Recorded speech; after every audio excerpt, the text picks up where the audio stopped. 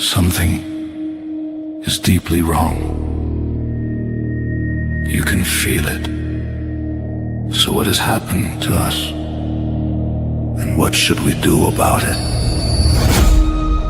Join the Finding Gnosis show. It's an open panel for people trying to figure out what's really going on in this strange existence and what we should be doing while we're here. Join us as we all find Gnosis together.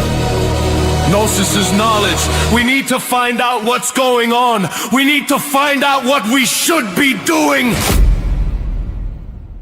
Chat soon on the Finding Gnosis show. Disclaimer. This show is for discussion and entertainment purposes only. The Finding Gnosis show is a platform for open discussion, exploration, and opinion sharing. The views expressed by hosts, guests, and participants are personal opinions and do not constitute professional, medical, legal, or financial advice. All topics discussed are only intended to spark curiosity, entertain, and encourage independent thought.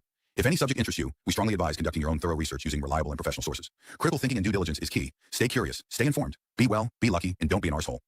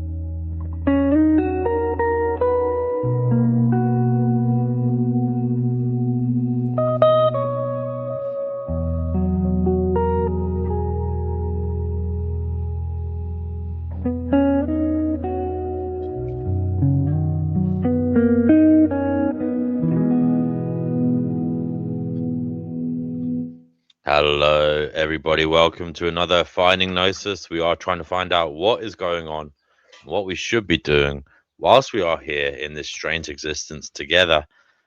We do have one Voy here. Voy, Yeah. Voy. You're on the Finding Gnosis show. Good to have you here. I see you were raging in the live chat that you hadn't unsubbed. You thought you had unsubbed. I should. Anyway, I should. you should. I think I will. I'll be here for only for a short while. But Why? Are you going to die or something? What do you mean? What's happening? That's such a strange suggestion, but clearly you wanna trigger people, and it works. I mean, you triggered me, and dude, I mean, what's the difference between you and this guy called Carl? What's the fucking difference? I don't know. You tell me.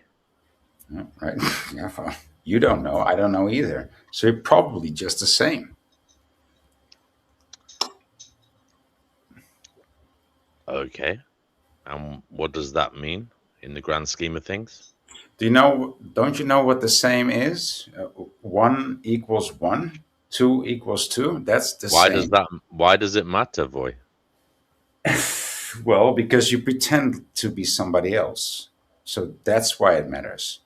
If you are 1 and you pretend to be 3 or 2, and I'm calling you 1, and so, oh, why does that matter? That makes you the deceiver.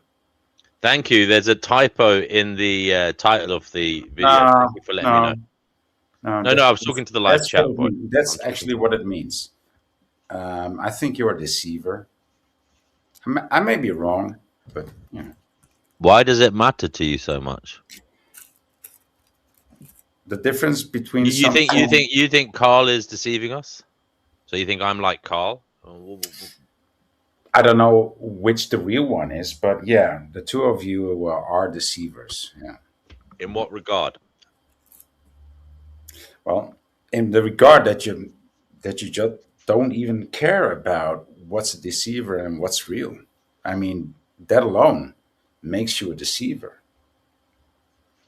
And you actually want to convince me, or you're asking, so what's the difference between something that's deceiving and something that's real? See, that actually makes you a deceiver. I don't follow that line of reasoning, boy. Yeah, that's because you are deceiving. So what are we deceiving about, me and Carl? I mean, I'm simply About asking what's reality. going on, boy. Well, What is going on and what should reality. we be doing? I'm not making Clearly, any claims. clearly, you want to confuse about people. I'm not Clearly, making you want any to claims confuse- about it, boy.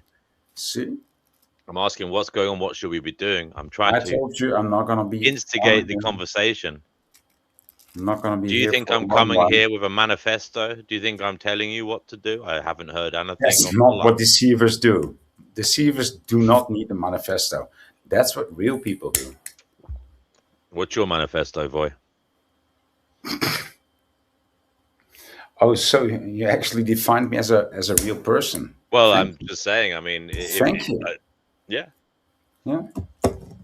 Do you have your manifesto at the ready? Would you like to declare it? No, I've got a history. I've got a history. I've got a future. I don't need a manifesto. So you're not a real person. Thank you. You said no. I'm not. I'm going by your logic. You said a moment ago Thank you're you. only a real person. No, if you have a you manifesto. don't go by logic. You're a deceiver. You said a moment ago that real people you have go manifestos. by images. You go by instigations. Can I ask you a question? No, please I don't. just did. Please don't. I have to apologize. I already did, didn't I? That was a question. Thank you Boy. Thank you for the apology. That's quite decent of you. Well, I don't want to upset you. You're already upset enough. Okay. So by the way, boy, leave. what has I'm brought you on I'm here? gonna leave now. I told you I was just here to instigate the stream. I hope some other people will join. I may join later, but I think I will unsubscribe. Well, boy, I don't know whether you will be missed. Okay, ciao. Take care, boy. Thank you for dropping by, boy. This is the Finding Gnosis show. Thank you, Asherman. We appreciate you. All of us that are here right now, which is just me. I do appreciate you for letting me know that there was a typo in the title. I think I fixed it. Can you let me know? Can you let me know? We are waiting for others to come on here. Voy did us good service. He came on here and he said his piece. He's not a happy bunny. He's a little bit annoyed. I'd like to hear more of what he has to say, but he might not be around. He might not be around. He unsubbed. He came on here to say his piece. I'm sure he feels very happy about that now. He's gone away feeling good. His tail is wagging. He's a happy chappy. Wonderful stuff. Somebody is cheerful, smiling, and happy because they said something on the internet. Great. Wonderful. Okay, so let's see who else is there. There's nobody else here, so I'm just going to play some music. Nobody's coming on yet. I'll just play some music while we're waiting. We're waiting for somebody to get the show started for real. Adios for now. We will be back when the next person comes on.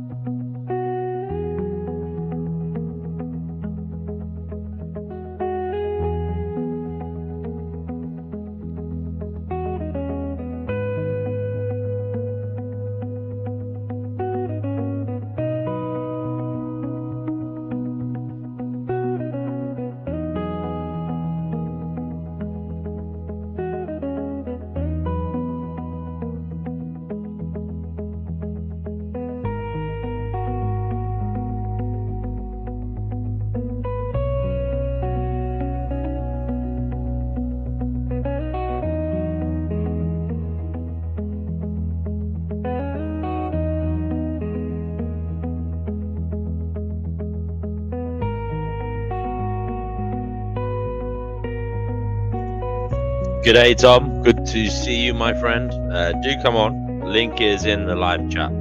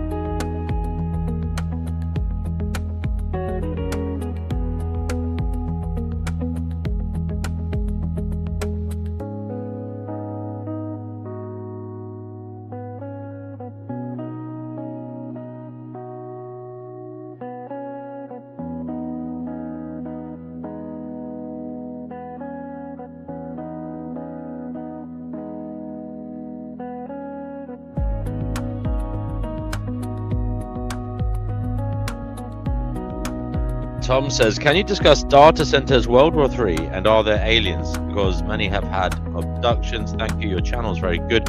Yes, Tom, come on up and we'll start that conversation. Links in the live chat, brother, and it's also under the video in the description. Do come on, Tom, and we can have that conversation.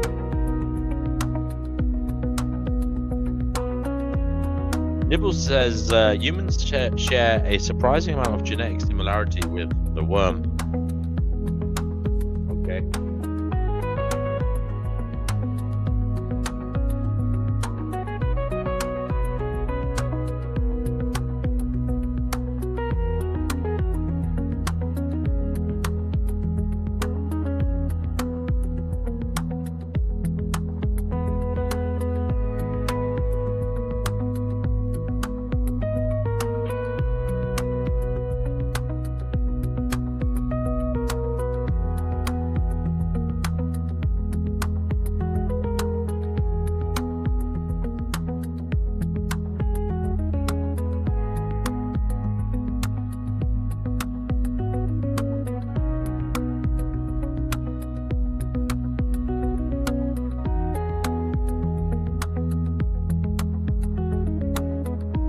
Hello to you all.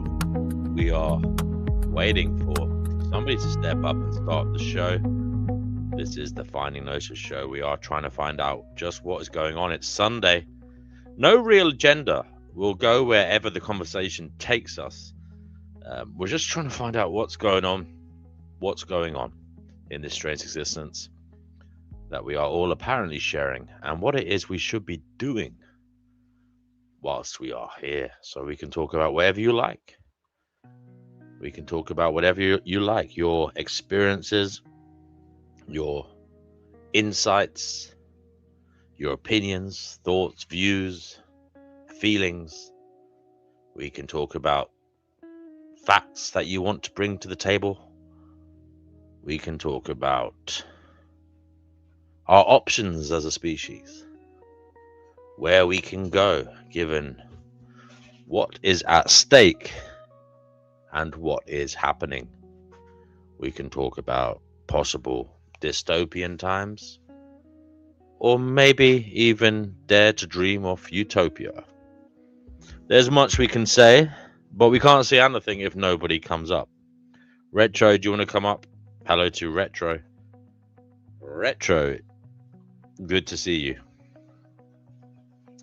We are waiting patiently for the conversationalist who will start the show. Maybe it's you. Maybe it's you.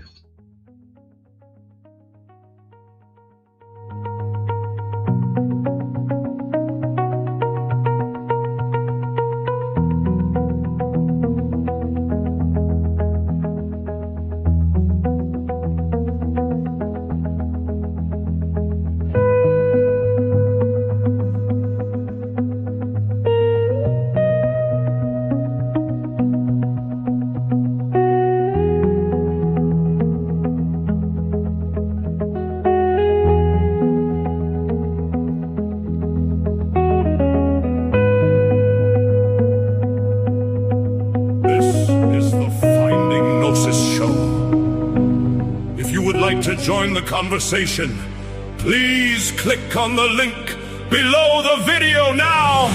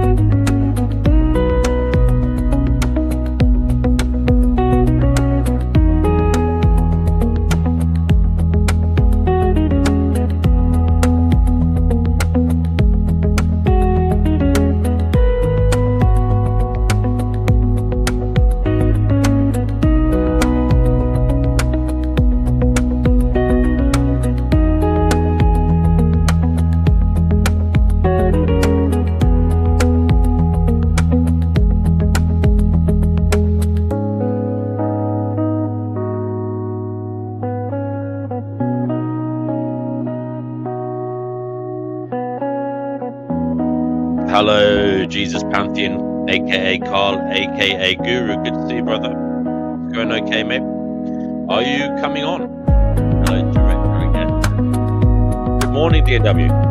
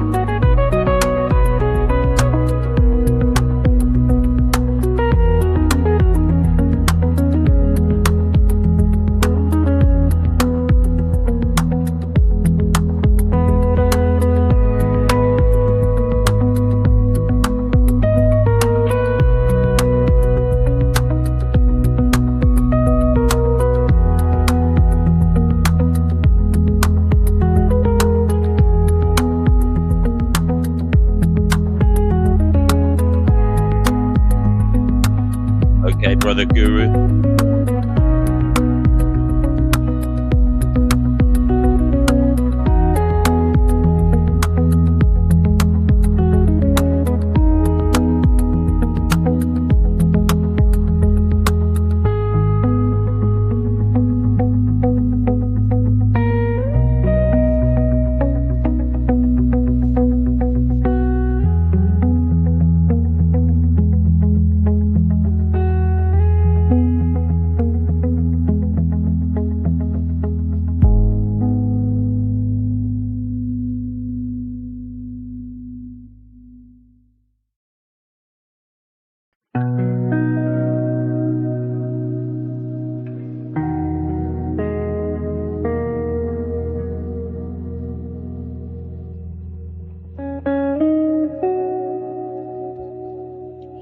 I'll be back in 10 minutes, guys. I'm going to end it now because nobody came on, but I'll be back on in about 10 minutes, maybe more.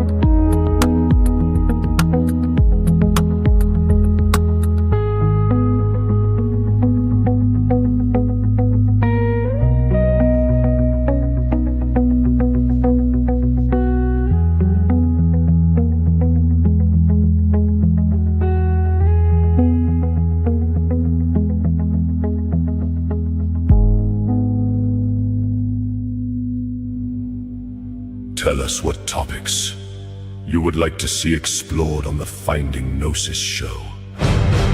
Don't be a passive consuming creature, sitting on your sofa with your thumb lodged up your arse all your life. Sitting there like a bored yet furious gargoyle spewing out whatever is put in your head by others, whilst balancing precariously on the edge of your sad existence. An existence of watching the thoughts of others drift past your window, and then moaning about whatever the wind blew your way. Do something. Be involved in the creative process of creating the zeitgeist, of directing the conversation, rather than just passively consuming whatever occurs. Whether up to now you have been an interested party or some snide, snarky little sideline gnome muttering at the shape of things after they have already taken form in the garden where the thoughts of others grow. If it is not to your taste, that may well be your fault for refusing to help shape it when the clay was still wet. It is up to you whether you like what emerges or not. Perhaps you are content to sit there with your thumb lodged firmly in the exit Tom. of your One mind's second, eye, Tom. your We'll be with you in a minute. arsehole Let this yelping video at play whatever out. rattles Another past your frame of reference. Maybe that is the full extent of your appetite. Fine. But for those of you who feel something in you recoil at the thought of such a limp and spectator-bound existence, get involved. Give your opinion on where we should go to find Gnosis. Throw something on the fire. Help steer the thing. Empower yourself and others by helping shape a collective movement towards something more worthwhile than passive reaction and stale, snide, and bitter commentary. Whether you like it or not, you are part of what will be. So speak. Throw us all some topics that you would like to be discussed as we collectively try to find Gnosis. Thank you. Much love.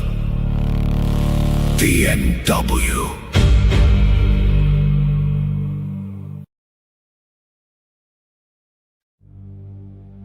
Tell us what topics you would like to see explored on the Finding Gnosis show. Don't be a passive consuming creature, sitting on your sofa with your thumb lodged up your arse all your life.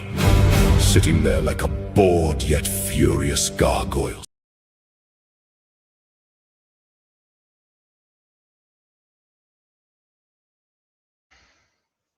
Oh dear, we lost Tom. Tom, you can come back if you want, mate.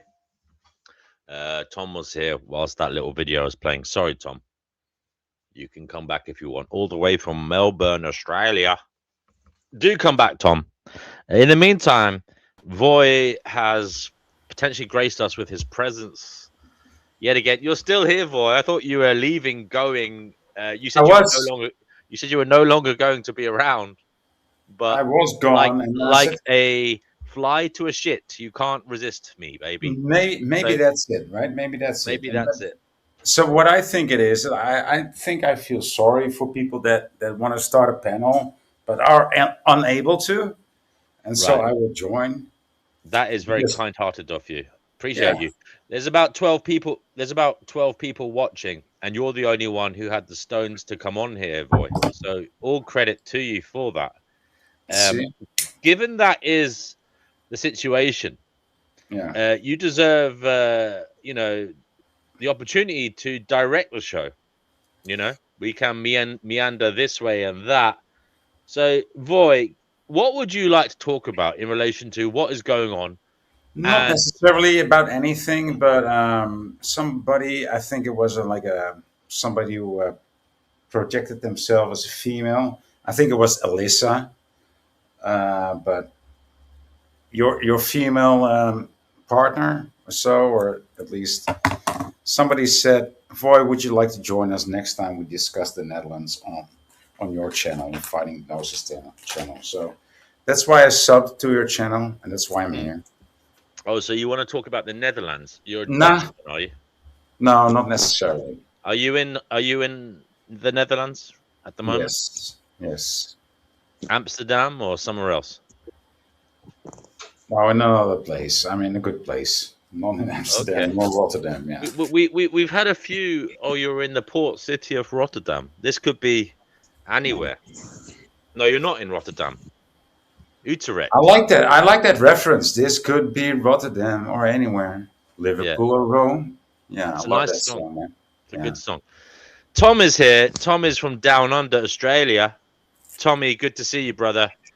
Great How smile, are you? mate. Great smile. We have a Thank good you. soul here. We have a good Can you soul can here. you hear, can you hear me? Okay. Well, Yep. I can hear you, brother. You don't have to Thank speak so you. closely. You can turn off your camera if you want as well, Tom. It's up to you, mate. Just letting you know. Because I know, this is I know amazing. well, it's great This that is you're my on here, first mate. time. I've never used. This is amazing. I've never been on the internet like this around the world. This is my first time. It's so Congratulations. close. It's so close, Tommy. You know, you're so close to me that I'm moving away from the camera. Tommy, I'm in your nose. I'm in your left nostril right now. No, it's good to have you here, Tommy. Thank And you. Thank you. Man. Tommy, you wanted to talk about a few different things. Voy wanted to talk about the Netherlands because he's a No. self-obsessed fucking patriot. No, No, that's not the case. no. Are you a self-loathing Dutchman, or are you even Dutch? Let's talk about South Africa because I lived in South Africa too once upon a time. Which part of South Africa? I've been there. I've been to Durban, Johannesburg. Where did you live? Cape I Town. lived in how do you call this suburb? Well, not really. Yeah, kind of a suburb of Joburg. Oh, I'm sorry to hear that. Yeah, well, in the good days, right? It was 1984, so there was still apartheid there. So it was a good Oh time. dear. Do you have African heritage? I know they're all Dutch, really, but nah. Yeah, until these English took over, right? Because we established pretty much like a good society there, and then the English came and said, "Oh, we're gonna take over this good society and call it English." Well, I don't think you did create a good society. If you ask the natives, they weren't very impressed with the way you were running affairs. I say you, but I'm not. I'm saying as if you. By the way, are you Jewish? I hear you. You're a Jewish man, right? Oh, You said man. before. You are Jewish, though, right? Godverdamme. I don't care. I'm just saying. Do I look like a Jew? I thought you told us you were Jewish before on. I think you're mistaking me with Tommy Justice. No problem. Tommy, what did you want to talk about? Well, thank you. I just wanted to bring. I just was thinking about some topics, and I was thinking about the World War III, because some other videos on YouTube, people are discussing what's happening around the world, and they're saying that. Right, so you're worried there's going to be World War III. What do you think, Tom? I mean, what's the evidence of this, and what are you going to do if it does kick off? I mean, you're down in Melbourne. Unfortunately for you, you're a little bit close to Sydney there. Melbourne itself, obviously, is a sizable enough place. Do you think you're in trouble, Tommy, if World War III kicks off? Obviously, the Chinese aren't exactly Australia's best friend. You're kind of in competition for Pacific superiority. But what do you think, Tommy? Are you in trouble if World War III kicks off down in Melbourne, Australia? You're frozen, Tom. All we can see is your right nostril. He's got a big nose, right? He's got a big nose. No, he doesn't. No, it's just a focus. Okay. Either way, someone said it's a bit outrageous of you to claim that Jews have a look. They are a very faceted people, quite literally. So for you to claim they have a look is indeed. So because I asked the question, it was a claim. See, that's very typical. That's very typical for somebody to propose that. So that was Carl, by the way, the man you said. Yeah, was me. that doesn't surprise me. By the way, Voy, Yeah. may I say, Alyssa is Carl's wife, not mine. I know. Just so you know. I know. You made a mistake earlier and said that she was my wife. She's not No, my wife. I said she acted like Alyssa, and like I told you, you act like Carl. So Are you in danger of thinking everybody whose first language is English is the same? Because you're this like Dutchman whose yes, second language is English, and you just yes, yes. you have this kind of weird brain where everything that is one way is the same to you, even See, though. you're doing it again. You're doing it too, and I love it, man. It's so No, I'm obvious. just saying. Is it just because we speak English that we're all the same to you? I mean, That must in a be way, it. I get what's going on here because when I hear a It's Dutch not person, your behavior. It's not the way you speak. It's just the language. Yes, it's just the language. it's Yeah, just the yeah, language, you know. yeah, yeah, yeah, yeah. Just hello, hello, hello. Now we're seeing both nostrils. Um, Yep. Tom, I was But asking you a question. Are you yeah, safe if World War III kicks off in? Are you safe down in Melbourne, Australia? What are you worried about? so my reception breaks up here in my apartment.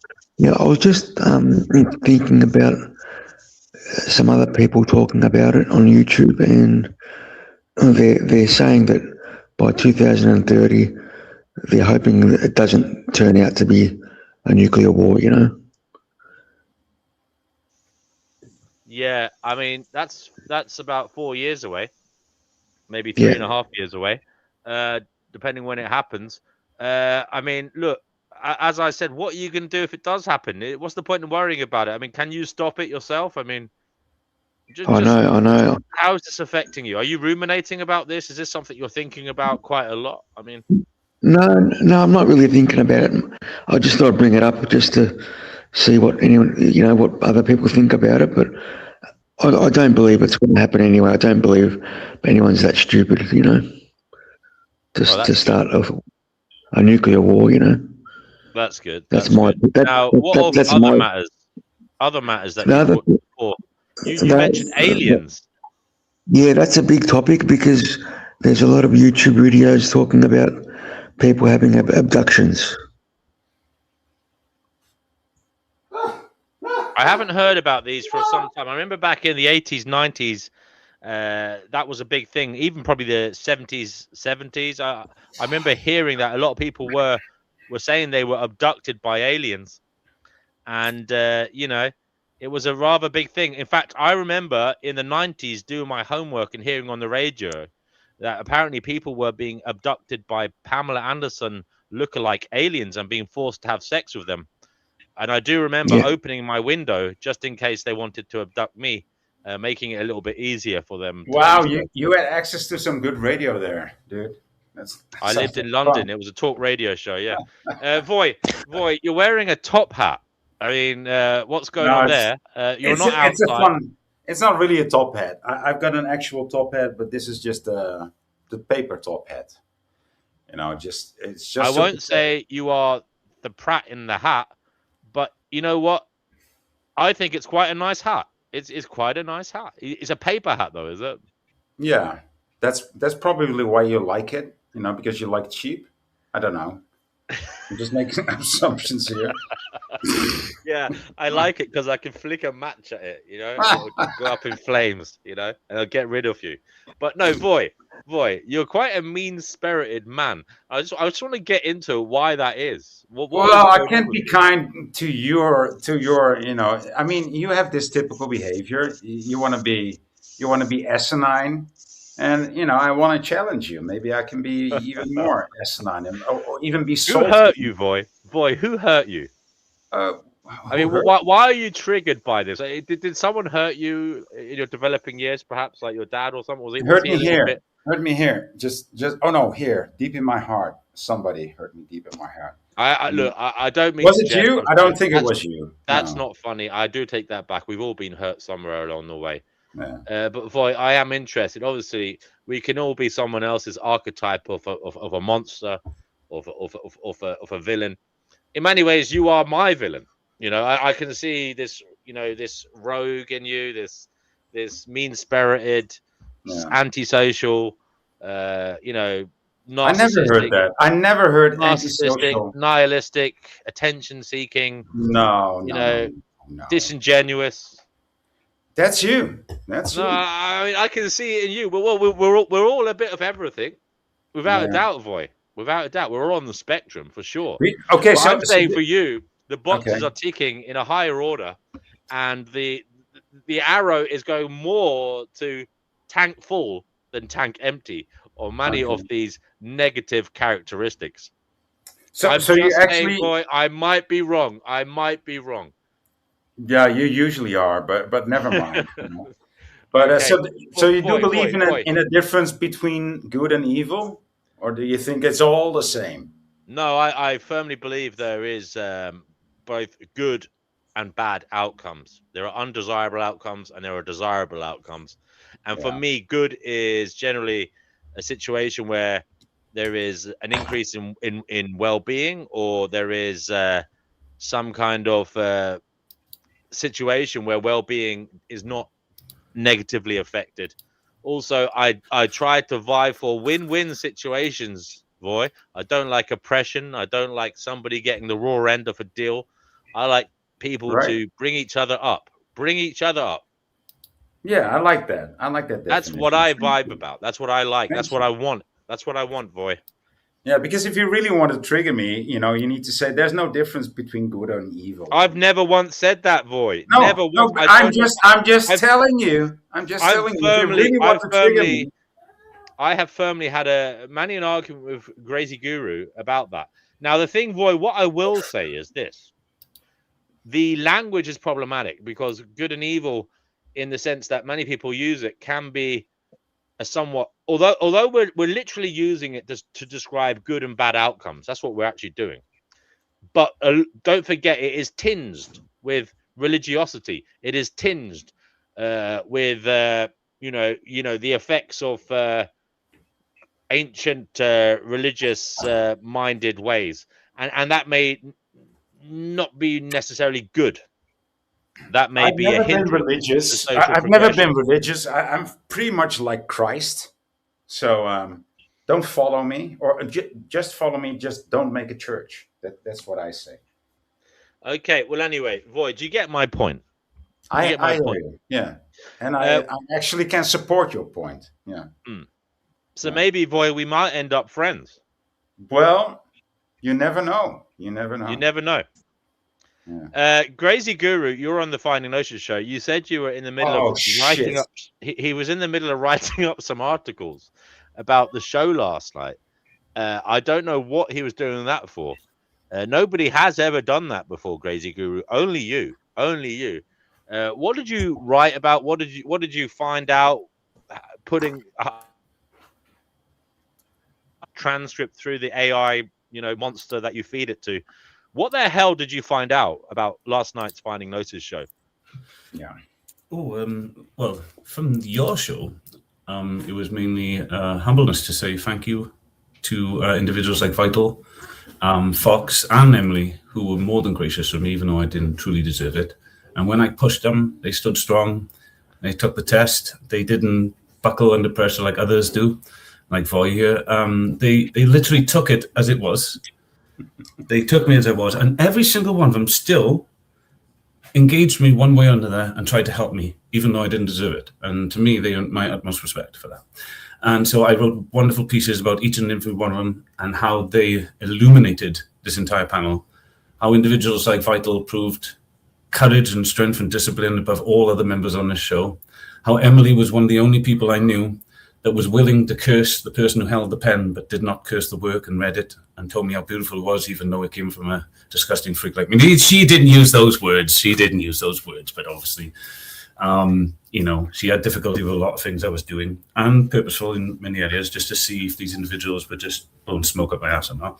But above all, Ninetails, Cosmic Fox did join and say some wonderful things. And even though we said, I am going to try and be biased here because I don't think anybody's on that side with you, and I've been there, and he did a wonderful job in trying to help me. So I had nothing but love to say about him. I had a little bit different to say about Jack and Yolanda, though I kept it as clean as I could, and I'm just about to post that now. Okay. To show them their narcissistic ways. And I was going to write about you. AI completely glossed over and ignored me, which, on the one hand, I find comforting because it's good perhaps not to have my information and data in the AI monster's belly. But on the other hand, Then you I don't know what I wrote about you last week, do you? Have you not read that yet, DNW? The narcissistical trait. Tell me what it did. So it didn't mention me at all last night. What No, did no, it say no. about? No, go ahead. A few nights ago, it mentioned you because you was given a prime example of what Jack and everybody accused you of the other night, which was being, well, basically, I didn't understand why you were doing it, of course, meaning you've had these talks. You're trying to provoke everybody else into either take a look at it, show where they're not, or show me what their problem is, which is always the same thing. We don't like the one holding the pen, so we won't read the work. They may as well tell me my skin is in the correct color for them to understand me. But anyway, you seem to push a lot of that. So last night, it actually said, I think DNW did more help for your cause than anyone else, even though he seemed to be a prick about it. And I was like, do you know what? I agree with you. So I left it out last night. But a couple of nights ago, I used you as an example, and it wasn't just you. You just was the perfect archetype for that night of judging works without reading it and claiming you don't have to, and that's not ignorant. Okay. Well, I'm glad the AI is talking to you and considering your work because nobody else is. It's kind of Oh, I like that backhanded. No, it's kind of true. But the problem is, it doesn't mean that's always going to be true, is it? Well, I don't know. Time I'm will- not missing time Meg. will tell. I can only hope. What do you mean you don't know, DNW? That was a very simple, logical question. The simple answer is, of course, I don't know. Unless I'm God, of course that's true, crazy. What a fucking egotistical answer. That's another paper for tomorrow. Hold on. No. Papers are building, baby. I'm saying I don't know whether you will receive the acclaim you are looking for. And I don't. No one asked you if you know. I said it doesn't mean that it can't happen. That's what I said. I don't know. Yes, you do. I also say I don't know to that either. No, you do not understand that, though. That's basic logic. So if you don't know that, I'm going to enjoy tearing you apart in a nice article tomorrow. See, the IQ of this idiot on the show doesn't know if something is not on plausible. It's going to be this is so epic. Well, it's not epic. It's typical. Oh, of course, it's Void. typical for fucking Void, the highest IQ in you, knows fucking everything. Shut up, Void. Nobody gives a fuck about you. Thank you.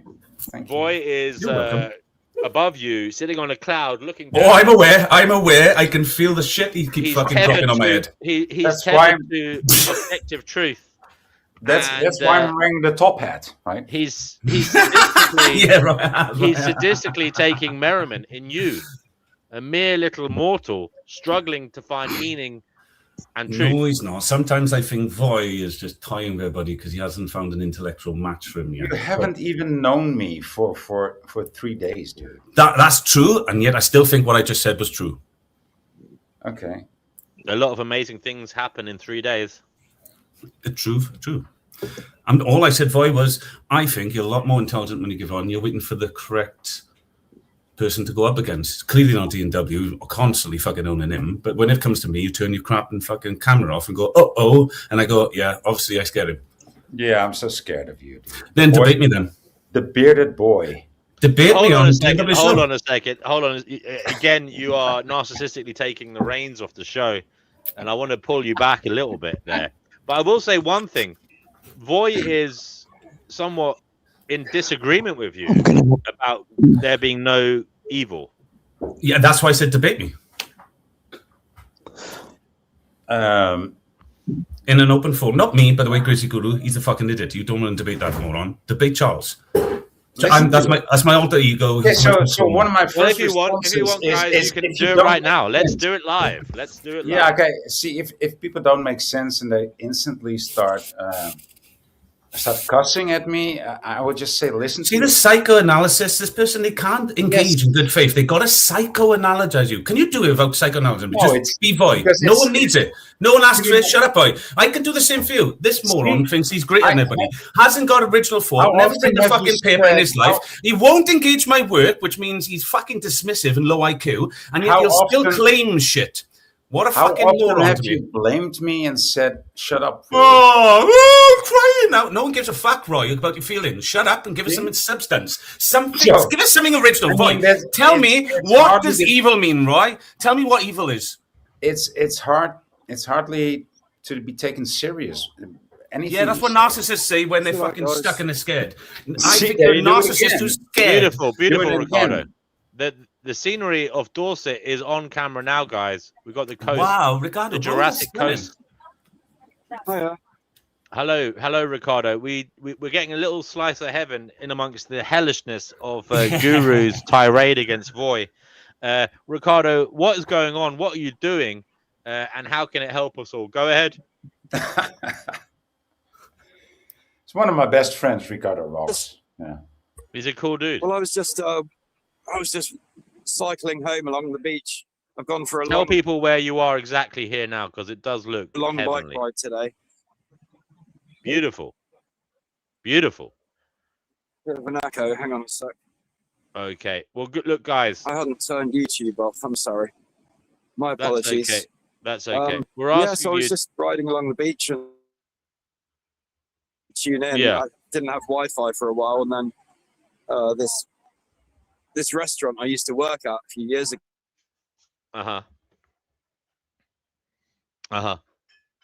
You got some Wi-Fi at the And I restaurant, thought, guys. some of my friends are on panel, compadres, one. so thought I'd jump Well, on. sit back and enjoy, Ricardo, because with the video playing, I think it's taken up some of your data and it's hard to hear you. Gonna get a bit Maybe if you cold turn off soon. the video, you can talk to It's us. fine. But at the It's fine moment, for now. we're having problems hearing you. But we're getting a little Can I thank glimpse. Ricardo when you're ready? Yeah, I want to say hello to Jack. Jack Talcott is in the house. Jack Talcott for president. Everyone just, take turns. Jack, do come on, brother. Listen to people when they're speaking. Don't be Yes, rude. yes.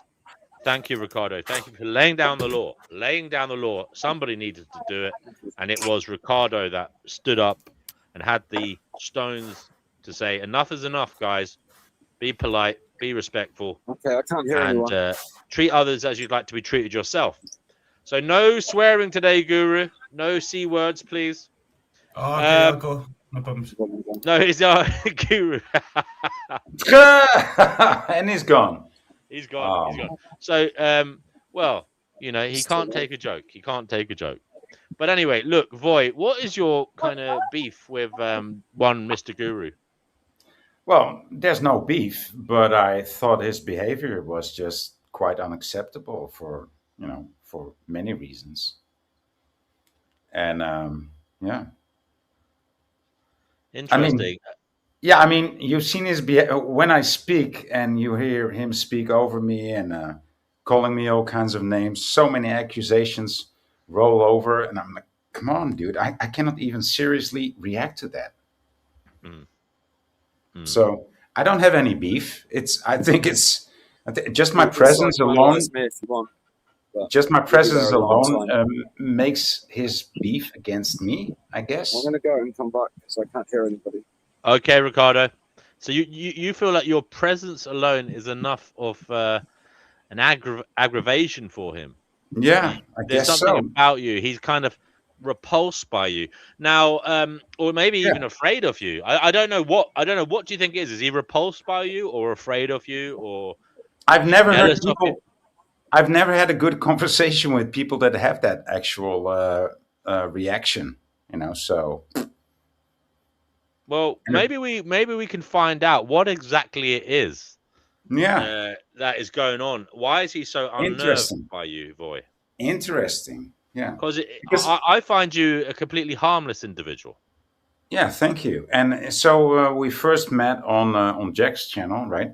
The great Jack Talcott, who just graced us with his presence on your channel. Yeah. And I hope he comes on here.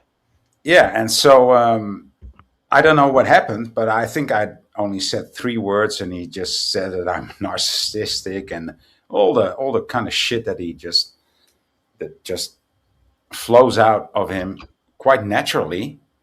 And I don't think it's actually I don't take it personal.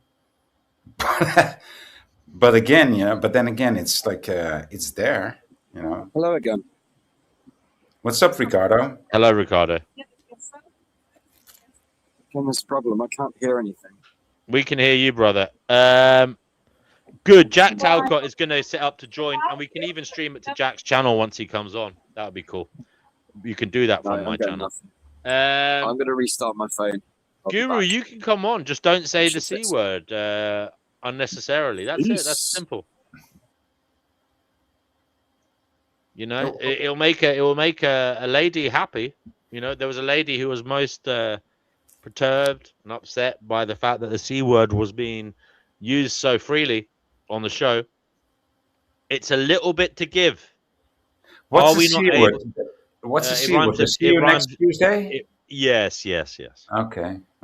Now, Voy, look, Voy. He's such a stickler for freedom of expression that he wants to come on here and say the C word. I mean, it's a bizarre position. Why is he so compelled to say the C word, Voy? I mean, look, Voy, of all the words you could choose to say on a live stream, why be obsessed to the degree that you can't come on the live stream unless you can say the C word? It's most bizarre. It's most bizarre. And Voy, look, Sometimes I'm on panels and I'm not allowed to say the N word unless the N word says the N word. I'm like, what the fuck? And the N word also says the MF word.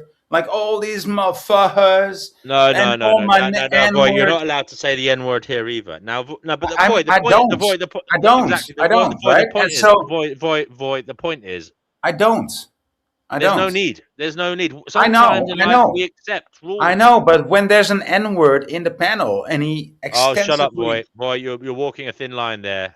Come on. Okay. Now, See, I can. So I cannot even say the N word. no, you can't. The No, N you word can't. word. I No, you don't. can't. I don't. We're having problems, guys, with the personalities on the stream, and Guru is unnerving me, quite frankly. I mean, does he want a completely lawless society? Does he want a society where individuals are not allowed to have rules in their own homes? I mean, think that's what he this is wants. in some ways my home on the internet. It is my creation. I'm inviting you to come in here, Guru, and am I not entitled to therefore set some house rules? I mean, when I go to your house and you tell me to put the recycling in the recycling bin, should I not follow that in good spirit because I respect you, because you've invited me into your home? I've taken up the invitation. I am there. There was no need for me to be there. I went there of my own volition. And once there, for me to not put the recycling in your recycling bin, I would say is antisocial, unnecessary, and a stain on my character. But I wouldn't do that because I'm not an arsehole, Guru. I recycle in my own home anyway. B, because I chose freely to go to your home and I knew that there would be ground rules of your own making, Yeah. it was up to me whether I accepted the invitation. And I accepted the invitation with the caveat that, you may have some ground rules. And I It's very accept that. easy. Come on, it's That's very normal. easy. That's normal. Yeah. He wants a completely lawless society, chaos. Thank you In very many much. ways, Voy, is he the magician of chaos? Is he a chaotic demon bringing entropy to the Hardly. masses? Hardly. Talk Well, about why is he- magicians. Talk about magicians. There's the JT. J to the T. J to the T is in the house. It's so great to have him here. But we got Kenny here first, and JT won't mind waiting because he is a very polite individual. Kenny has a bag on the ground. I don't know what Kenny's doing, but I'm going to make Kenny's camera large because he's out and about in one of the He's greatest making cities in the sound world. effects. Can we hear you, Kenny? Yeah. So Zelensky has just arrived in Downing Street. Wow, the It's a Ukrainian big crowd president. outside there. I'm going to stick the camera on the tripod Wow. and get a peek over the gates. It's a telescopic tripod, so you'll get a good height on it. Right? Oh, Bear with me. amazing. Amazing. Thank you, Kenny. So, guys, we're going to see Zelensky live on the Finding Gnosis show, perhaps, as he wanders into 10 Downing Street on a Sunday. I wasn't expecting this, but okay, this is interesting. This is interesting. We have our reporter out. I'm definitely not here for politics. We have our reporter out in the field, Kenny Given, head journalist for the Finding Gnosis show. Our London our London representative. He's out and about on the street. Zelensky, he's in Downing Street. Yeah. Ah. I'm just going to cross the road.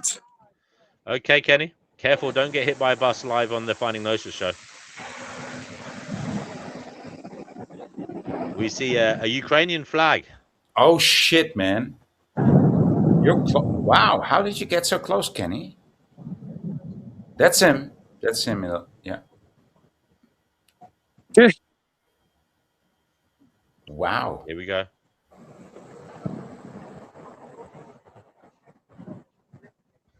Interesting.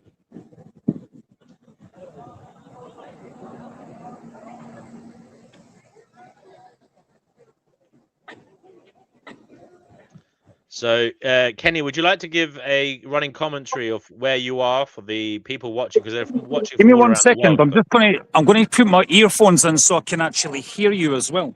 Okay, buddy. We You wait. can tell me whether you're getting a good view on them. We are. We wait with great anticipation. This is wonderful. Live on the Finding Gnosis show, guys. While we're waiting for one Kenny to get his audio set up, Jack Talcott is on the Finding Gnosis show. Jack, we can't see you, but we can hear you. Much love, brother. Good to have you here. Have you seen the antics of one guru? I don't know if you'd like to give your free opinion here, untethered to the fact that you're not you're not a host here, so you can speak perhaps with more freedom. You can hang loose. Yeah. I actually I tuned in. I saw, you, Voy, Guru here. I thought, yeah. But by the time I joined, he left. So, yeah, and he has an incessant need to say the C word on my panel. What do you think of that, Jack? I noticed that. It seems to be a challenge to the personality traits he's gotten comfortable with. Actually, Carl, I would love to talk to you. The way you're describing this is not accurate, and you're really kind of overlooking what others might want. Like the host of the show might want not to have, certain profanities. Well, you see, Jack, I personally don't really have a problem with the word, but what it was, Jack, there was a lady on the show last night. She's a regular on the show, and she's also an older lady. She won't mind me saying she's in her 70s, and she was particularly offended and aggrieved by the how often the word was said on the panel, and I took it upon myself to make the house rule that perhaps we shouldn't say the C word. Because there's not really any need for us to say it. Maybe we should use more of our, vocabulary. Maybe it'd be better for our brains if we use other descriptors to define and describe others. Maybe it's a regressive backward step to take, when one calls someone the C word. Maybe it's not good for you, Guru. It's not good for anybody.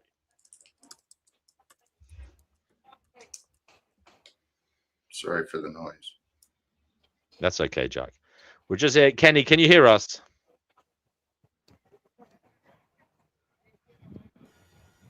Kenny.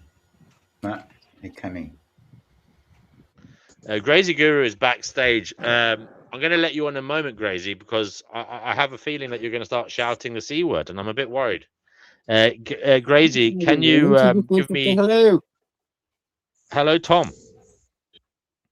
Oh, I'm back, thank you. All right, I'm going to make Kenny's video small until he starts talking. Tom is back. Good to see you. Grazy Guru, you're on the Finding Gnosis show. Can you give me the assurance, please, that you will not say the C word? Yes, no problem. So I can just have, I can't hear. Can I just have a minute to say, I don't want to be here. That's why I'm not here. You've made the show toxic for me. The moment you take away my rights and make me feel shame for it, I don't want to be here. That's it. Deal with it. I don't want to be here. Is it okay for me to leave? Crazy Guru, I'm quite Please, shocked I want to you leave, feel- but I'm in distress. I don't want to be here. Crazy Guru, I'm quite shocked that you're so You're going to stressed. shame me now. I don't want you to shame me, please. You just invite me on I'm the not show, shocking and I you, just got Crazy. all but I don't want you to. But guys, I just don't want to be here. Is that okay? Crazy Guru. Does anybody have an issue with me not wanting to be here? Testing, Crazy 1 2 1 2. Can you hear me? Yes, we can hear you. We can hear you loud and clear. One Kenny Given, our correspondent. Can you hear me? Can you hear me now? I'm Yes, going to leave Kenny. now. Yeah, I'll catch you guys later. Yes, Kenny. You can still hear me. Yes, sir. Right. Okay. That means my microphone's working. That's good. Okay. Great, great. Right. Tell the lady in Okay. front of you she's live on the Finding Gnosis show. Yeah. She just left. Oh dear. Okay. So.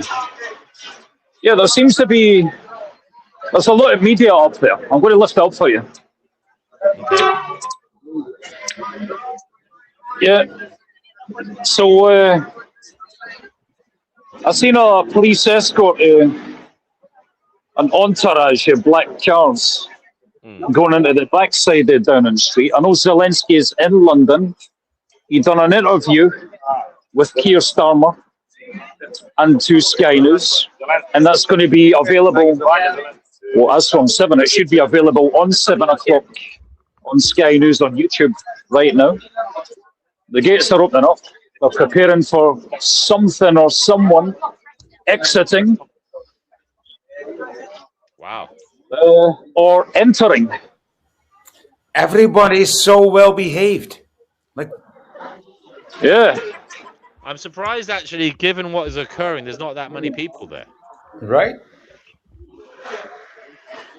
Well, there would be a lot of people here if it was someone like Donald Trump, of course. But there's like mainly Chinese people there, and I mean, is that see the white man just walks through it? You got a mixture.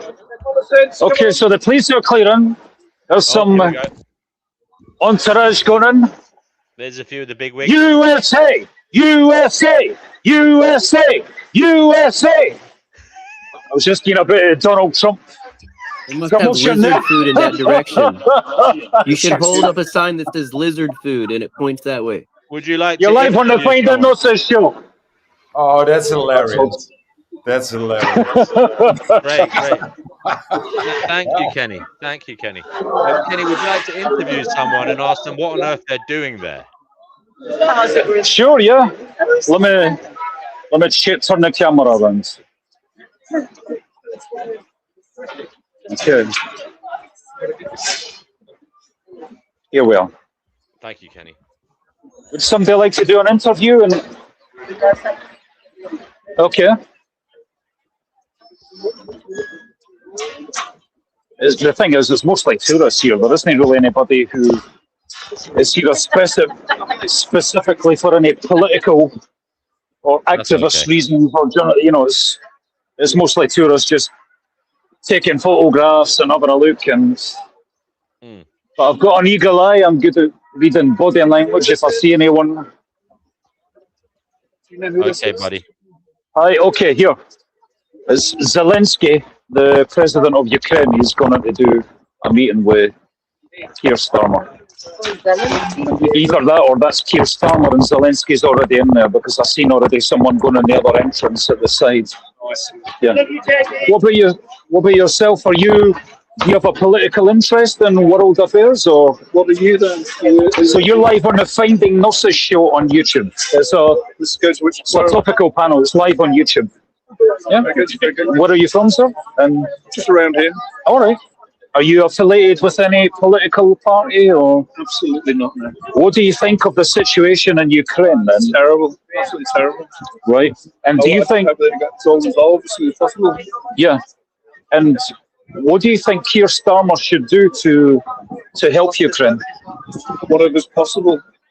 Right. Of course. In terms of sending weapons and funding over to there. Whatever's the best thing to do. To resolve the whole thing. Yes. Yeah. Stop the killing. Okay, well, that's good. Thanks very much for that. Cheers. Cheers.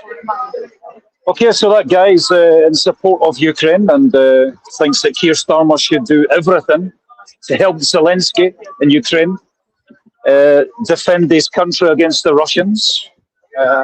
So there we are. Thank you, Kenny. Great to have our correspondent in the field, Kenny, our head journalist in London. You're very welcome. I'm going to go into listening mode because I need to charge my phone now. All right. Thank you, Kenny. Thank you for your wonderful assistance. Thank you very much. Have a good evening. Thank you. Okay, guys, we lost Jack. Jack, you've disappeared. Do come back if you're still listening. That's quite the surprise that you gave me there at DNW. I mean, Kenny given live reporting. Man, thank you. No, he is our head reporter in the field. You know, he does. Clearly. This is one of the features here. It's it happens all the time. Tommy, thanks for joining us. Retro, you're on the show. Retro Future Hologram. What would you like to say about what is going on and what we should be doing in this strange existence? What have you been aggravated or inspired to say? I'm just here to hang out, my friend. I thought you had an open forum today, so I was just here to express and share whatever openness means, I guess. So this is my attitude towards things is probably a lot different than other people's, but this is just an experience, guys. This is just part of the level up. You're here to gain whatever knowledge we are, and then the next level is actually better. Stop fearing it. And I think a lot of stuff is just complete brain rot that we pretend is important. That's the main thing I'd like to get across. And if other subjects come up, I'm right here to talk about them. Thank you, Retro. Thank you. And Tommy, it was wonderful to have you on, brother. Come back on soon. Appreciate you. Yeah, Jack, if you're still there, mate, do come on because I wanted to hear what Jack Talcott had to say. Why did Jack leave? I don't know. Because it was not about Jack, maybe. I'm not. Sometimes you open another window and it crashes you. You could cast such aspersions. I'm not going to say such. I mean, I don't think he's that egotistical. I think maybe there was a technical situation or something. Did I have a technical, or did you kick me out last time? There you go. See, it happens to all of us. I didn't kick you out. Guru left of his own volition. He wasn't kicked out either. But it would have been interesting to have a back and forth from Mr. Talcott and Guru. Oh, Talcott's still here. Talcott, can you come on here? Yes, and you can do it live here, Jack, if you want to, mate. Do come back on, and I welcome Guru to come back on as well. Anybody watch the Formula One race? No, I'm not really into Formula One, my friend. No. I find it to be quite an elitist sport, and yes, it kind of, to me, it's a ridiculous sport because it's obviously dependent on which car is the most expensive, and acts of God. Ferrari got second, but Lewis Hamilton had a chance to win, and he did not. He couldn't. Ferrari wasn't good enough and fast enough to beat the Mercedes today. But God gave Lewis Hamilton several chances. It's a ridiculous sport in my view because it's not really down to the human skill completely. It's down to I watch it in honor. Father's Day is coming up, and my stepfather and my biological father both passed, and I watch it in memory of them, basically, because I used to enjoy Sundays, and my dad for Father's Day, he used to watch Monaco, and the Coca-Cola 600 was his big deal on Father's Day, and this is to honor him. Even though they changed the date. I'm not saying I don't like watching Formula One, or sometimes, I mean, I imagine it's fun to be a driver in Formula One. I can see that. So. But as a spectator sport, I think it kind of sucks. Yeah. I'm sorry. I'm with you on that one. No, I'm with you on that one. Voy, would you like to maybe describe why you feel like that? No, I don't. No, thank you for the invitation, though. But... Okay. Tom, your device is not connected. Jack, do you want to come on here and have that conversation, mate? And Guru, I think they've gone and. The thing is, I can relate to driving. I do like to drive a car, especially at high speeds, and then who asked me this question? I think it was Adrian from KGV's channel, and he said, "What's the last computer game that you played? Right, computer game?" And it was like Colin McRae in like 1999 or 2000. And when I was in Javea, Javea. Are you Greek by chance, boy? Are you a Greek? No, no. I'm sorry. I'm sorry. You just remind me of a friend. I'm sorry. Yeah. No. So I was in Javea in September, and I recognized the streets that I actually drove in the rally game. And I was like, "What the fuck? This is like." I remember the curves and like the curves following up to it. So I do appreciate. I can understand how it's appreciable as a driver, like you said, DNW, but as a spectator, not so much. No. Yeah, yeah. But a lot of people are heavily into it. Yeah. I mean, it's also one of those sports. I don't know, man. It's definitely better to watch it on TV than live. You get better angles. Sure. You know what I mean? Mm-hmm. It's like thousands of dollars for a ticket, unless it's in Brazil or something. I don't care whatever vantage point you have in the stadium or on the side. It's not going to be as good as what you can see on television. True that. Yeah. You can see the replays. You can see up close. I mean, it's just a joke, really, to want to pay that much money to go and watch fucking Formula One. I'm sorry. Is it thousands of dollars? The atmosphere at the events, it's a party, guys. It's a 2-day party. That's true. Yeah. That's true. That's true. Okay. A bit sad that Jack ran away. I was looking forward to talking to him. I'm disappointed. Jack just had a cameo. Just a cameo, and then he went away. The briefest of appearances. He's like, he's like you're watching a soap opera, and he's like, the main characters walks into a cafe, and Jack is like someone who was on for a few milliseconds, closing the toilet door at the back of the cafe. He was there, but he wasn't really there. Yeah. I don't know. He deserves more of an appearance than that. Yeah. I had higher expectations. Yeah, well, that's what life is. Very disappointing. Oh my God, Voy, you negative Nelly. Voy, why do you say life is disappointing? Because expectations are so high, right? Interesting. So, Voy, what would you say is your philosophy on life, on existence? Do you have one, or is it something you think of? No, not so much. No. What is going on, Voy? Hell. Oh dear, fuck me. See? That's what Voy. How long have you been so minded? Because, by the way, I haven't been dissimilar in my outlook myself. What's that? Run that by me again, please. Sorry. How long have you had such thoughts about this strange reality? For the last 7 years, maybe. But I mean, I try to keep my sanity, my mental sanity, via the YouTube. I don't think that's the best solution, but here we are. Yeah, here we are. Yeah. Here we are. We're here. This is kind of trying to make the most of it. I agree.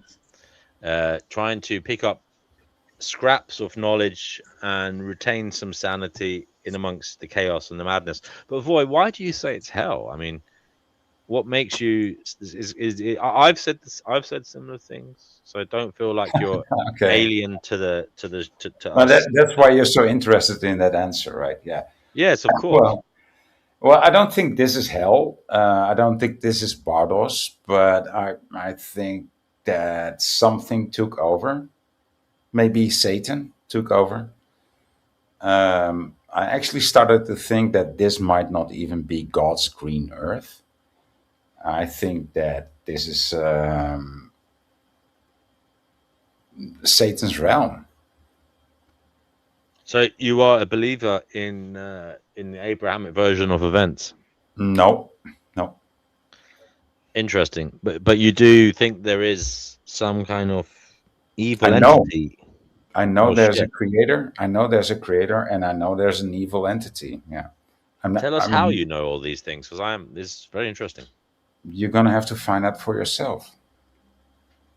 I'm asking I you. know. I'm hoping to find out Yeah. how. Yeah, but Hold on, Voy. okay, You're so saying Voy. You're saying it's not something that's communicable. It's something yeah, that a person has to find out via their own experience. yeah. That's what truth is, right? I can tell you one and one is one, right? But if you don't understand it, and if you just repeat it, see, the dog agrees with me too. I love that. Yeah. Dog is Love God that. backwards, by the way. Yeah. One second. I do have to go to the door, Voy. I'll be right back. It's your show for a few minutes. Okay, so I cannot explain what God is or how God is. I mean, I came to that conclusion by myself, also by reasoning and also by experience. Well, and no, not even by experience, because I've asked God or Jesus to help me in certain situations, and I was just left alone. But I know that God exists, yeah, or the Creator, or however you You want to call definitely it. should ask people to help you, because you can't an invisible entity that has no power. You know, you can In pray some to it. in some cases, there is You no can have other way. faith, but it can't do anything. You know, you can have faith. I know. Okay, faith is real. Have you ever gone into court against the police? Hmm? I take the fifth. Why would I say what? Okay. Yeah, of course. I'm sure this No, person you has. okay? So you haven't. Okay. Why do you So say that? I haven't. I mean, I'm yeah, not going to because get you into don't detail. answer. Because you don't answer it. But It's none of your fucking business, brother. Oh, dude, I was just trying to fill the stream. Yeah, you just fill it in, assume the answer, and just keep and going. now But you're that's fucking personal. attacking me.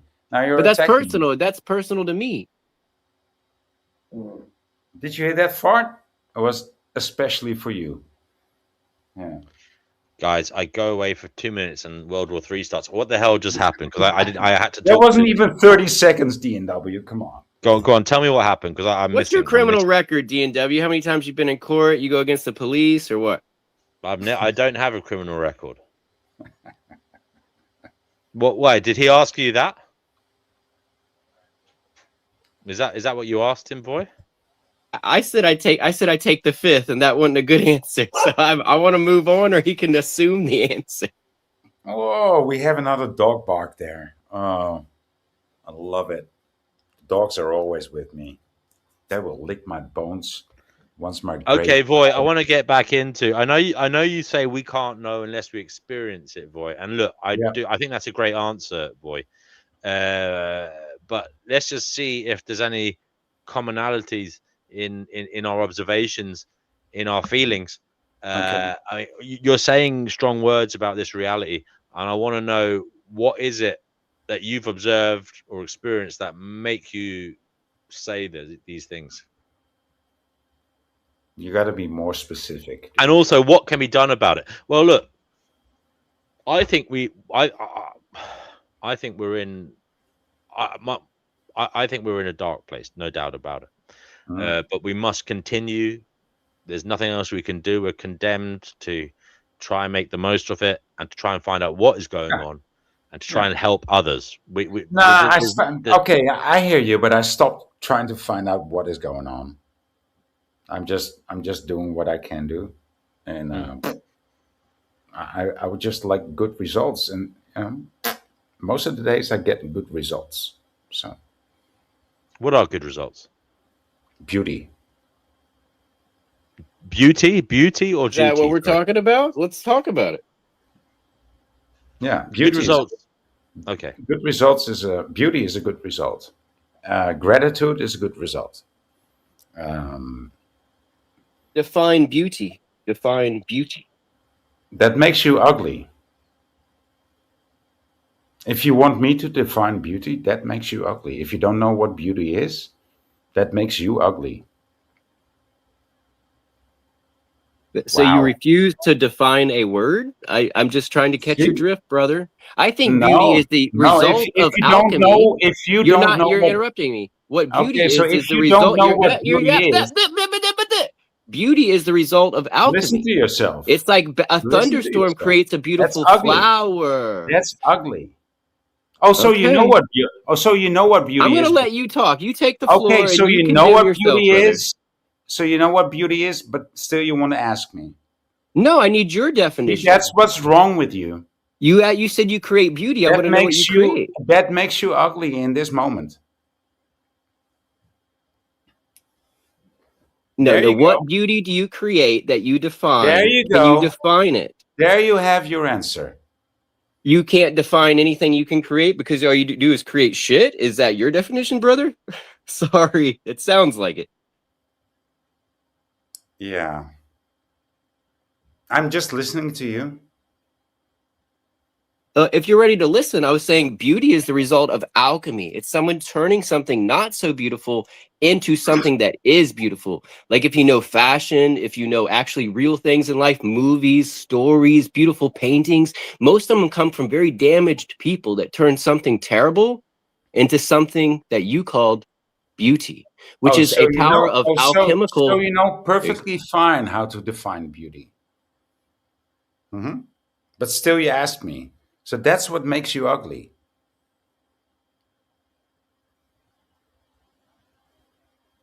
See, I did the opposite there. Define ugly. Void, if I may interject. Define here, ugly. I've been listening with great interest to you guys going back and forth here. It's always illuminating. Now, with respect, Void, I think Retro was trying to make conversation. He was trying to see what you see. And what's Nah. wrong with that? Anytime anybody says define good, define beauty, I cannot take that actually serious. Yeah. Who can take you serious? You? If you can't take yourself serious, There then you who are go you again. talking to? So why You speak out of a mouth that if doesn't you take don't itself even if you seriously. don't That's what you if just said. you Is will that what not you said? if you Wait, will not let's even take me rewind. serious, why ask me a question?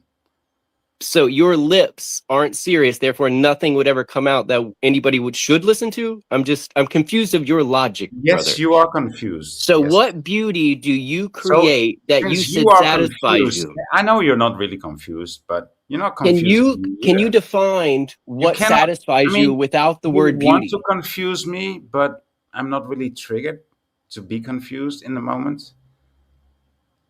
So when did you come upon this realization? When did you become enlightened? Since you got so dark, maybe I'm not enlightened. I'm just a bit brighter than you are, maybe.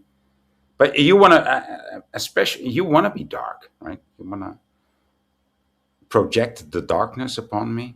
That's okay. I mean, look at my picture. I'm a mirror, brother. I'm a No, mirror. you have an avatar. I mean, look at my picture. It's total darkness. Mine's the Virgin Mother of Guadalupe, drawn with both hands simultaneously on top of a television screen while it was on.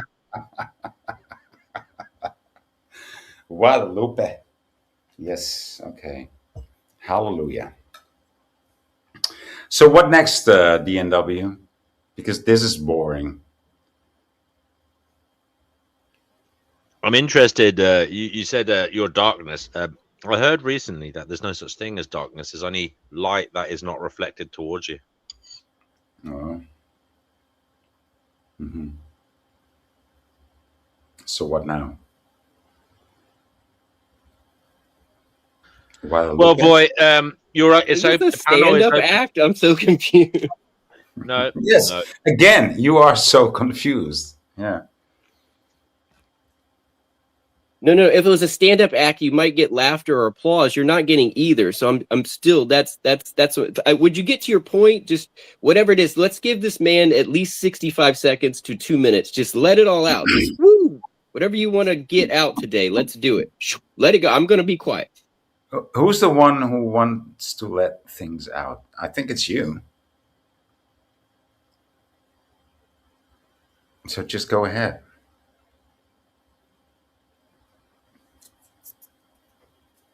just need to light my cigarette, every once in a while. Retro. What advice do you have for Voy, considering your brief, instance of? He thinks he knows something, but he doesn't even have empathy for one person he's talking to today. So I don't think how can he know anything if he can't even relate to only one person that asked him to define beauty?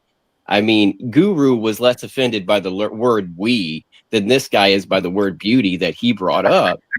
And my photographic memory won't let things go, guys. So I'm holding this guy accountable for being a dunce cap. That's all. I'm very familiar with the dunce cap. Yeah. So what are you? You perceive yourself to be the teacher? Since you want to address the dunce cap? No, I want your point. I want your What why does did that you come make on you? today? What- I'm giving what does that you make you? The teacher take of the the day? microphone, brother. Spill it. Give us your wisdom. I mean, want to be quiet, so you There's give no us the use. wisdom. There's no use if you take the microphone constantly out of my hand. So just go ahead and do what you want to do.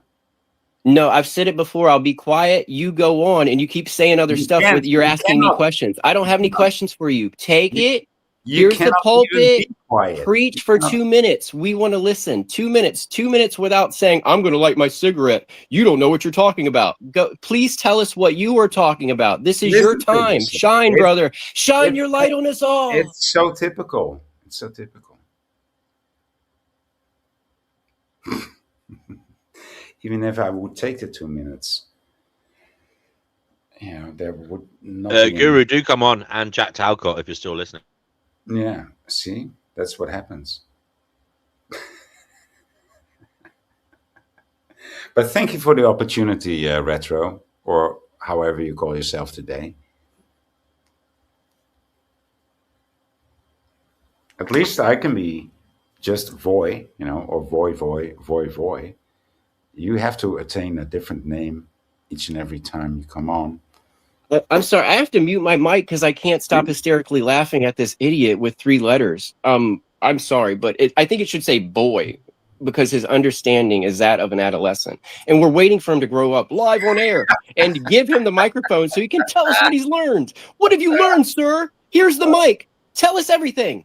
Oh, hilarious. Yeah, this was a very surprising stream today.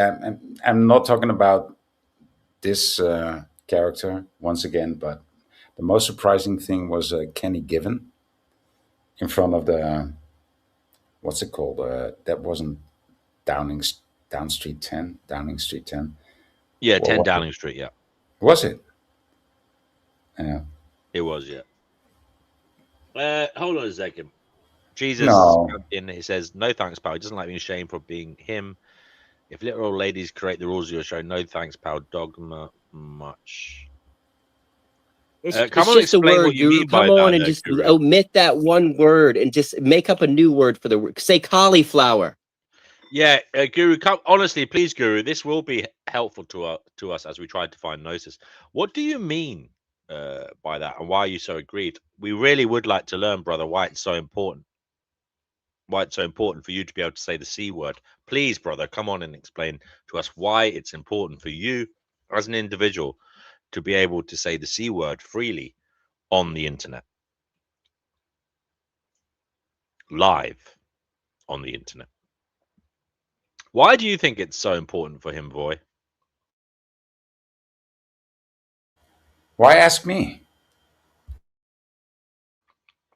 Because you're here. Retro, why do you think it's important for Guru to be able to say, from his perspective, seeing as he's not able to say I it mean, himself? we all should express ourselves. We're all here to express ourselves. That's just like a normal human thing. Whether Guru paints with his butt cheeks or with his nose or whistles, that's his thing. And I just think he should be able to express himself. But if that word is too offensive, he could say cauliflower or say cardboard.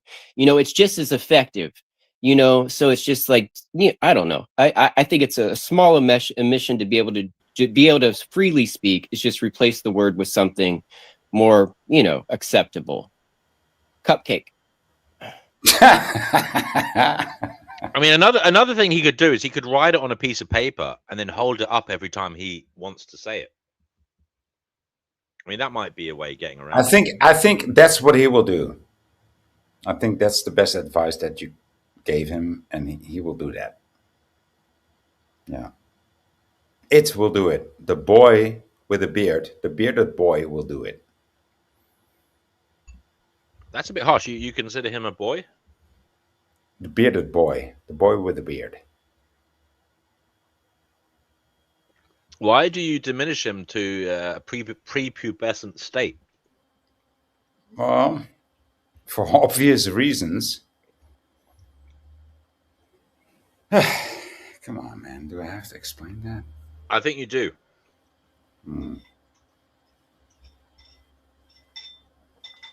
You're dissembling his manhood live on air. I think that calls for an explanation. Dissembling his manhood live on air by using words? Wow. By calling him a boy. Yeah. Well, if one is offended by that, or even in how do you call that? Yes.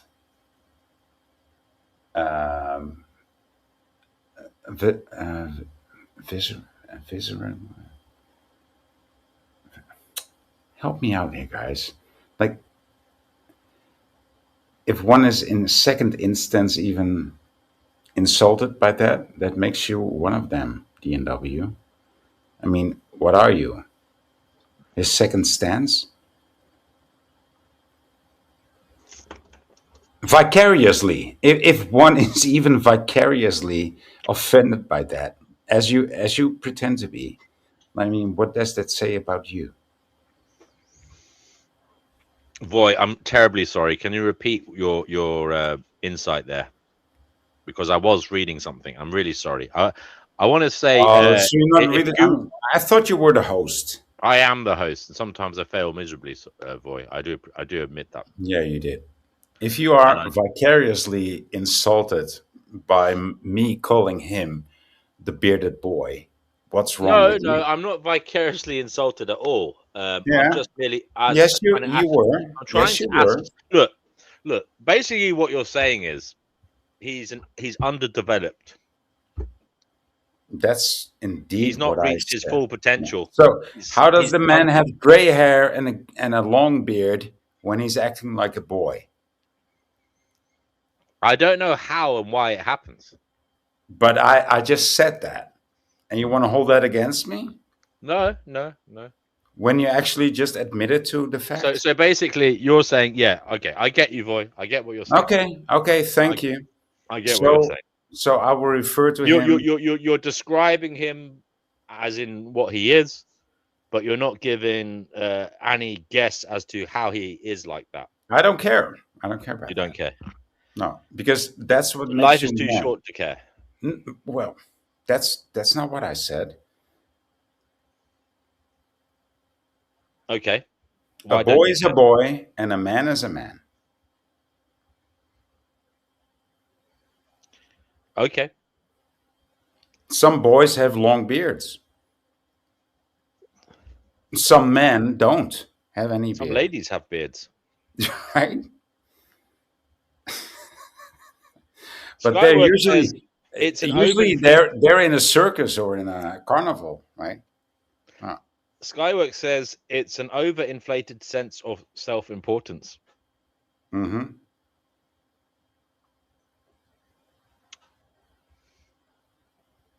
I mean, it should be taken as offensive to boys, you know. I wanted Guru to come on so we could read one of his articles. I thought that would be cool. But he's not around now.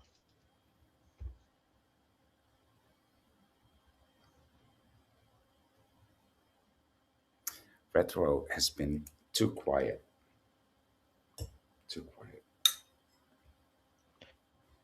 And he's taken on too many olds also. Guru, bring an article that we can read in like 5-10 minutes and we'll go through it. That's too long. Just make it like 2 sentences. Make it a poem. Bring something. I mean, the guy looks like he writes poems, so he looks like a poet. I used to do that stuff too. I used to make people laugh, you know. So you used to be. You're basically a collapsed creative. You're no longer. You no longer have the desire to No, create for others to impress no. them through your works, Roy, like you used to. I like that diagnosis. Yeah, Is that true? because it's kind of true, and it's when you see what the art world has become. You know, it's pretty useless to try and be functional in that because they don't like beauty. Are you They, an artist, Roy? no, I'm not. Okay. No, I will deny it at every point. Okay. Yeah, so I mean, have you seen what the art world has become? I Come on, don't no. That's too long of no. hesitation. There is a lot of talk about how No, perhaps man, we've come on. degenerated, you know, and There our is a lot of appreciation talk of of art. how it has been degenerated. You know what I'm talking about. Okay, thank you. Yeah, Okay, yeah, bring Charles on. He doesn't swear, and bring Jack if you can as well, and Alyssa. Yeah, Voy, it is true. I don't know. Maybe I mean, there's different kinds of art. Is it not okay to have like different labels and different types of art, you and there's a know, I wasn't there's a talking place for about that. everything? You're You trying to just had a dilute personal the message. preference, and You're trying to when you actually understood me quite well. yeah. Thank you, thank you. You know, thank you for understanding me exactly when I said what I said, and you heard me right. But if you want to dilute the message, that's okay with me. I can go with that. But Fatima you says, heard. "Go outside. You need some sunshine." Jesus Christ, man. LOL. I don't know who he's talking to. I haven't You been can call me outside Voy. today. You don't have to call me Jesus Christ. You can call me Voy. That's okay. Yeah, people know me as Voy. Fatima, do you want to come on? I went for a nice 5-mile walk today. Well, it wasn't always sunny, but it did get a little bit sunny towards the end. Yeah. Let's not talk about the chemtrails. Chemtrails. No, let's not talk Dear about oh it. dear. I told you, let's not talk about it. No, don't. Okay, well, we're waiting for Guru to come on with, his most impressive work. His latest poem about chemtrails, really? I don't know. I'm intrigued to see what Charles brings to the fore. Oh shit, leave you. These people, dude. These people. Fatima is saying he won't ever come on the show ever again. She is saying, sorry, she. That's disappointing. But that's life. You know? Fatima will do what Fatima wants.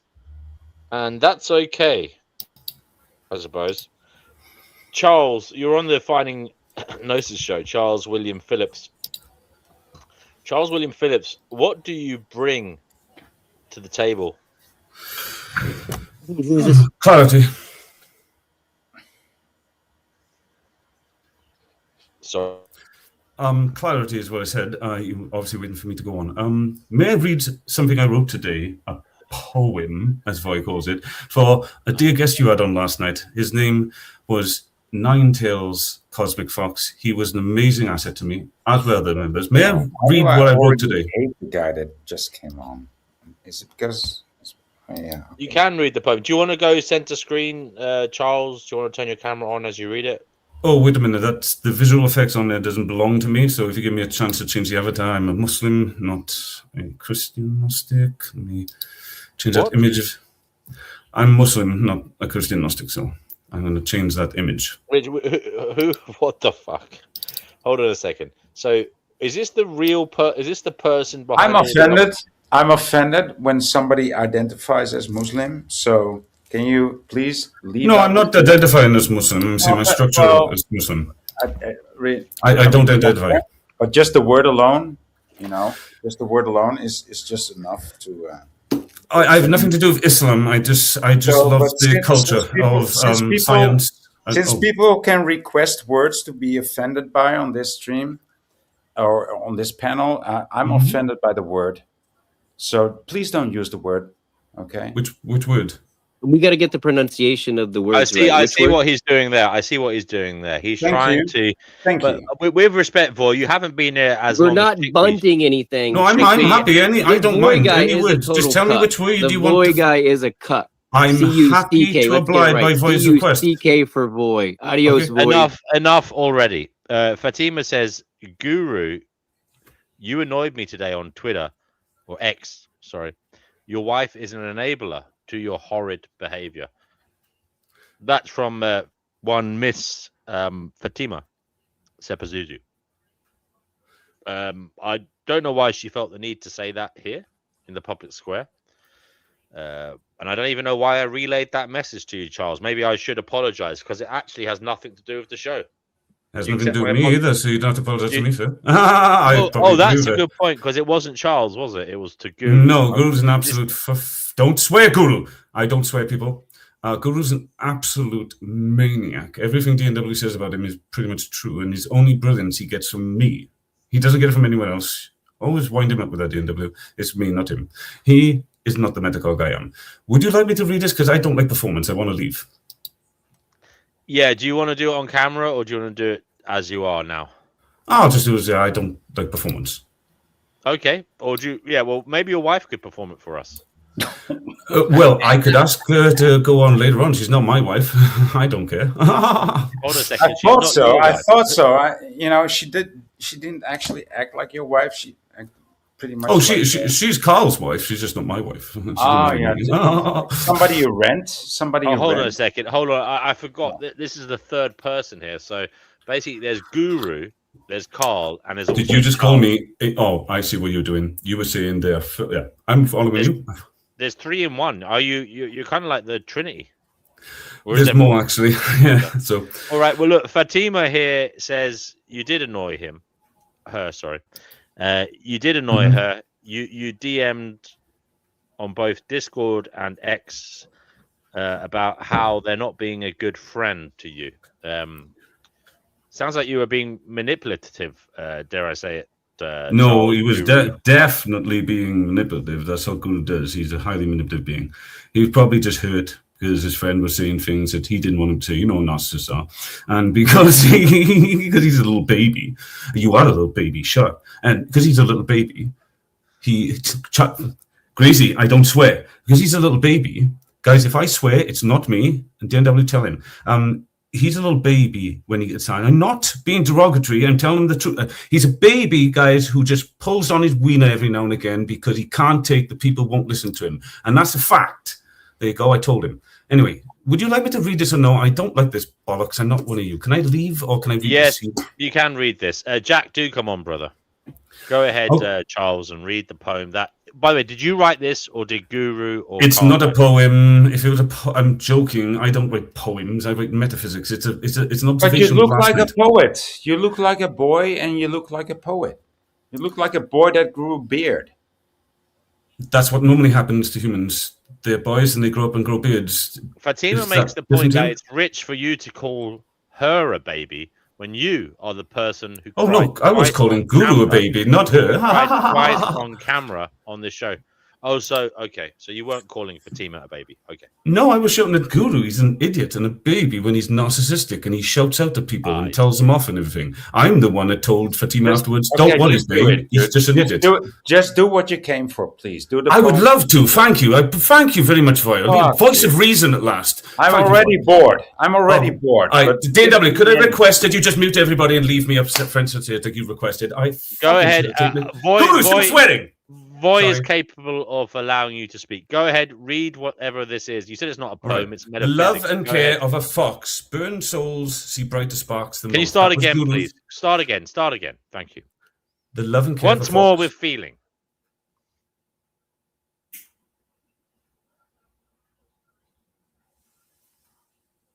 I said once more with feeling. Yeah, and I want you to say it one more time before I start. Therefore, It's not really a taking- proclaimer, is it? Is it? I'll start reading. I'll read or I'll leave. DNW, are you going to shout now? No, Okay, please, leave But- then, but- please, But man, dude. the point is, you started the last version Off we go. then. whilst I was still talking. We didn't hear the very beginning, so I'm asking you to. Yeah, give I'm not even interested. I was already bored. He left. He Yeah. left. Yeah, for good That's reasons. a pity. You know, all I was saying was we didn't catch the beginning of it because he spoke too quickly whilst Yeah. I was still talking, and I didn't hear the first couple of words. And I would have thought, if I'm going to give this my due concern, well, I need to hear it in its totality. Yeah, I hear you, but he's not a poet, and he doesn't write Well, he said poems. he literally said he wasn't a poet. That wasn't a poem he was reading. It was some kind of what he termed a metaphysical essay. Yeah, well, it was But interesting. do come back, mate, and read it in its totality because I don't want to miss a single word. Yeah, I'm sorry for interrupting, but An article. Does his wife want to come on and read it? yeah, that might be the better option. Might be. Who knows? Jack Talcott is back. 1 second, Jack. I'm letting you on. 1 second. There we go. Jack, you are on the Flying Notion Show. Great to have you here, brother. Thank you for coming back. Jack, what is it you feel compelled to say? I don't want to pepper your mind with anything. I just want to ask you, what is it you want to say and see what happens? I was actually hoping one of the identities of Carl was going to be here. I tried to speak with him in a different venue, but even without the audience, I failed. So. And how does that make you feel, Jack? I'm getting used to my failures. But it is kind of frustrating because I know we can all get better. Right. Well, that's the hope. The potential is there. Whether it happens or not is another matter. But the potential for better is perhaps there. Yes. It's only found through the willingness to change. But I have spent so much time battling these identities with many different people. Their stubbornness, their unwillingness to see the change that's easily available. Right. Right. Fatima says that she wants to like Guru, but he makes it impossible for her. Do you have anything to say to Fatima? Because that's a difficult spot to be in emotionally. I mean, she's saying, she's laying out she wants to like Guru, but she feels he is making it impossible. I mean, that's a difficult spot to be in. I personally don't dislike Guru. I like Guru. I see Guru as somebody who is an interesting person. We can't deny he's not interesting. We can't deny he's interesting. Sorry, Jack. He's an interesting individual. Okay, so I cannot deny it. That's interesting. It was just a rhetorical statement, boy. You don't have to take it literally. It was just okay. You know, it was a kind of pathos. It was a statement from trying to garner some kind of emotional response from you. Since I cannot deny it, you know, I won't deny it. Okay, I said enough. Fair enough. Jack, what's your instinct at the moment on Guru? I'd love to find a way to actually have a heart-to-heart conversation. I thought we had decent conversations to begin with, but what I'm seeing is he's another representation of me. Interesting. Well, a lot of people like me, but they love me. They think it's impossible. And it's my fault. Because I've given them reasons. I've been through this unhealthy behavior, being reactive and, you know, trying to control the narrative, but it's not healthy and it's commonplace in our society. Especially on the Panelverse. Right.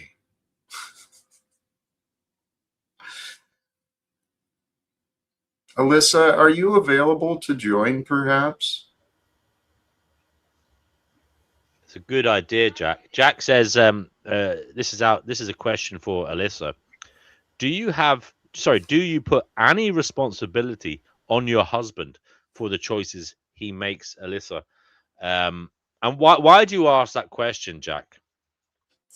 Well, because right before that, she had a comment of, and maybe I took it out of context, but she said, surely you can't put all the weight on Guru for the choices you make. Well, so I'm asking, do you find your husband to be flawless and just because the behavior is not healthy? Or Sister Alyssa, if that's what you're dealing with a lot of the time, I think you deserve better. And I think Carl, a better version is available to be shared with you. I know what my efforts are not to diminish the man.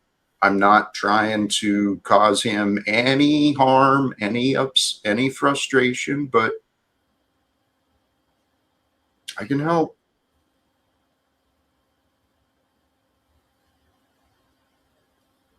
You've got endless patience, Jack. No, brother.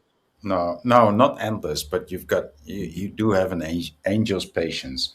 I don't even take that the two entities that you're speaking to, like Alyssa and Carl, I cannot even take them serious anymore. Please don't miss out on the value that is there. Okay, just because the delivery is poor, he's got a good mind when he is, and I assume it would be even better if he teaches himself how to calm down a bit. Okay, I hear you. Like I said, you have more patience than I do. I haven't had a choice, dude. Surrender has been a big part of my development. Learning how to surrender, and that way I've got a better chance of keeping my cool. If I can keep my cool, maybe others can keep theirs. But I love Carl dearly. He is a challenge. He has been a challenge for me. He's found my weaknesses, and I know there's ways I can improve in my ability to communicate with him and others.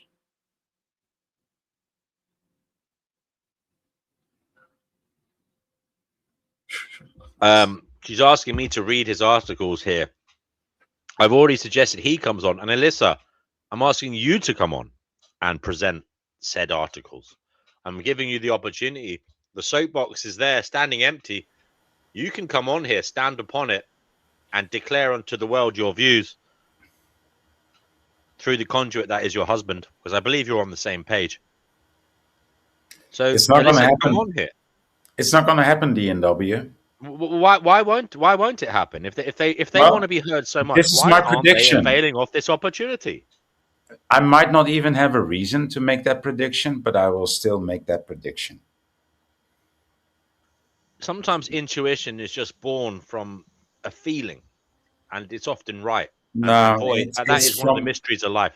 No, it's from gnosis. Okay, it's from gnosis it's from experience that I know it will not come on because it is not even real. It that calls itself Alyssa is not a person.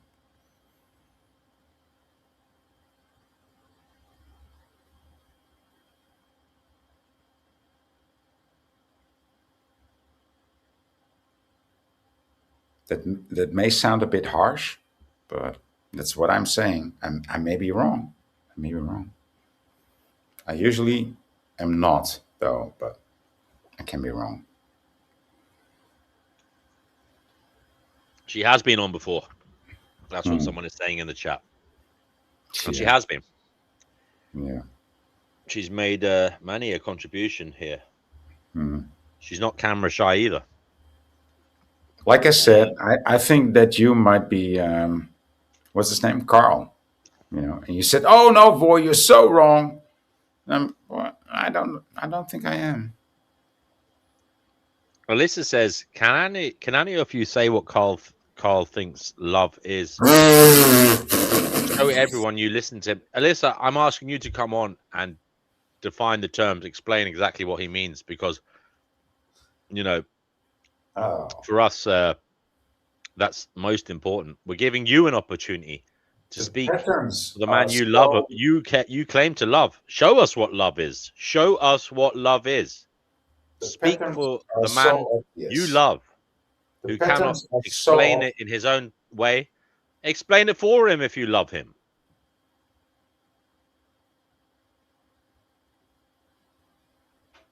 The patterns are so obvious. Go on, Voy. What are the patterns? I don't need to explain. To me, the patterns are so obvious.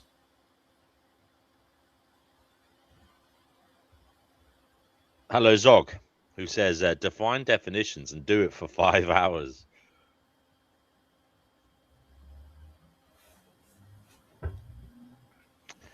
Alyssa says she's giving you the opportunity to show you listen to him. What does he? Look, I mean, Alyssa, you're calling the shots here. You're calling the shots here in a rather hoity-toity. It's not shy, is it? It's not very shy, is it? No. I'm literally giving you the airspace to come on here to defend your husband, to speak for your husband, because he's clearly not in a position to do that at the moment, and you're literally refusing to do so, Alyssa, and that makes me question just the nature of what you and Charles, Carl, Guru, whatever his name is, are doing. I think his name is actually. I mean, I this is all done. I'm not laying down the gauntlet for you. I think his name is Goebbels. Goebbels, actually. Oh dear. Yeah. Goebbels. Pronounced well. Goebbels. Yeah. Used to be called horrible, but they said. So the definition of love, according to Carl, through the conduit, that is Alyssa, who is trying to explain to us what the hell he means. The definition of love is the mapping of coherent logos to communicate, educate, or entertain the receiver. Yeah. Thank you. Yeah. Hilarious. Coming from an entity like that.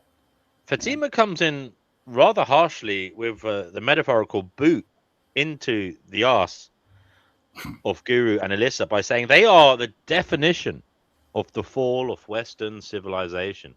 And they're proud of it. That's an extremely harsh thing to say. I hear what Fatima says there, and they're proud of it, flaunting it. Mm. That's why Goebbels instantly hated me when I only asked the question on Jack's panel 2 days ago. Yeah. Instantly started accusing me and calling me names. And so yeah, I can't take it serious, man. That's an entity. That's not a person. And same goes for Alyssa and everything that goes along with it. She says that's the definition of definition, LOL, not love, LOL. Okay. Yeah. Whatever. Okay. Whatever. Alyssa is asking questions, but Alyssa, come on the show. I'm not going to read anything else you say, Alyssa. That's the fact. I'm going to actually perhaps put you on a timeout because you have the opportunity to come on here and you're not doing it. I mean, that would actually help the show if you would not react to those. Yeah, I'm not actually gonna. I'm actually gonna put them both on a timeout unless they come on here and defend or tell us what the hell they're going on about. Otherwise, it's a complete waste of time. I support that decision. Just do it. Okay, I'll do it then. Okay, I'll do it. What a waste of time that is. What a waste of time. Yeah. Hello to everybody watching on whatever channel you're watching. This is the Finding Gnosis show. Do come on and say hello. Talk to us. Hello. Tell us what the hell is going on. We're trying to find out what is going on. I believe we're live on a few different YouTube channels. This is the YouTube channel Finding Gnosis. The link is in the live chat. Do come on and tell us what the hell is going on in this strange existence and what it is we should be doing whilst we are here. That's two simple questions that we're trying to answer here. You can come up here with your factoids, things you feel we should know, Maybe you've been Toilets. reading. Maybe you've been reading scientific papers. Maybe you've been watching the news. Maybe you've observed something or experienced something. Come on and tell us something you feel we should know, or come on here and ask questions you would like us to consider, perhaps even, dare I say, answer, if we can. Come here. You've and got a help us reasonable view all count find us. today. 22 viewers. I mean, that's acceptable. Yeah, Not bad. Not bad. not bad. Machine Lies. Do you want to come on here? He hasn't been on here before. I would appreciate Machine Lies coming on. That'd be Oh great. yeah, he's one of the better panel members and one of the better streamers. I mean, he's an actual philosopher. Wow. But, and he's got the receipts. He's got the Wow. receipts. Yeah. Wow. Jack, going forward, I mean, look, we've offered Guru the chance to come on here. They're not playing ball. Do you think maybe there's an element of them being disingenuous and unfair? Because, there's only so much patience an individual can have. And sometimes, it might be beneficial if we just ignore them rather than play with them, because they're clearly not playing with us in a fair way. Your own rules. Hmm. Machine Lies. Blessings to you. Welcome. Machine Lies, you're live on the Finding Gnosis show. Welcome, welcome. Great to have you here, Machine Lies.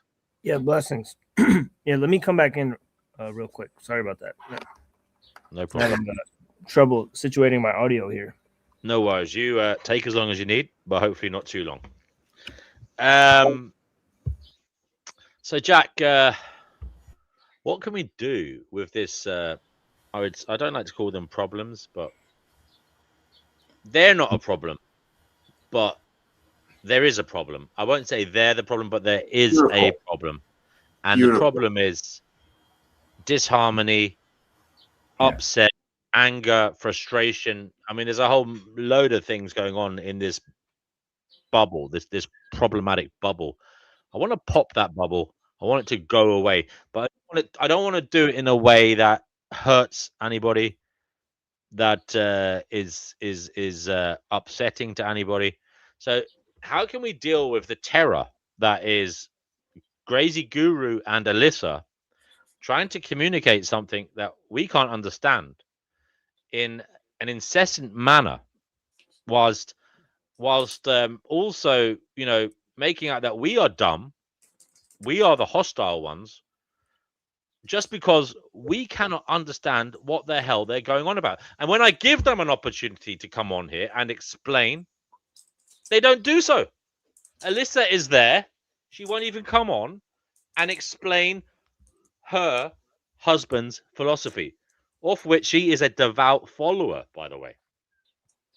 I won't say brainwashed, but some people have whispered that in the corridors of civilized conversation. Some people have said it's reminiscent of a cult, the dynamic that the two have. I don't know who's leading who, though. That's the interesting thing. I haven't worked out who is the cult leader. Some say Carl, others say Alyssa. That is the interesting thing. Or maybe it's a bit of both. Maybe they're walking. It's not. It might be a question for you, but not for the rest of us. It's like. Thank you, Voy, for coming in with that disgruntled. There you go. Reply. By the way, Machine Lies, do you I have won't your even audio charge back? you. Yeah. I Good believe I'm fine now. You are. We can hear you loud and clear. Welcome to the Finding Gnosis show, brother. Great to have you here. Yeah, blessings. Now, seeing as you're new here, I will say we asked 2 questions, and you can answer these however you like. First question: what is going on? Well, there's 2 ways to answer that.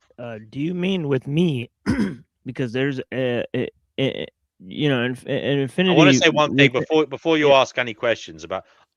I don't want to pepper your mind with anything. I want you to answer it however you like. You can explain it however you like. Say whatever you want. Don't come to me for anything else. I'm just asking you one question. What is going on? Answer that how you see fit. Well, I believe that we are amidst a a fated interaction, right? So definitely, I believe that this meeting is planned out, way more than we think, right? So definitely, what's going on? I'd like to know, but I think there is a sense in which the knowledge of what is going on is already there, right? Within whatever this experience we're having is, right? So yeah, I think this is a fated meeting for sure, and so on and so forth.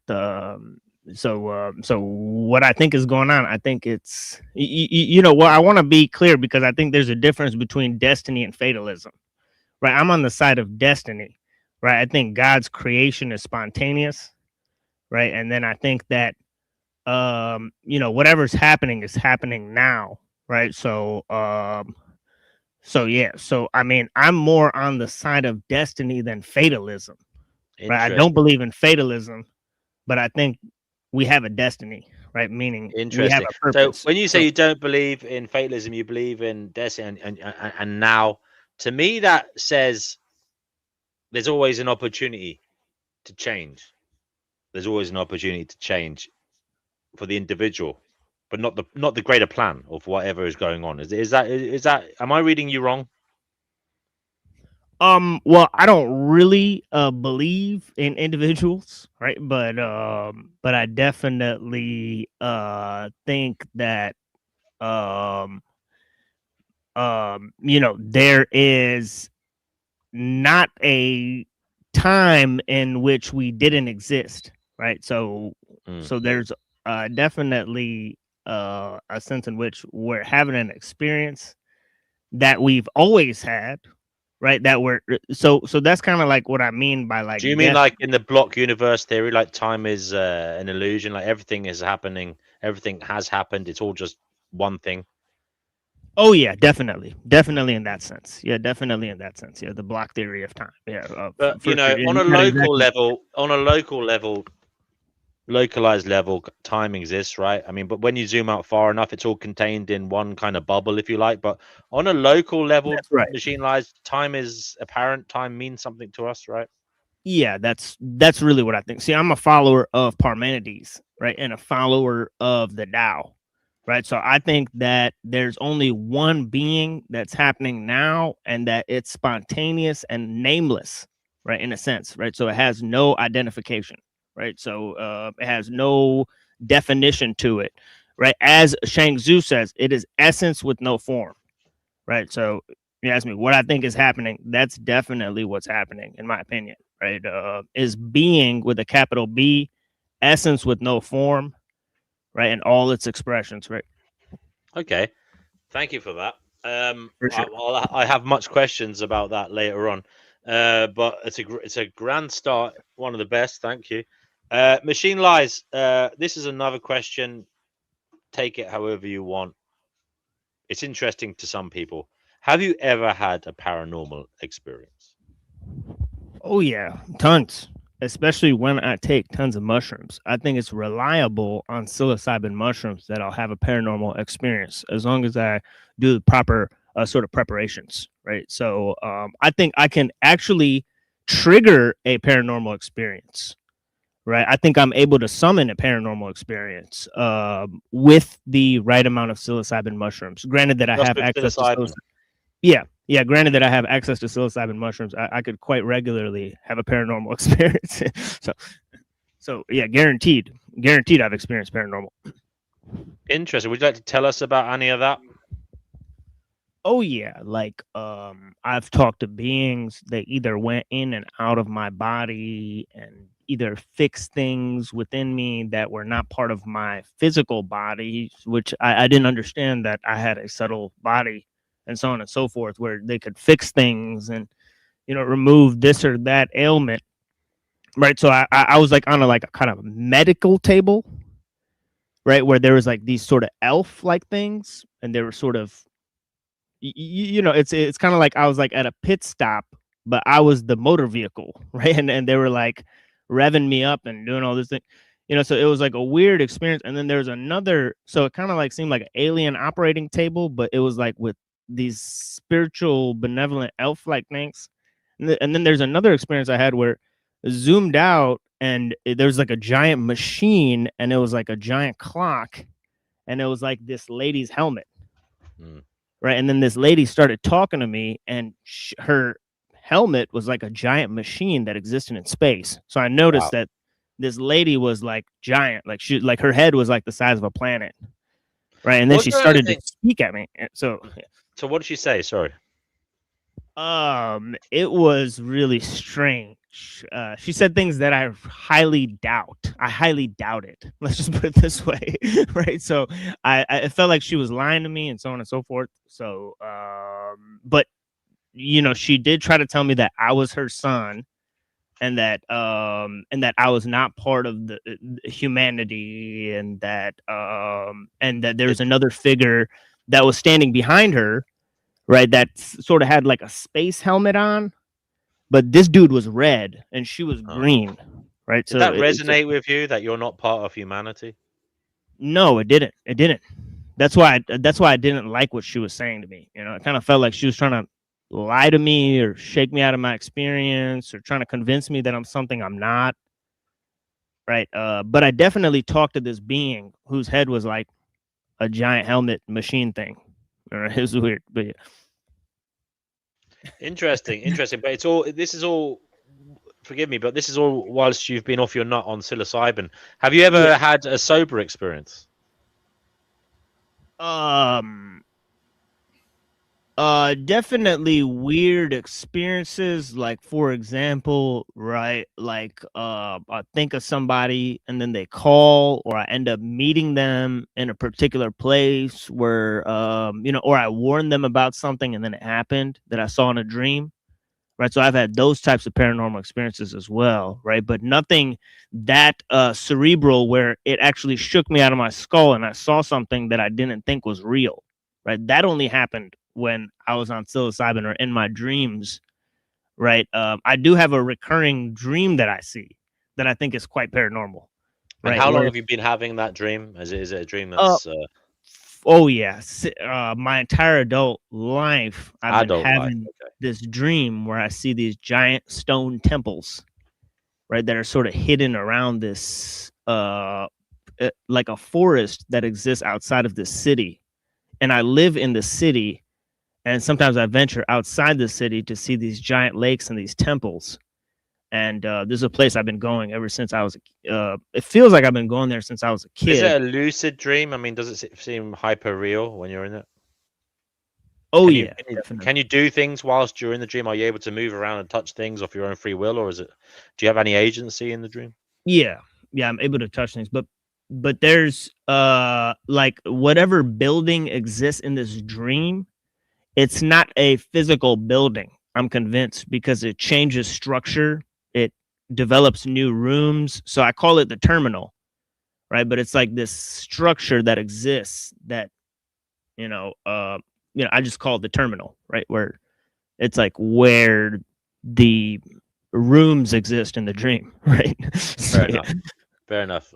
But look, machine lies, that's all very well and good, but all these experiences, have they brought anything to your, you know, mode of awareness in relation to, you know, what is going on and what you should be doing? Because that's actually what we're trying to find out. I mean, it's all very well having these abstract, strange experiences, but what the hell are they doing for you as an individual?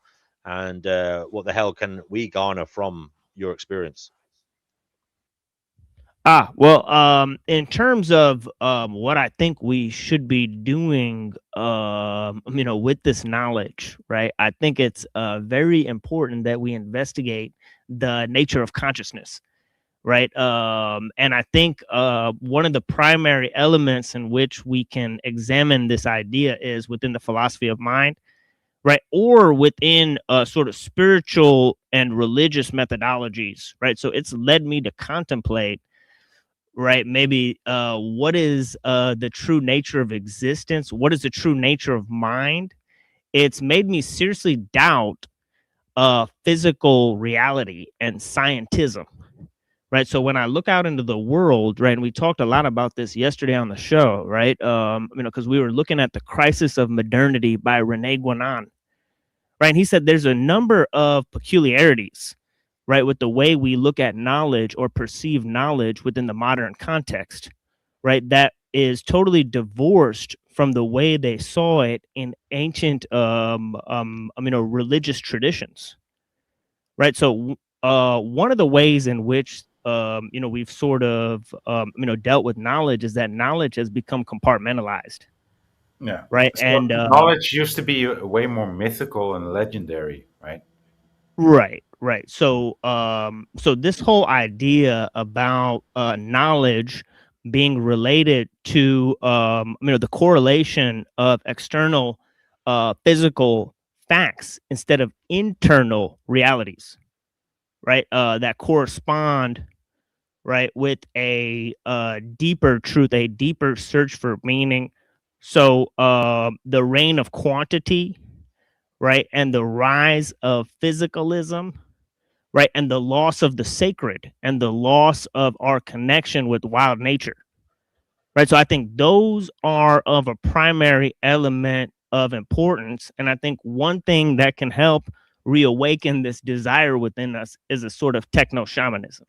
So Right. that is maybe an answer to your second Techno question. shamanism. Interesting. Tell Yeah. us about that. But also, I'm interested in your connection to nature because machine lies. I'm sorry to say this, but I think nature's quite horrific, and I do worry a lot about wild animals and how much suffering they go through. Because it's all very well. It's all very well for us to go through life thinking, oh, isn't it glorious and wonderful when we have access to paracetamol, antibiotics, as I said, pain relief. We can get like treatment for all our different ailments, maybe even treatment for mental health problems. If that works, I'm skeptical of a lot of the treatments for mental health. I think they might do more damage than good. But anyway, that's another matter. But all I'm saying to you is we have our comforts, we have our Absolutely. and for me, being in touch with nature is horrific because I see this. Even where I live, I see foxes all the time at night, and they're all covered in mange. They're all fucking dying like quite rapidly from the state of nature, and they're going around starving, looking for food, and it's kind of horrific, and then you look at nature documentaries, you see animals being predated upon, you see the predators themselves becoming predated on in the end. I mean, Absolutely.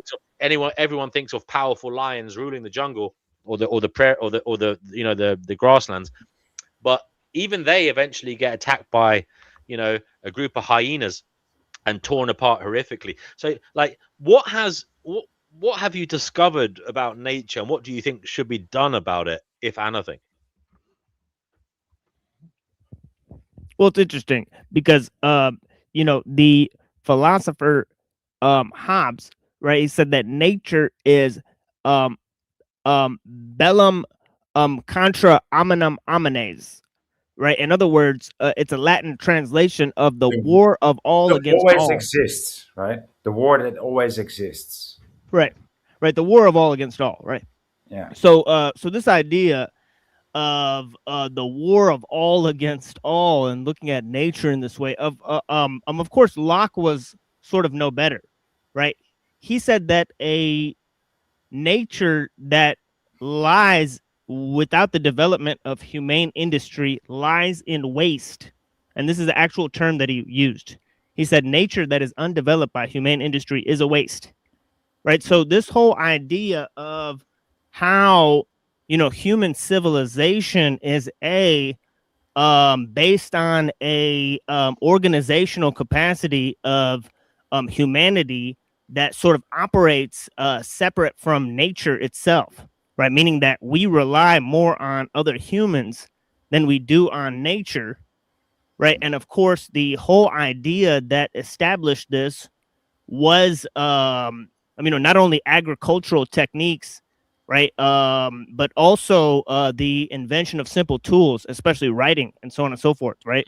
So I think that this capacity, go ahead.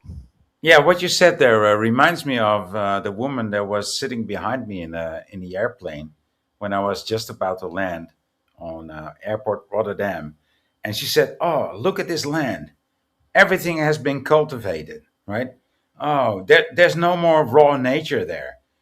And she said that in a sorry way, And I just went silent there, and then said to my mom, who was sitting next to me, I said, "Imagine our country if it hadn't been cultivated." Right?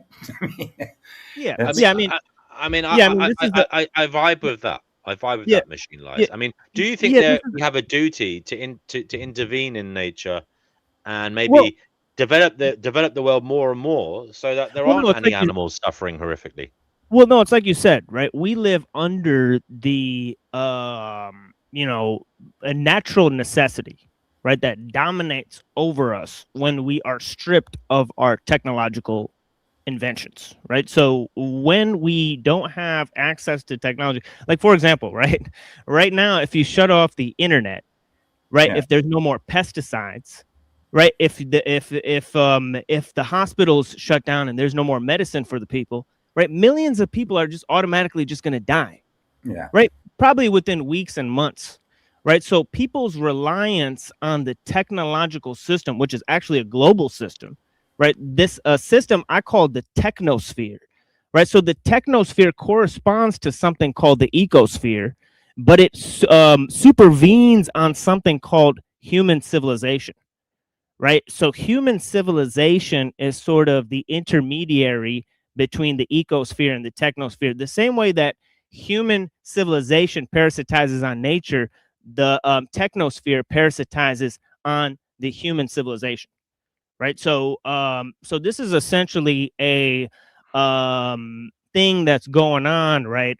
In terms Hold of on a second. Yeah. Do you want to put the brakes on the technosphere? Do you not think it's inevitable that that's what we're reaching for? I feel, Machine Lies, if I'm honest, that we are the scaffolding of our own like gallows. Like we're literally creating that which will surpass us, which is probably AI, AGI, and we don't really know what way that's going to go. I have a feeling if we link biology to such technology, and that technology has intellectual capacity, which I question, if it does, it won't want anything to do with biology. It will say, "What the fuck are you connecting me to that shit for?" You know, I can experience reality without aging, without cancer. Why do I want such danger connected to me when I don't need it?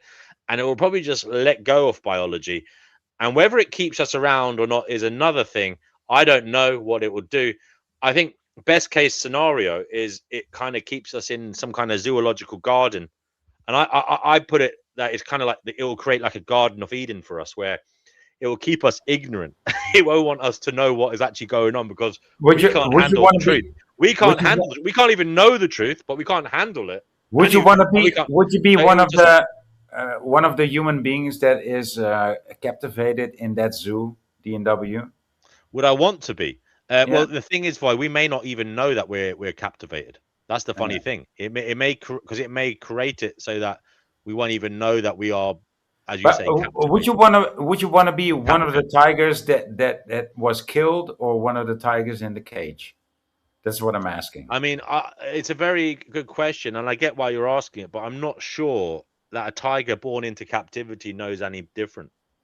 And Okay. I'm not. But by the way, I don't think it's good to put a tiger in a zoo. I'm not one for doing that. But I'm just saying, I know that it causes them distress and mental health problems, but I don't think they know any different. I'm not saying they don't have No, depression. but you, and anxiety. I mean, I'm asking you the question, so you understand my question perfectly. So, Would I want answer to be free or no. captured in a Would zoo? you want to be in the cage, or would you want to be, fighting?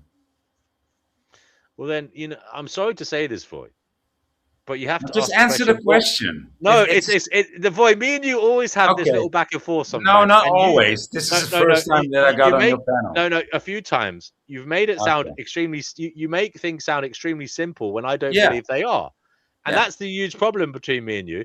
You chastise me for not giving you a quick answer when I think the question you're asking is extremely complicated. Extremely complicated. Okay. And I don't even. You could probably do fucking hours of conversation on the question. So it's You not want a short, concise answer. Which tiger are you? Which tiger are you? Oh, at the moment, I'm definitely the free range tiger. Okay. But There's an answer. Okay, thank you. There's an answer. I will take that.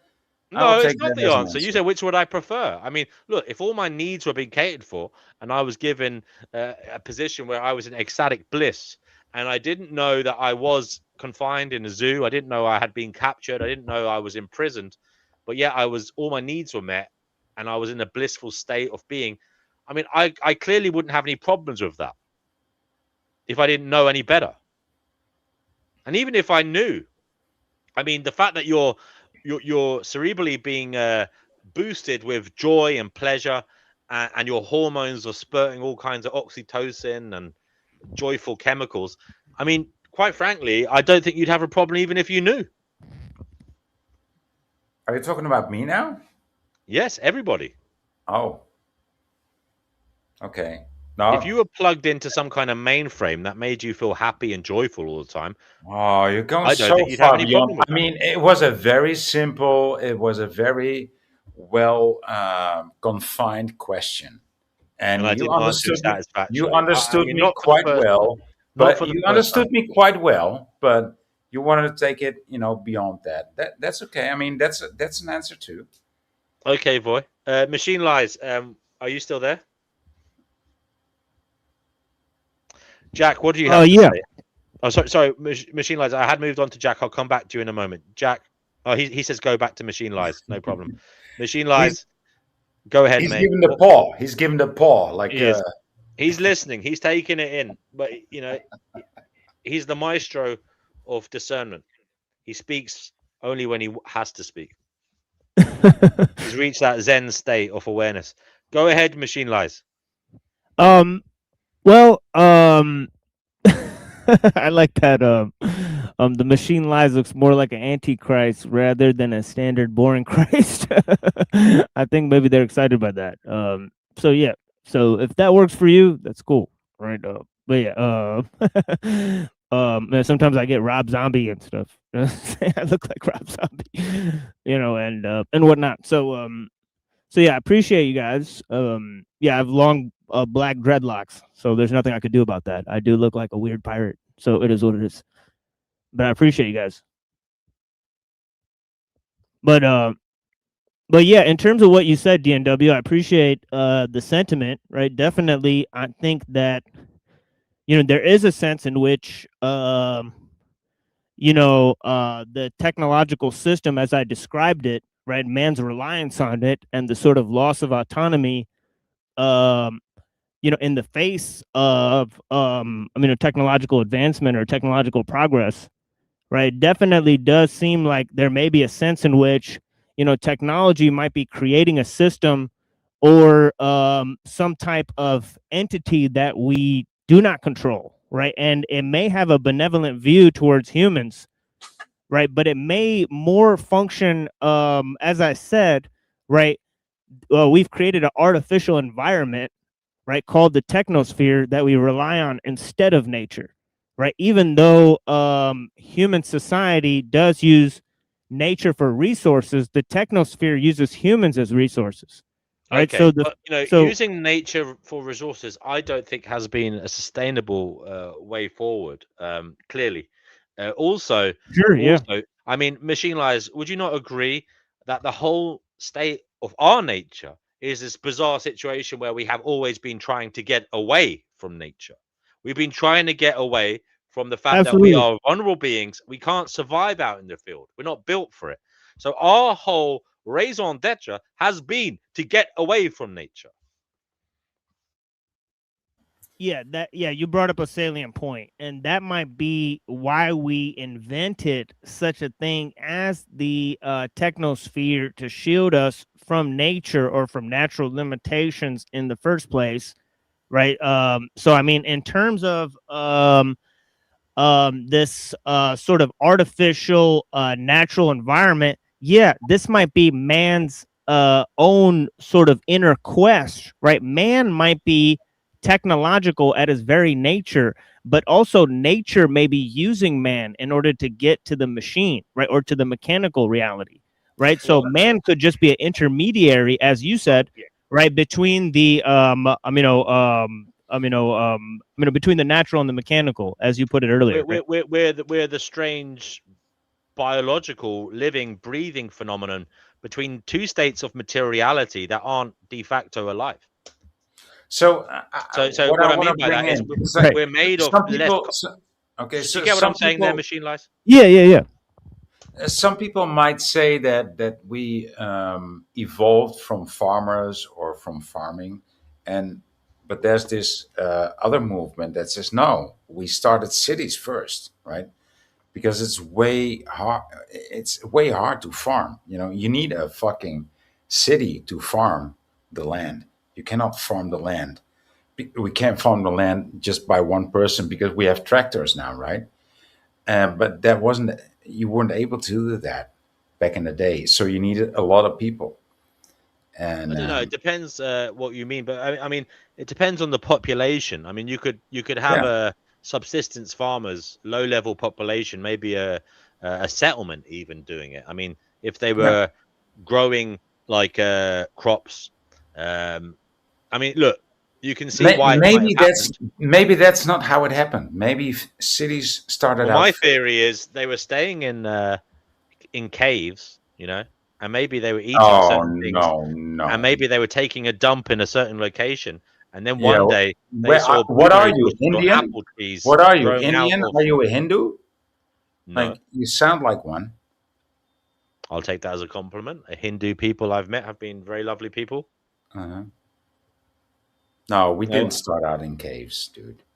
I think it's a very reasonable thing to say we actually started out in cities somehow.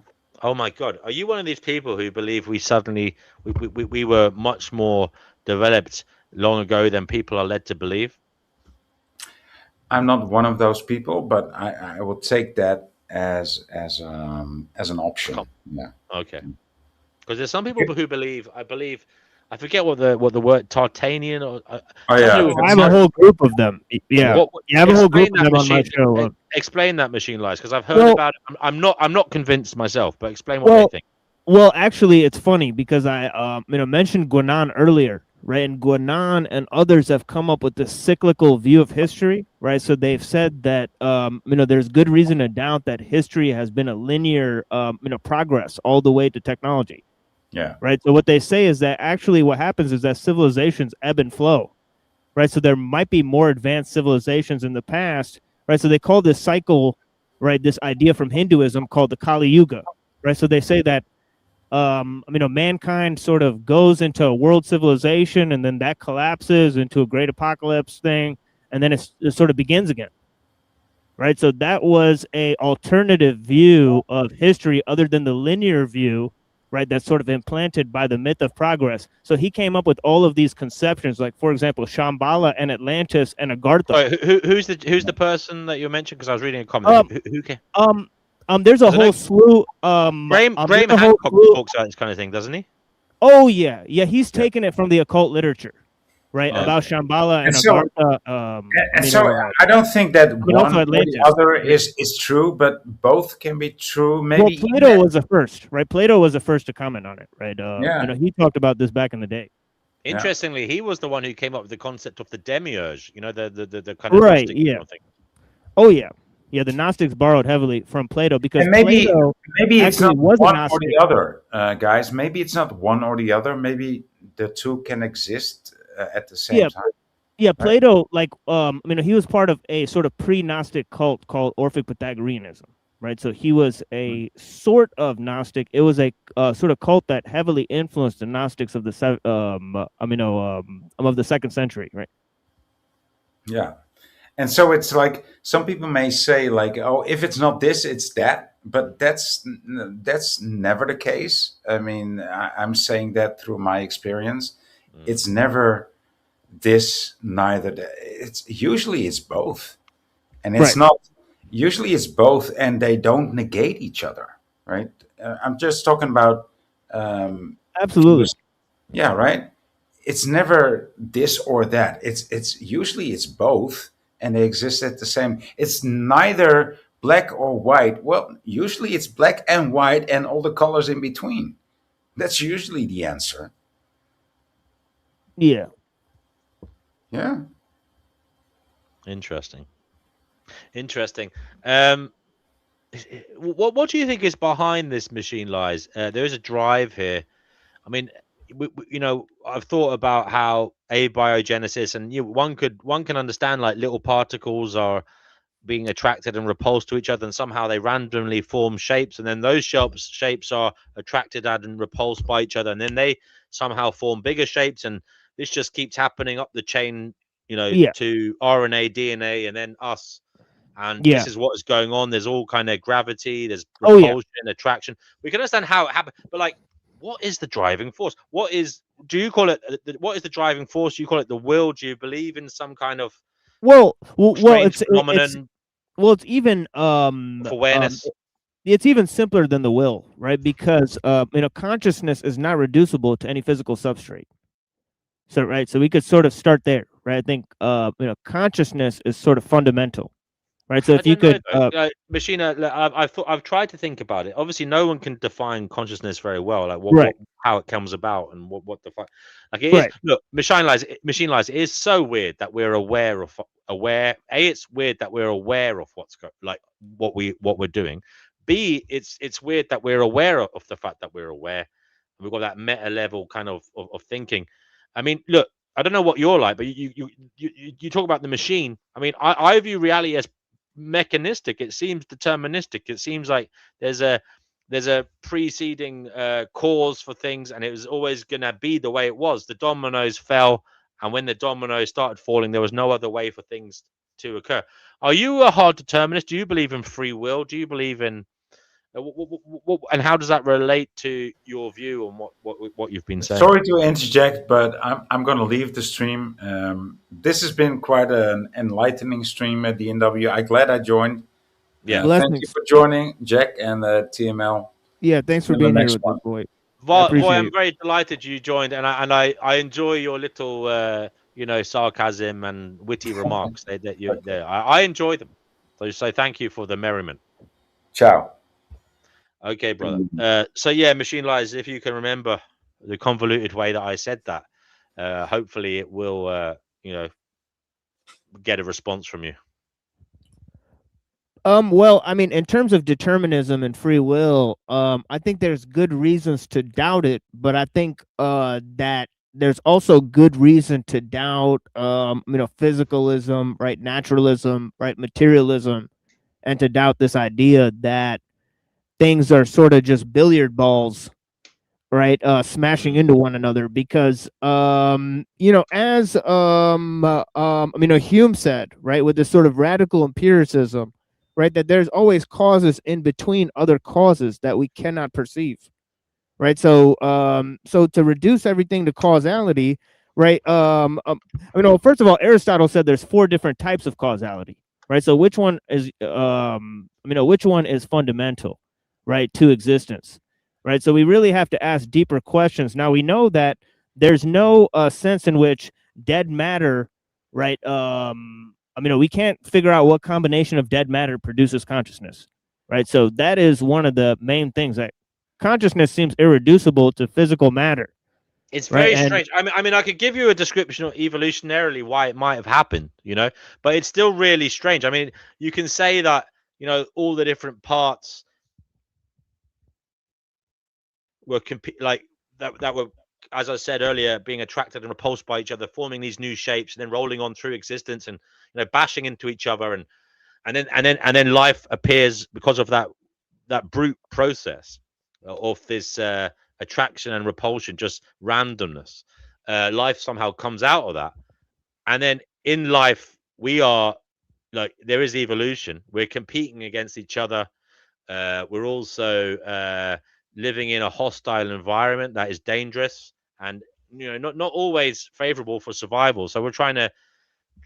You can see why, given the process of evolution, something might crop up that is aware. It's favorable to existence. It's favorable to continuing to survive in that weird dynamic. Okay, but it's also really weird that it fucking happened, Machine Lies, and I can't get my head around it, and I don't think anybody else can. Like, it's so fucking weird that the biggest weird thing for me, Machine Lies, is the whole abiogenesis, the actual start of this, the start of the universe, how the fuck existence came into being.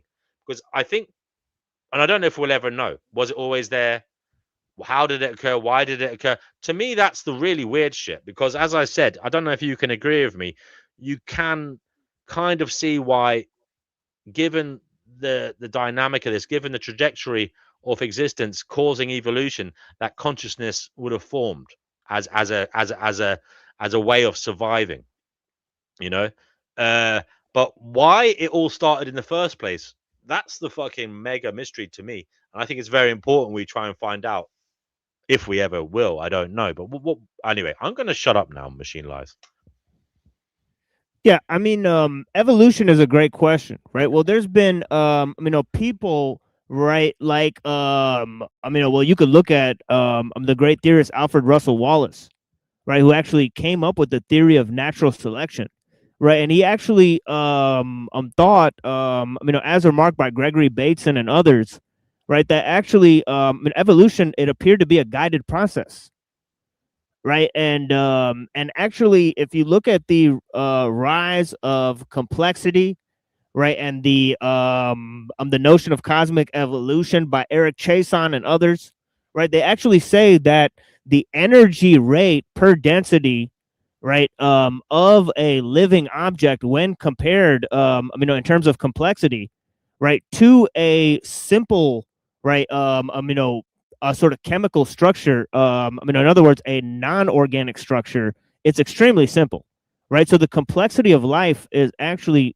very confusing, right? So it creates far more problems, right? Far more questions than answers, right? As you But it's said, also right? very strange that it's fighting against entropy, you know, as a phenomenon. It's fighting against Exactly, the direction of exactly. It defies the second law of thermodynamics, right? it's On it's a extremely planet-wide strange. scale. But I just don't understand why. I just can't get my head around the whole everything causes stuff to move in one direction and it won't give up on that. It doesn't give up on survival. Do you know? That's the very interesting thing about this existence is the components of it don't give up on moving, or maybe they can't give up, you know, on moving forwards, trying to survive. They have, you know, we have the biological imperative of surviving and trying to survive. And it just seems that that's what's going on here, survival. I think Jack has spoken about that before, survival as a, and I think you've spoke, Jack, about love being aiding others' survival and making their survival easier and more bearable. I think that's a nice definition. Machine Lies, are we inspiring you to say anything? Well, I think the quest to define what is human has sort of led us to going way past humanity, right? So it's as we, right, created a sort of universalism of man, right? We created a base form of slavery, probably the most malicious kind of slavery that we've ever enacted, right? In terms of we've reduced man to numbers, right? We've reduced him to an economic unit, right? In terms of production and of course this creation that the state and the researchers and the research firms and the advertisements are made for, right? This person that all these things are made for is the mass man, right? Collectivized, a sort of unit, right? Interchangeable widget, right? So this is the problem, right? Is that in the quest to liberate man from man, right, we've sort of become anti-human, right? Yeah. I get that, but you know, in some ways, you know, Machine Lies, I'm sorry to say this, but you can understand why we would be anti some aspects of human, and it may be that that's rational, that's okay, because humans can be horrific to each other, right? Absolutely, yeah. And also, maybe this is related to what we talked about earlier about humans seem to have this desire to get away from nature, and maybe some of that is even not just Mother Nature around us, but also our own nature. And in actual fact, Machine Lies, you can talk about this psychologically. You know how we have our inner drives, our psyche, and then we have our public persona, and sometimes the public persona is this kind of reaction to having maybe selfish drives, but living in society where it's not okay to be selfish all the time. It's not okay to be overtly selfish all the time. And maybe at our core, machine lies, there is a discomfort in all of us when we see what we actually are deep down inside. And maybe that's actually one of the, let's just say, problems of being human. What do you think? Yeah, definitely. This is what individualism is, right? In a sense, right? And man reduced to a sort of individual, right? Sort of like a rootless cosmopolitan. He has no past, right? He could sort of create his own future, right? So the idea that man can recreate himself, right? As Marx said, the root of man is man. Right, but what one philosopher, Henryk Skolimowski, right, sort of remarked is that this does not give man very deep roots. Right, that we need roots that define us, right? In the sense that, we have community, right? We have purpose, right, and we have a sense in which we are an expression of the natural. Right, so I've lost contact here. I'm listening. I'll be right back, but I can't hear you at the moment, Machine Lies. Sorry, but keep talking, guys. Yeah, no worries. But yeah, I think that one of the issues is, or one of the two main issues is, right, the loss of ethnic relation and culture, right, that ties us to a local community, right, and I call that the destruction of traditions, right, and the other part is the destruction of wild nature, right, which is our loss of connection to nature and our idea that nature is sacred, right. The problem with the first one is that we've erected a global monoculture, right, that seeks to impose on man a sort of techno-liberalism, right. The problem with the second one is that due to the loss of nature and due to the total reliance on the technosphere, man doesn't understand his relationship to nature, right. So so we've kind of been removed by the actual real basis for our survival, right.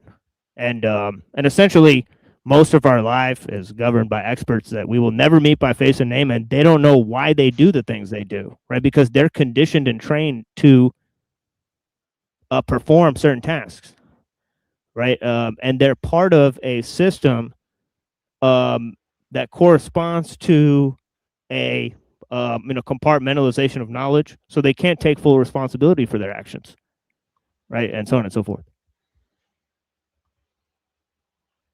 But yeah, I'm sorry, I'm kind of like giving a diatribe, but yeah, bless you guys. Thank you for listening to me. Yeah, I appreciate you. Jesus Pantheon. It's not standardized. It's still formal and BS.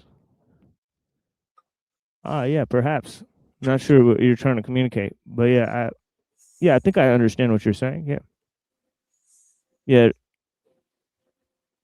Well, see, the contamination of the symbolic by the technical, right? See, man is a symbol-making animal, but we've read into, man's history, right, rather anachronistically, the narrow story of his technological development, right? So that's not the only expression in which man is valid, in which he advances technology, right? Man was always valid because he advanced religion, art, spirituality, and knowledge, right? That is not concerned with technical advancement, right? It was just about understanding and contemplating nature, right? So all of our philosophical, spiritual, right, artistic achievements are on par with our scientific and technological achievements. I believe so.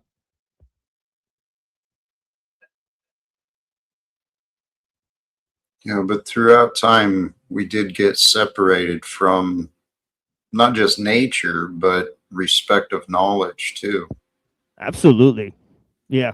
And that's one of the main things I like to say is that the desacralization of knowledge goes on, I guess alongside with the desacralization of nature, right? It's like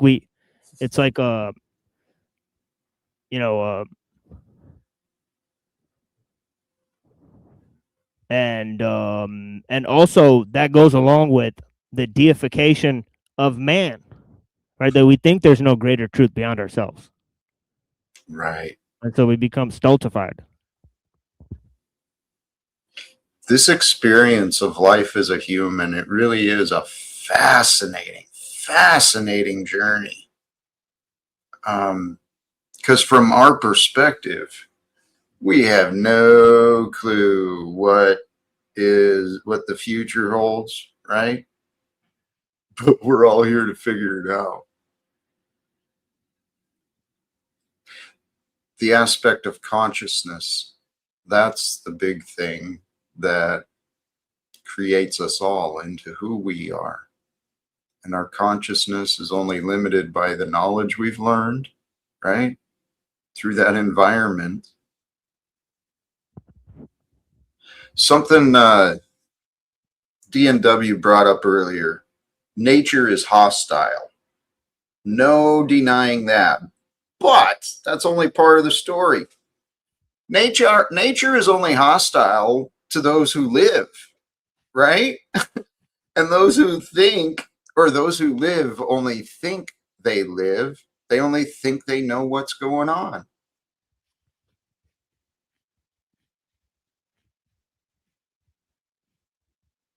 I think if we restore to peace, I think the technology and the advancements between the logistics and the things that have been learned from nature, I think we've got everything we need to create a much better experience for everyone, right? Yeah, I really like this comment by Jesus Pantheon. I think he hit the nail on the head. He literally says, when symbolism balances with natural logos, so too can the true machine of man and its obvious structures that spring from that. Very beautifully said, very eloquently said, and I agree 100% with that statement. Very, brilliant insight. I don't know who you are, but good stuff. Thank you guys for carrying the show. I'm really raging. I couldn't hear what you were saying. I don't know what the hell happened there. Yeah, for sure.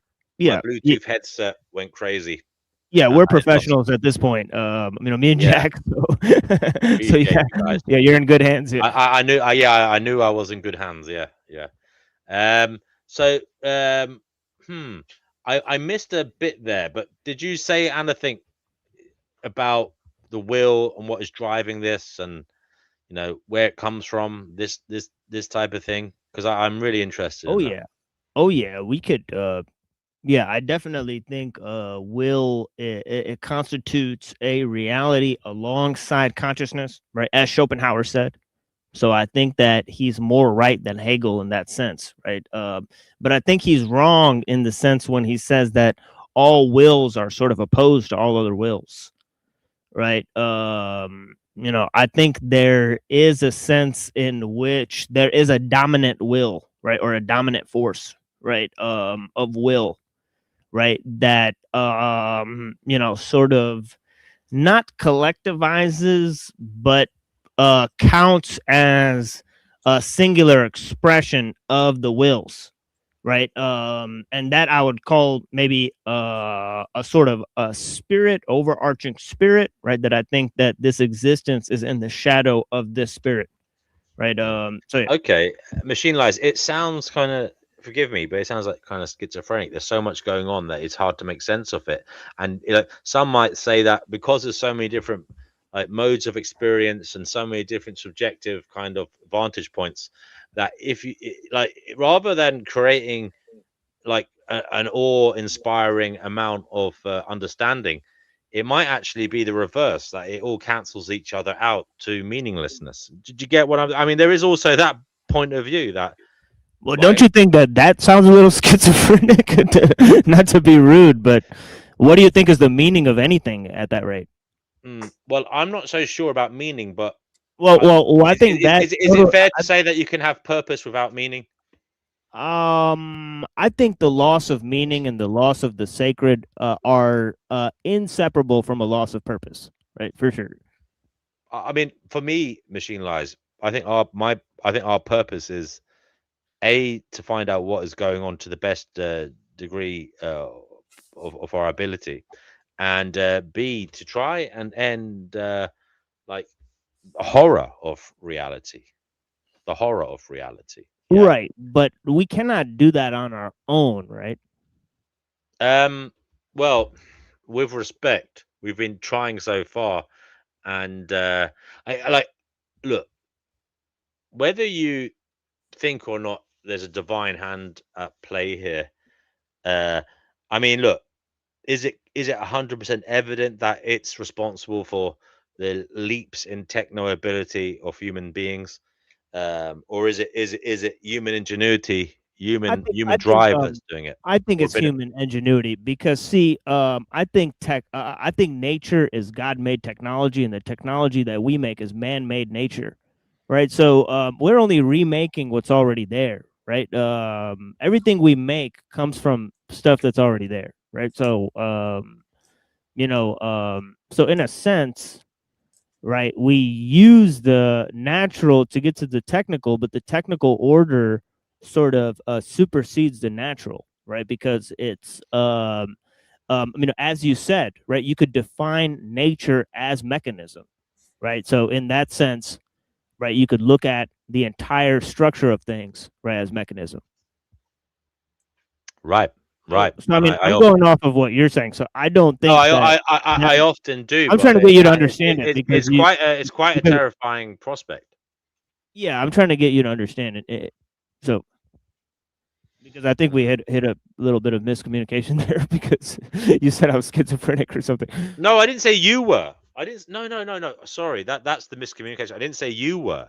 I'm saying the phenomenon of the phenomenon. Sorry. No.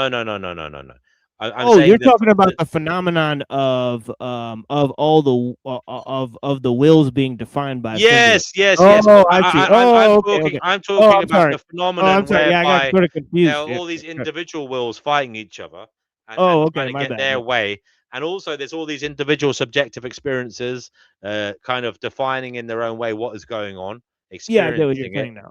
Yeah, sorry about that. Yeah. And to me, what I'm saying is, if there is an overarching connection between all of that, and we call that God, or we call that divine awareness, or whatever you want to call it, ultimate awareness. To me, either that awareness is it could be schizophrenic because there's so much going on that it can't make head nor tail of it. There's so many competing forces. Well, it's funny you said not heads nor tails. Or B, it could Well, be it's that funny you said not heads. all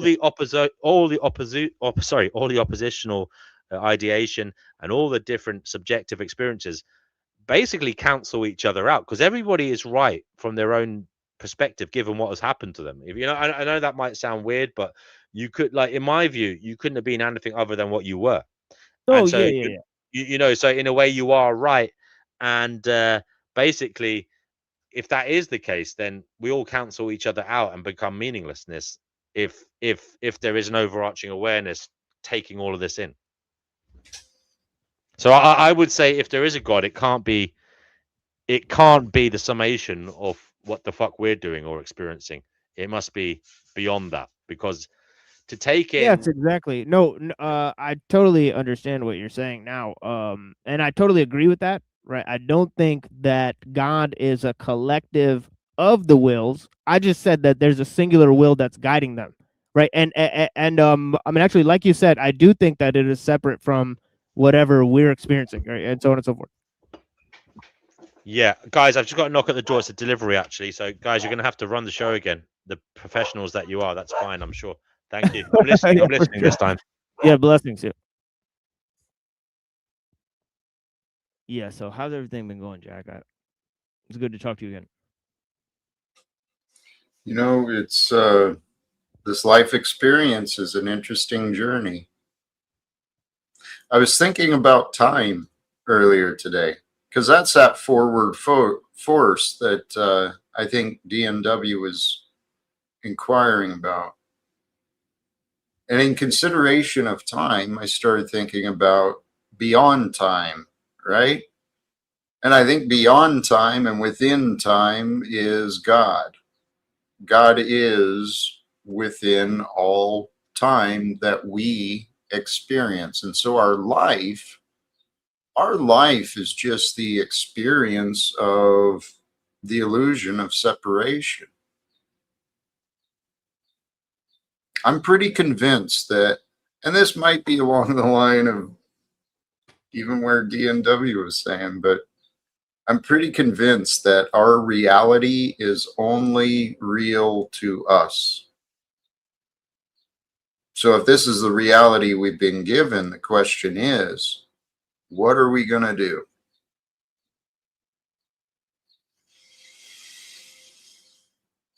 I want peace on earth, man. I want the end of secrecies and liars. I'm sick of seeing this selfish, greedy, cruel liars being so rewarded, enabled here on earth.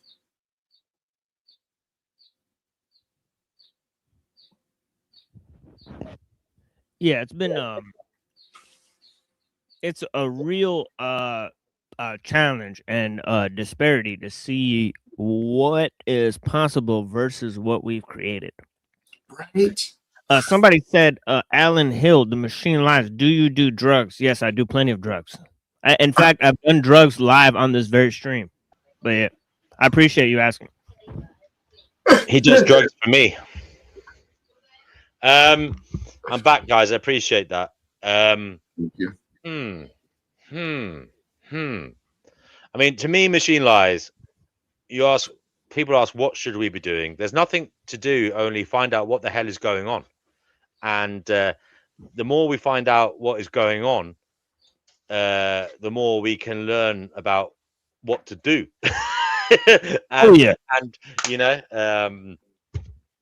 yeah, well, as Socrates said, the life, that's unexamined is not worth living, right? So I agree, right? Life is definitely better if we try to figure out what's going on before, as it says in the first Wu-Tang album, a sword fight is like a game of chess. You must think first before you move, right? But I think that God sort of works in reverse, right? God sort of moves and then thinks, right? And so on and so forth.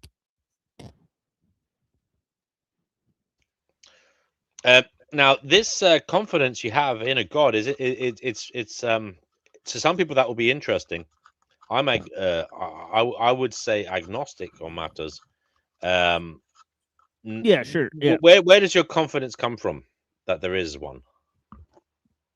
Well, I think that there's something in charge here, right? I think that nature is intelligent, right? And I think it's ruled over by an intelligence, right? So I think that I think it's minds all the way down, like turtles all the way down or something like that, right? So I am a panpsychist, at the end of the day, and I think that nature is an intelligent system, right? So if I had to think that is there a power and control of that, I would say if I had to go with no or yes, I would probably lean towards yes. Obviously, I'm as dumb as anyone else. Right, so that's a fact, right? Right. So what do I know, right? But these are just my opinions. Please take them with a grain of salt. Thank you, Machine Lies. Guys, we have a Fantasy PGA Tour. He's great to talk to. He's here now. Good to see you again, buddy. He's somebody who is exploring the idea of God. I think from a Christian perspective, mainly. Am I right, Fantasy? Although I'm not sure about that. No, actually, he looks at other religions as well. But he it's something you moved away from, but you're moving back into. Am I right? You're but on your own terms, kind of like you're exploring, you're seeking. Yeah, I'm definitely seeking. It's not something I turned away from because I never had it. I was raised by atheists, so it's not a part of my life. The faith. It's only something I've found in later adult life. But yeah, I've looked across all the religions. I am leaning towards Christianity, but I have literally just studied the Bible, so there's probably a bit of a recency bias there, perhaps. But I am also interested in, all of my mystical experiences seem to suggest a kind of universal conscious oneness So I'm sort of trying to merge those two things at the minute, and that's not why I've come on here. I've just come on here because I've not spoken to you for ages. So I hope you're doing all good, mate. But, Oh, mate, yeah, I've been wondering where you were. It's good to hear your voice, mate. Guys, do come on. This is the Finding Gnosis show. We're trying to find out what is going on and what we should be doing. We are graced by some wonderful minds tonight. We have Jack Talcott. He's got his own channel. I often go on it. Great guy. And Machine Lies. This is the first time Machine Lies has been here. So that's wonderful. That's an occasion to celebrate. And we, of course, have Fantasy PGA Tour here as well. So he's always been around for quite a long time. A very calm and measured conversationalist. Yeah, he's a charismatic talker. So it's good to have him here too. So yeah, if you want to come on, guys, I'm going to share the link in the live chat so you can come on. Jack, I don't know if you can do that on your channel, but I'm going to share it on the Finding Gnosis channel so people can come on. Machine Lies as well, if you want to share it on your channel. And then we can bring people here if they want to come to the conversation to help us all find out what the hell is going on here and what we should be doing. PGA Tour, Fantasy PGA Tour, have you got any views in that regard since we last spoke? I mean, have you had any revelations or personal experiences that have provided some insight into matters? what in terms of exploring the Christian theistic view? Exploring anything, is finding out what the hell's going on. And I think any facts you'd like to bring to the table that you've discovered, or any questions perhaps that you've formed in your mind that you feel are important to ask. You put me on the spot a bit there, pal. I've nothing's coming to mind. Nothing too interesting that I've. I'll tell you what, guys. I'm going to save you from drowning in the mud of discomfort, which I often feel as well. So, I'll give you a helping hand. I will say I'm a bit disturbed by some of the stuff going on in the world of science and research. And I don't know if you guys are familiar with the fact that they've trained a petri dish of human brain cells, neurons, to play the Doom computer game. I don't know if you guys are aware of that, but yeah, there's a bunch of scientists who are using human brain cells to play the Doom computer game, that old game from the 80s and 90s, and it's doing rather well actually. It's spending its time 24/7 defeating demons in the strange game of Doom, and that's what it's spending its time doing. Should we be doing that?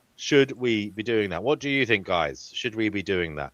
They're building computers out of biological out of brain cells using neurons. Is that something we should be fucking with? Machine Lies is nodding his head. I'll go ahead, Machine Lies. I don't want to read your thoughts. Go ahead. Tell us. What do you think of that? Yeah, I think it's just like the pesticides, right? There's a book called Silent Spring about the use of DDT.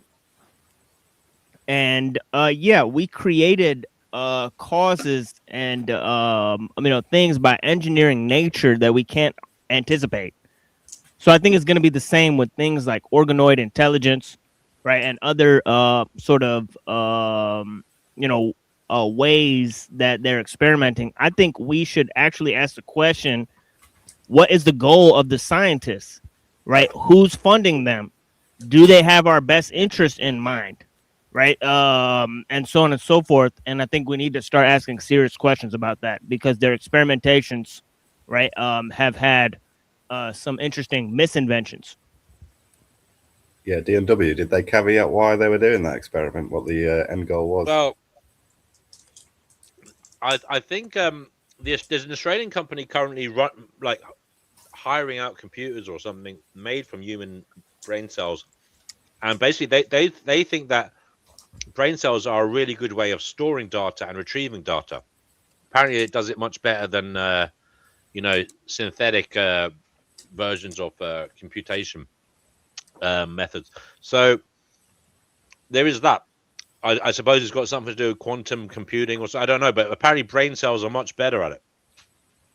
I don't know why. The story Yeah, memory. well, we actually heard, from Ray Kurzweil, right, that he said that graphene nanotubules are actually more efficient than neurons, right? And one day we should replace the brain with graphene nanotubules, right? So, it's all to see, like, at what rate do we want to exchange information, and what value do we put on it, and is that the goal? And if you could store more information in your head, like, is that a better world, a better life, or or what exactly is the point of that?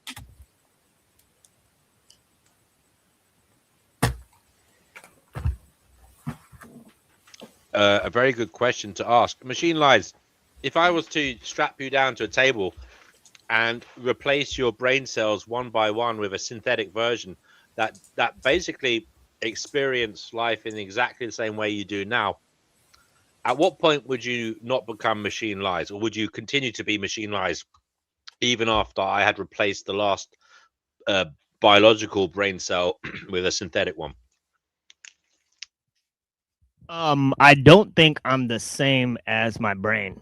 So I think there would be some aspect of me there. Yes. So yeah, I don't think that my consciousness or this experience that I'm having is equivalent to my brain, or at least they've not been able to demonstrate that within science, right? Or so on and so forth, right? So if consciousness were reducible to the brain, right? Certainly we know if somebody rips out your brain right now, if they rip out your heart, you'll fall down, right? And so on and so forth. But that's not really what I'm saying. Is consciousness reducible to any physical substrate, as I said before, right? And if science has not really proven this is an unproven assumption, right? Then if they replace my brain, every bit of it, with something else, am I still there? Maybe. I would say maybe. Yeah, I would say there's a big, I would say hard maybe. So you're kind of the opinion that your consciousness is there. You're the receiver for your own consciousness, if you know what I mean, and your consciousness is there regardless of the shape of that receiver, the components of that receiver. Your consciousness exists either way.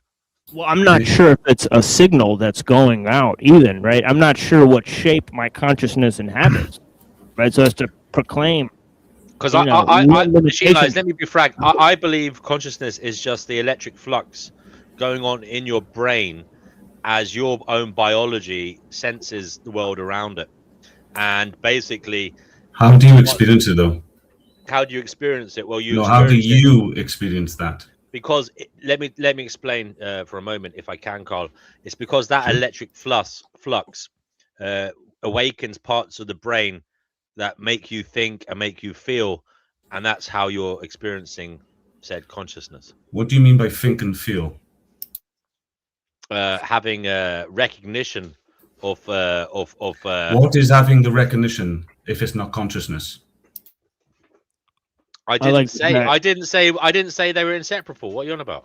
Yes, you did. Recognition, consciousness.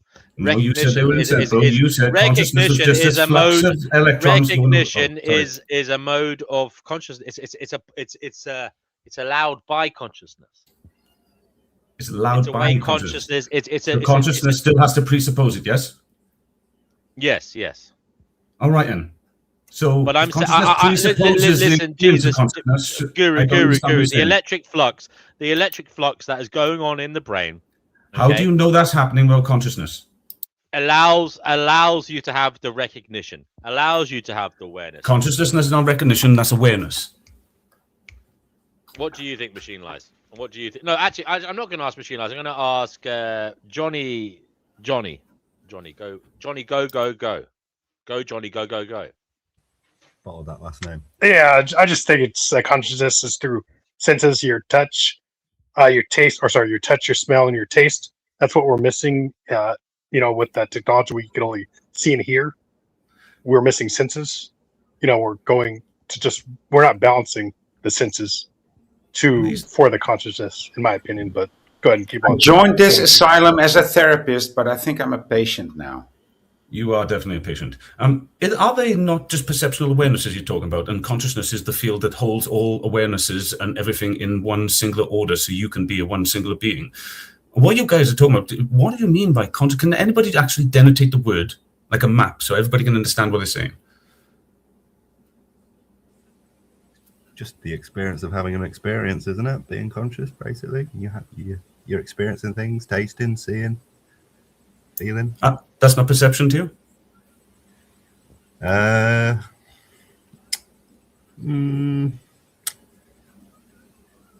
Well, I think consciousness is the experience of having perception, shall we say? I actually like that. I like that. That's very good. I'm not going to say anymore. I like that. Yeah, definitely perception is a subset of what we would call consciousness, for sure, I think.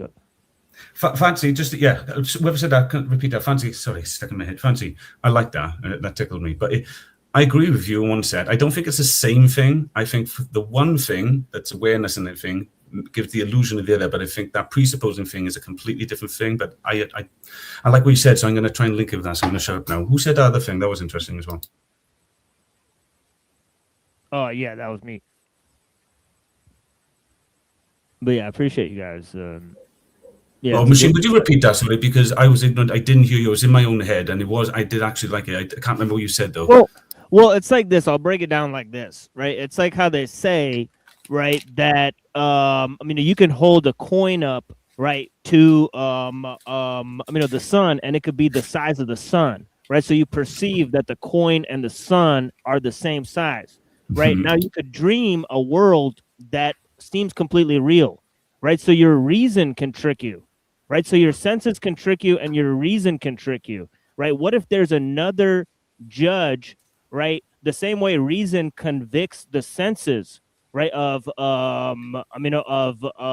providing misinformation. What if there's a similar judge that convicts reason the same way that reason convicts the senses? Oh, I believe that is, but I'm going to let other people talk. Otherwise, I'll talk for ages. Just listen. Why did you want to react to that so quickly and so? Well, I was done, but yeah, it's cool. Yeah. I just want to fight Carl. Yeah, I think that's apparent. Do you want to do it now? Yes. I'm open to you two guys having a fight for about 5 minutes if you want to. I'm up for it. I think he's not up to it. I think no. he's What do we do? What do we? I'm guessing you want to duel or something. I think you attacked me first. I think you attacked me first. So I did. Yes. I've never denied that. I think you're a low IQ prick. I still love you. I think you're amazing. I think you're actually really intelligent compared to other people, but you're intelligent in a way that's naughty, like I am, and you don't tell people, which is devious. Oh, and so I wanted to fight you, but first you say I'm weak, and then you say I'm strong. So I'm a paradoxical being. Yes, I to will me, hit you you are in the both weak and strong. I will just hit you in the gut. So. I just mean in some areas I believe you're weak, and other areas I think you're just strong. want to talk over people mainly, right? This is what you do. So if I don't give you anything, you don't have anything to talk over. Mainly, that's that makes logical sense. Yeah. Yes. So let's fight. Yeah, sure. You tell me the arena and what the rules are and what we're fighting over. You attacked me. This is the arena. Wait, attacked? What do you mean by that word? See, there you go. This is okay. You're not even worthy. Okay. Okay, I appreciate that. I might not be worthy. Okay, so let's. Okay, this is done. So who? I can't find it. Is the fight over? Well, I haven't even swung a punch yet. What happened? Did I win? Yes, the boy wins. Oh, okay, cool. The boy wins. Oh, Voy won. Oh, sorry, Voy. Well done. That was a great fight. Congratulations, brother, on the win. Anybody wants to talk about something else now? Voy won the fight. I can't fight a child. I appreciate that, fella. I can't do It that. wants to fight, but you just. What are you doing? You're hitting my ankles. You're biting my ankles. Well, I've been given no target to hit, so yes, for now. See? Okay, dude. Oh, I'm happy Guys, to. I think the problem is we're lacking estrogen. We need some women on this panel. If there's any women good and evil thing, what about that fight? who want to come DW on is and talking put to me. manners in these men, please do. What about the good and evil thing? Shut up for a second, Carl. Give your ass No a chance. Isaac, Isaac, you're on the Finding Gnosis show. What would you like to say, sir? Love Isaac. I haven't. I'm out of time. I don't know. I'm out of placement here. I didn't hear anything. I just pressed the link. I have Do you no know what, idea Isaac? It doesn't matter. It doesn't matter. You've added to the Story of knowledge humanity, pool anyway. as Sorry, much I'm as- like I smoked a bowl Isaac- right now too. Isaac, it's fine. Your addition to the knowledge pool here is as much as everybody else has managed to do so far. So you're I in couldn't good get a company. word out. That was funny. Thank you, That's man. fine. Thank you. That's all I got. Thank you. All right, brother. Good to see you. Frank Monday, you're on the Finding Gnosis show. Never seen you before. Welcome to the Finding Gnosis show, Frank. Frank, I'm going to ask you a question, seeing as you're new. What is going on, Frank? Yeah, this guy is top tier. I just want to say, Frank Monday is top tier. We'll see. Blessings, gentlemen. D&W, I'm not sure what that question means. What's going on? You mean in general or on this panel? Answer it however you question. want. I don't want to manipulate your mind into answering it one way or another. Liar. Okay. Not a lot. Sun's rising. The emissions of energy are coming up, and I'm just enjoying the flow. Amen. I normally watch a little Jack Talcott in the mornings because I'm on the other side of the world. So yeah, I saw you guys over here. I thought I'd swing by and say hello. Where are Hello, you, Frank. I'm in Frank, where are you? Old Peking, China. Oh wow. Okay. Very nice. It looks like he's in the bathroom, but he's not. No, I'm in my kitchen. Okay, Frank. Have you ever had a paranormal experience, Frank? I've had quite a few paranormal experiences, in fact. Would you like to tell us at least one of those that you feel might grab our attention? Well, one that's interesting, folks talk about, I think, a little more these days are like the charges of plasma, like they call them plasma balls, not to tickle anyone's funny bone there. But there's a drum and bell tower here in Peking, and the story goes that the old bell, the bell maker tried to craft it several times, but he couldn't get the proper resonance. This was like 600 years ago, and so there's a lot of spiritual phenomena associated with this bell tower. Anyway, at some point, like his daughter saw the grieving father trying to get the bell right, and so when he was casting the mold for the third time, she had a really resonant, sweet voice, and she thought if she jumped into the molten metal, that it would make the resonance of the bell correct. And so she did that. She like suicided herself or sacrificed herself in order to improve the quality of the bell. And then it turned out the bell was cast and it had a beautiful resonance. And this old bell has attracted, since that time, lots of different types of spiritual phenomena and entities that people encounter sometimes when they go there. I was out at the bell tower one night and I was walking along by myself. This was maybe 20 years ago.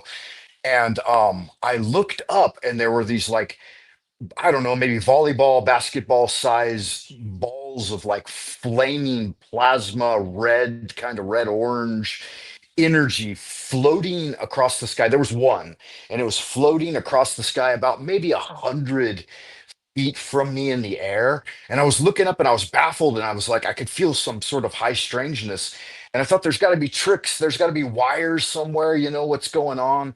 And I was looking around at the other people on the street, and I was trying to get like this one guy's attention, and I'm like, look up. I'm like, what is that? And he looked at me and he looked up, and then he shook his head and just kept walking, like ignored me, like he didn't care. Like he saw it maybe, but he didn't care. And so I took out my phone and I was going to attempt to like film it. And we're talking 20 years ago, so I had like a Nokia, like old candy bar brick phone, and it discharged, like the battery fully discharged. I was able to like film it for a second, but my phone discharged, it turned off, and each time I tried to reboot it, like it wouldn't come back on. Anyway, so I continued to watch. This phenomena lasts for, I don't know, maybe 30 seconds to a minute. That one floated by, and then right behind it, I thought, man, that was amazing, and I thought, wow, I wish I really would have caught that. And then right at that moment, another one appeared from like the east and floated toward the west. And I was standing south of the tower. So it was like floating towards the tower. And it just kind of disappeared as it like reached the tower itself. And in total, I think I saw 4 or 5 of these like balls of plasmic charge float by. So, Orbs. I mean, Orbs, yeah, right? Do you ever orbs, feel orbs. telepathic thoughts or anything? Not at that time. No, I didn't feel Okay, just the phenomenon itself. There wasn't I had a anything similar else experience, associated. but I noticed they were speaking to me, and then I was questioning them. I was like, okay, if you're really speaking to me, I noticed the same thing, and I was in the middle of like a creek down in the dark forest somewhere, kind of by my house, and then I was like, okay, shoot across the sky in a random direction. I look. If you're real, if you're talking to me in my head, shoot across the sky in a random space. I'm gonna look at it. It's like a gamble. I looked and shot across the sky. I said, do it again. I looked, shot across the sky. I said, do it again. 3 times in a row. I said, that's enough. And I went home. I was freaked out. Okay, yeah. Yeah, so But I mean That's it is what a it is. fascinating story. Fascinating story, Yeah, Frank. yeah. You've looked into it since, Frank. Have you got any idea what you saw, what it was? What is this plasma that you speak of? I mean, you've researched this? Obviously, you seem to know a lot about Well, at the plasma. time, I didn't know like the stories behind the bell tower, and so I Hmm. looked more into that area because I knew that like I've heard stories here in Beijing that there are certain areas and certain places that have like recurrent phenomena associated with them.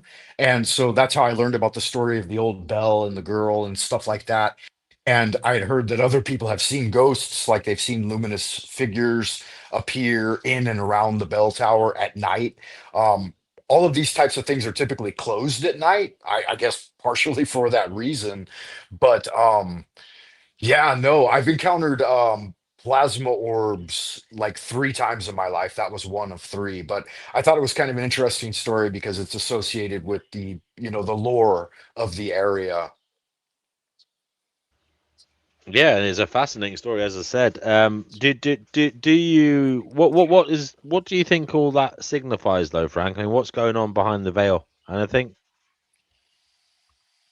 I don't know. For me personally, like I practice qigong and kung fu and ceremonial magic and this kind of thing, and so I've always, at a certain level, I'm always kind of on a lookout to see if there's any kind of anomalies in the matrix or like cracks in the veil or whatever.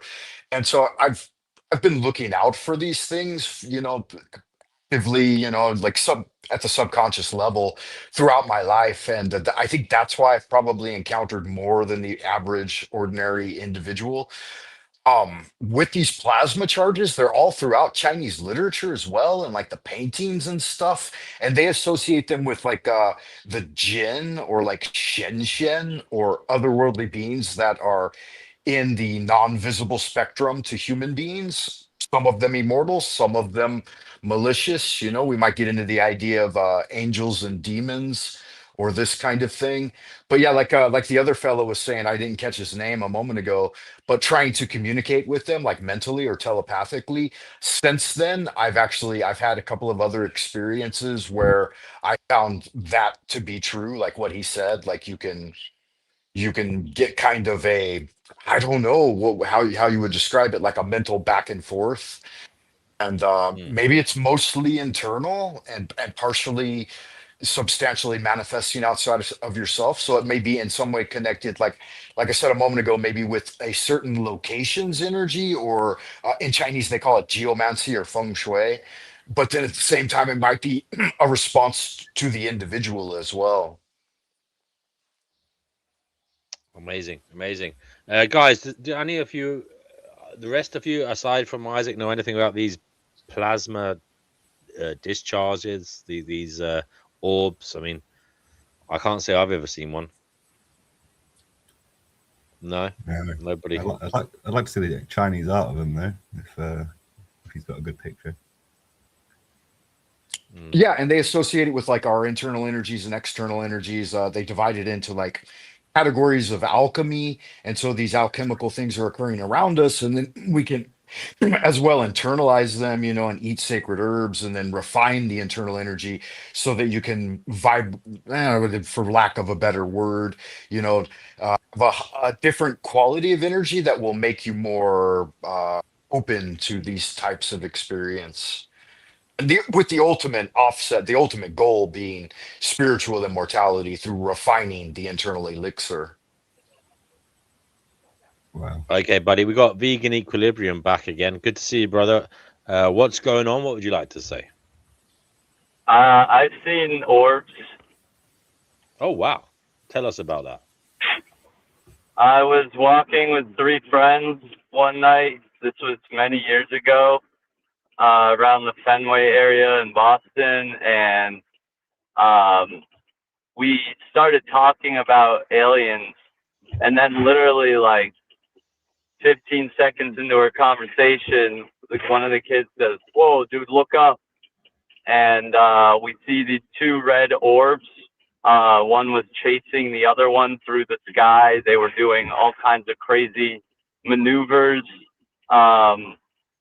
that, if it was like a plane or anything, or even a drone, it just wouldn't be possible, because it would go some crazy distance across the sky, stop on a dime, drop, move the other direction, and one was chasing the other. Not sure what it possibly could have been,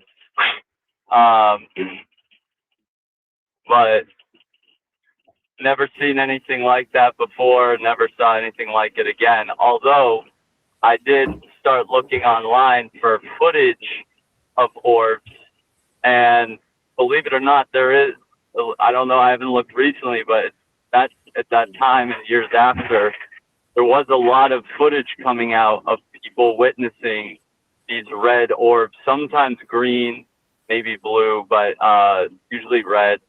And in some of the footage you see, it'll start out as one, and then they'll actually separate into 2 or 3 or 4. Yeah, pretty crazy, remarkable stuff. All 3 of you saw it, right? Yeah, all 3 of us. Yeah, and there are places you can actually go in the United States where these phenomena are more common. Yeah, There's I have it Marfa by my in house. Texas. Yeah, and then there's like a valley in North Carolina or South Carolina called Browns Gorge or something like that. And yeah, people routinely go there, and they're like, Do you think it's the U.S. military? It's like research and development of something. Or something. Or they they're have working on? connection to them, maybe.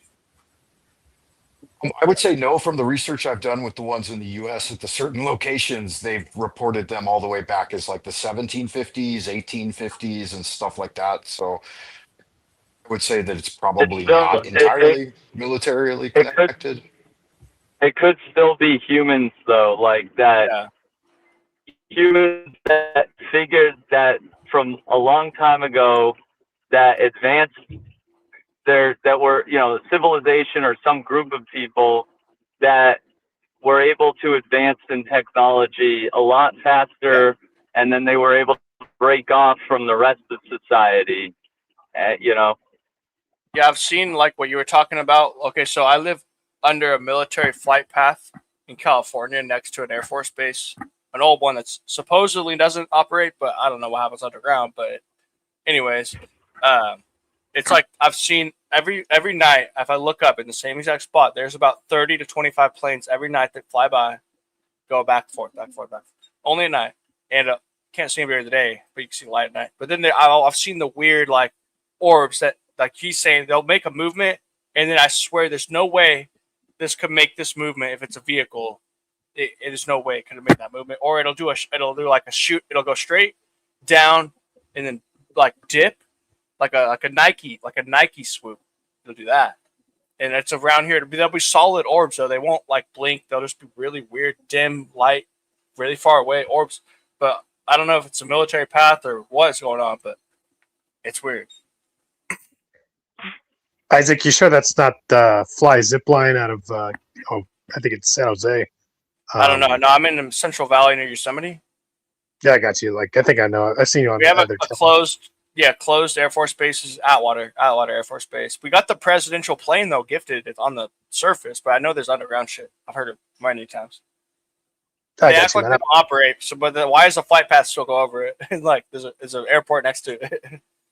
Yeah, you're in Merced County. I'm from Yeah, there yeah, originally, yeah, yeah. Oh, but I'm cool. in Sacramento now. Oh yeah, I do remember talking to you. Yeah, I was on another panel. I forgot who yeah, it a was. while ago. Yeah. Anyway, Yeah, it was so about that was it. mushrooms.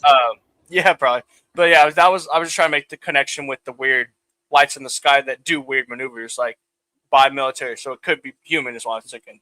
Maybe. Yeah, the cool thing about Fly Zipline is they fly air drones. They're like jet planes. They're like little miniature jet planes that drop blood transfusions, plasma, and food and medicines to rural areas that there's no way to get to. So you might see that. They're all Yeah, over but the this world now. weird times. But maybe it's every time. Who knows? I see what you're saying though. They do fly a little higher.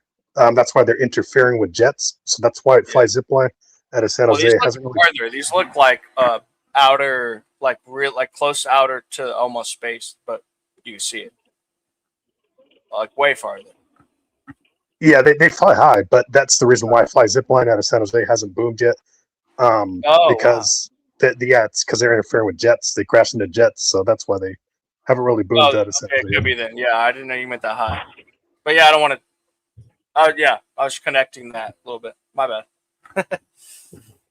I talk. They do last 500 miles on one charge because normal air drones cannot go 500-mile radius. Fly Zipline does. For civilian air drone, that's pretty crazy. You need like a military style air drone to go more than 500 miles radius. Is the Fly Zipline the one that spins in a circle, launches it? Nope, it's an airplane one that has to be launched. If you type in flyzipline.com, it's out of San Jose. They are in, I think, Africa too. They've been dropping like medicines and food to people that can't drive. The gas is too expensive for them. Mostly poor people or like poor areas with a lot of minerals. Yeah. That's what people go after is minerals. Yeah, that's where Fly Zipline goes pretty much.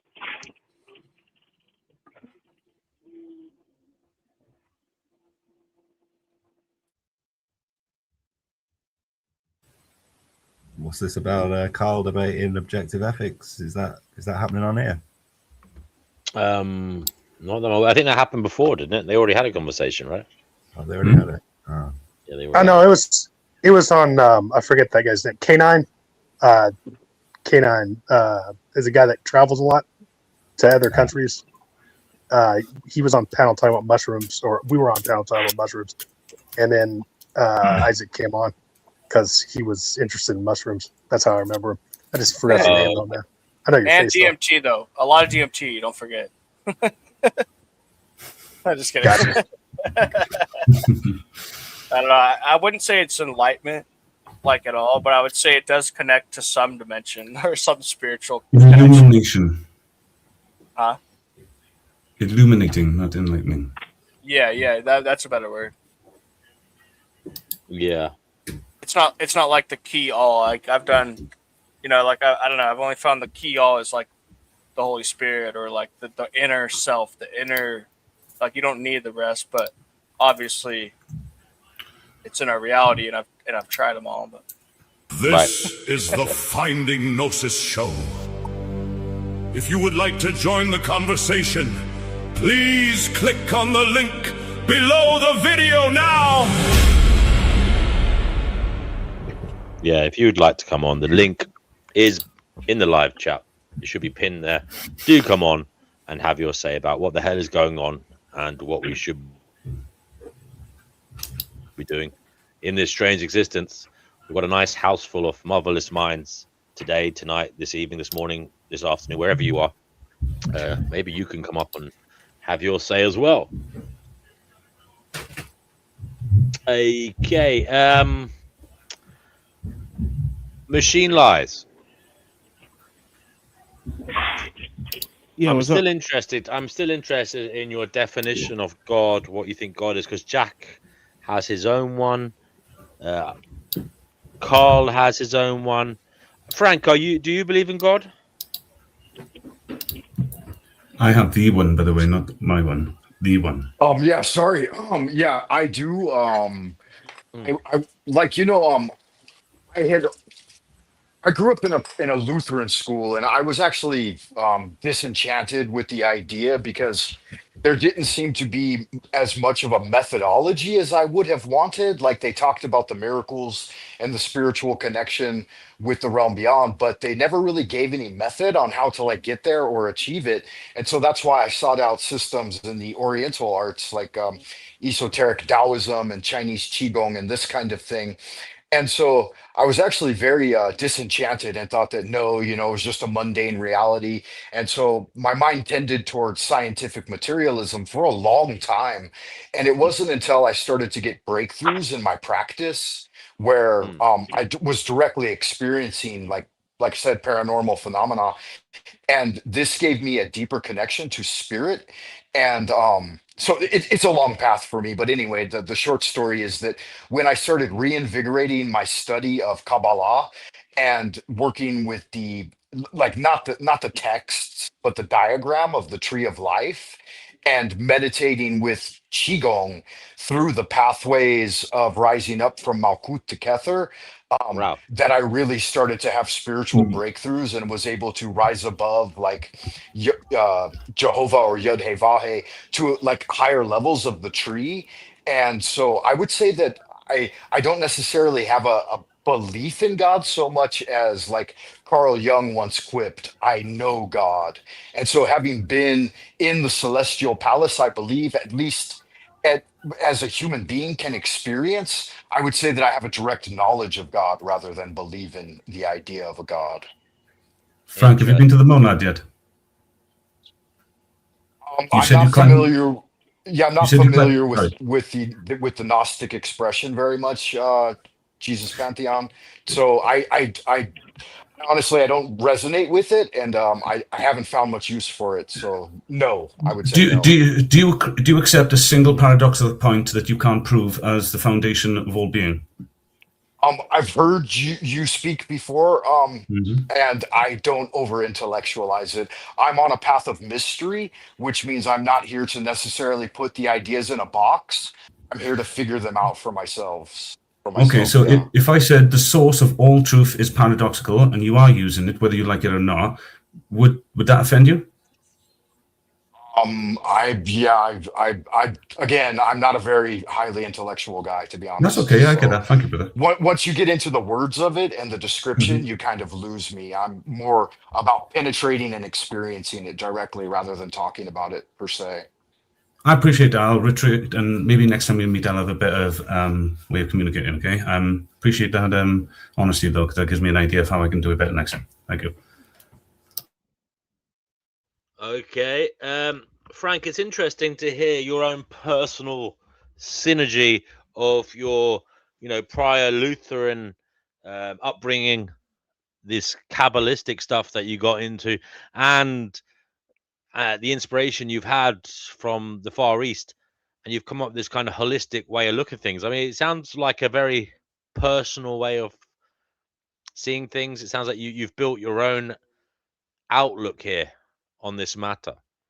Would you like to tell us more about it, Frank? Because it does sound very interesting. As I said, it's like this melting pot of this infusion of different ideas.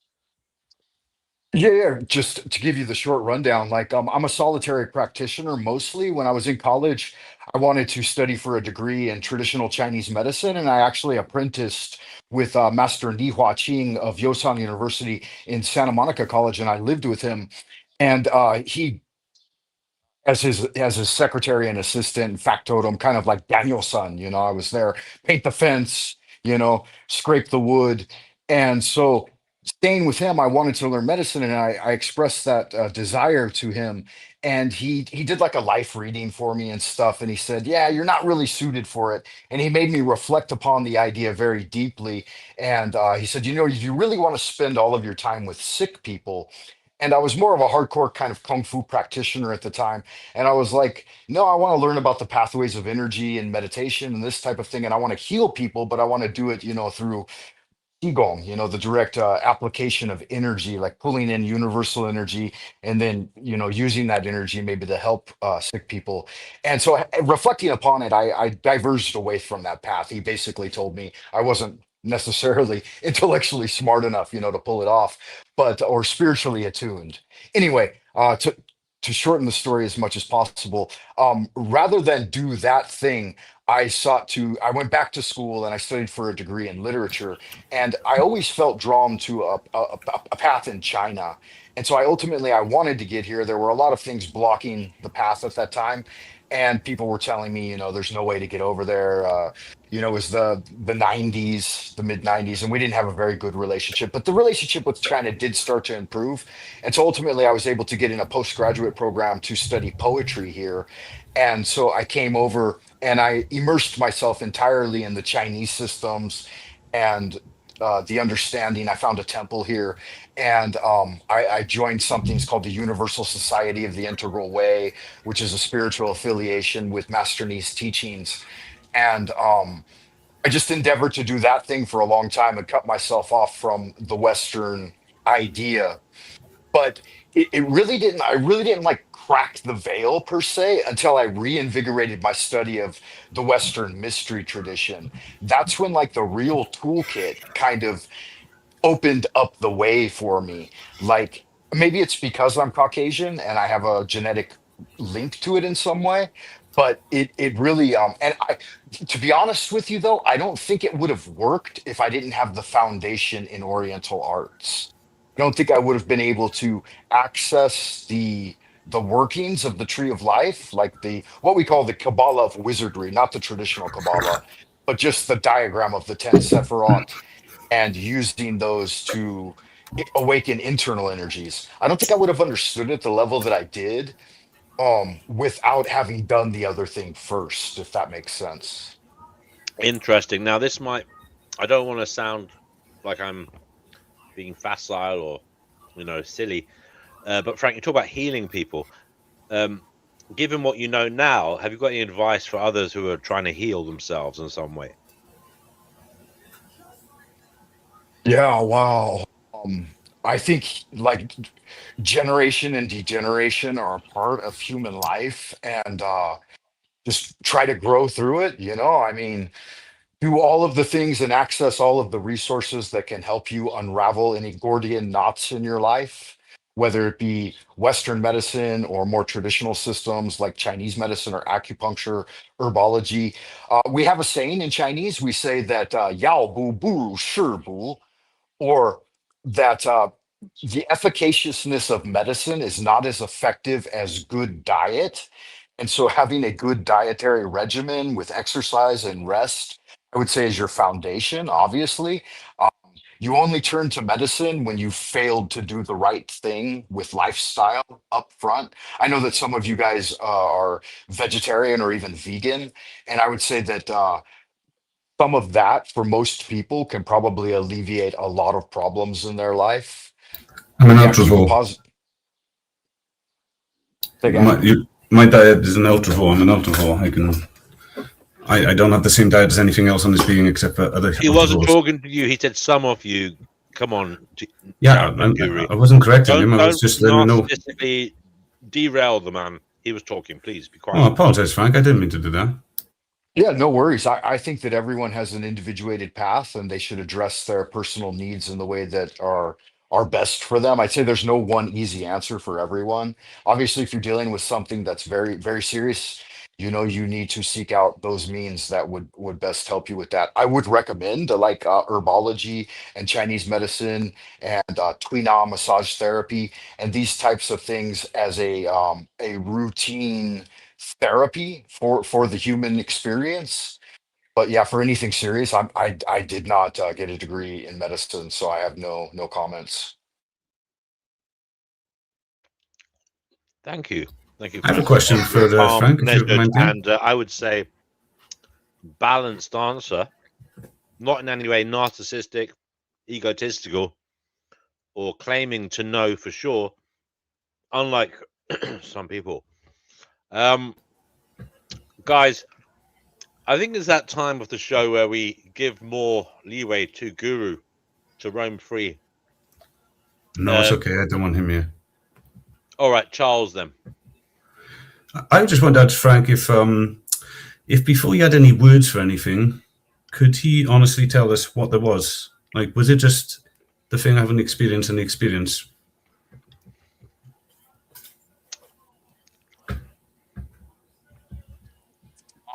I don't think I understood that question. Are we talking like? Yeah, sure. I can replay it. You know, when you was a little baby, before we taught you dogmatic words and languages and pointed things and broke down all of your experience into little tiny fractures and pieces, was there a point, which I think is obvious, that you had no words or anything? You just had that which was having an experience and that which the experience itself. Would you say that's what was happening before you had words and logos for things? I think at that point it would kind of be hard to articulate into like a cognitive level because we have to break it down in order to talk about it a little bit, right? Yeah, we can talk about it now. Yeah. Yeah. I'm just saying that. Sorry. It depends on where you're trying to reference. Like in Chinese Taoism, for example, we have a state called pre-heaven state, which means well, I do know. I can rephrase it if you like. Whatever. Yeah. So children, they're born human children. What language do they speak before we teach them English? They obviously must speak a language. How else would they learn English, right? Yeah, I don't think that they necessarily do. They just kind of make like noises. They don't experience things and create awareness. They don't do that. They have a non-verbal awareness of matters. Yeah, I can't hear Frank, but go on, Frank. Yeah, they don't articulate like necessarily at a. I didn't ask anything about articulation, or Frank, did I? I didn't say anything about articulation. I said language. No, I don't think they speak any language. You don't? Okay, maybe the word "speak" is throwing you off. Frank, do Chinese have a word for guru? Because in England we call him an arsehole. No, Frank. What he means is, what is it that the children do? Yeah, I tell you what. Our children, before any words or any mapping of any kind, we teach them anything. Do children have an experience? Yeah. If you're going to tell us like a basic rundown. No, I'm not going to tell anything. I'm literally asking a very simple question. Just if you answer, I'm not sure why my input is relevant. I'm interested and curious in how you look at reality, and because you said you didn't know the metacognitive, I was going to keep it really simplified. And I tell you what, I'll just formulate what I'm going to say. I'm going to say, if before you knew words and anything like that, you was taught anything unnatural, before you did all that, if there was only you and the experience, then that which was you we call the soul, and that which was the experience is called God. Only after you fracture that experience down into tiny little particles of logos, words, knowledge, conceptualization of perceptions that are consumed through gnosis, the process of turning your innocent curiosities into perceptual awareness so you can judge and see the world, act attentively, impulsively, or whatever be you. And one day, hopefully, you'll balance yourself out and you can not be an absolute arsehole like I can be sometimes, right? But I'll be honest, Frank, did I land this piece, Diane? I'll be honest, Frank, I'd have more of a chance of understanding someone speaking Mandarin to me than knowing what the hell Guru is going on about yet again. 说得好，说得好，真好，真聪明。谢谢。Guru. I'm guessing I was going to shut up or something, is it? Guru, please, try and communicate with more clarity. You needed more clarity, Frank? If Frank can tell me where he needs clarity, that would help me.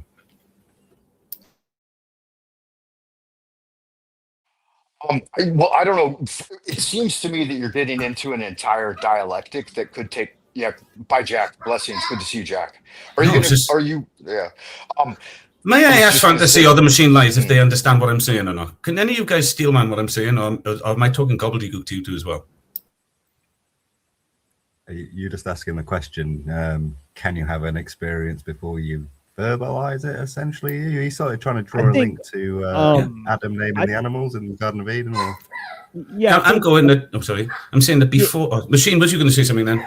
Yeah. I mean, the nameless is the beginning of heaven and earth, right? The way that can be followed is not the constant way, right? So I think that yeah, there's got to be experiences that we have without words, right? It's like how Wittgenstein said, right? The limitations of your language are the limitations of your world. I totally disagree with him, right? I don't. I think he's a genius. Yeah. The limitations of your language is the limitation of worlds, because all worlds have been built upon words. That's why we call it worlds. We just add an L. But don't you think there's things that can't be put into words?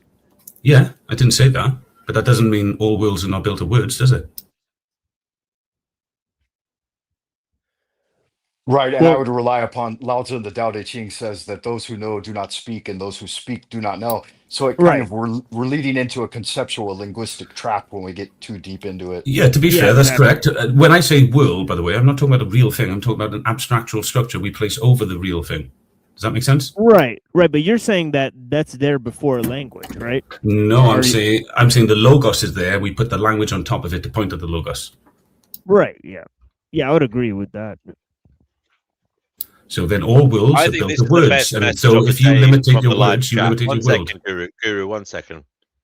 This is the best comment in the live chat today. The award goes to Dirty Lowlife, who simply says, Carl, a.k.a. that's you, Guru, a.k.a. Charles.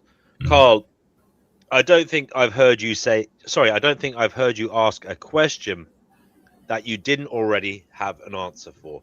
That's I true. think that's something for you to reflect upon personally. No, he's complimenting me. Because I don't think that's.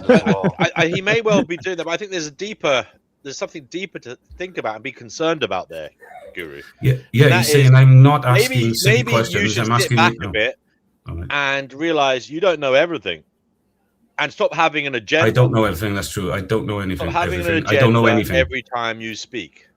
Start doing a little bit of seeking.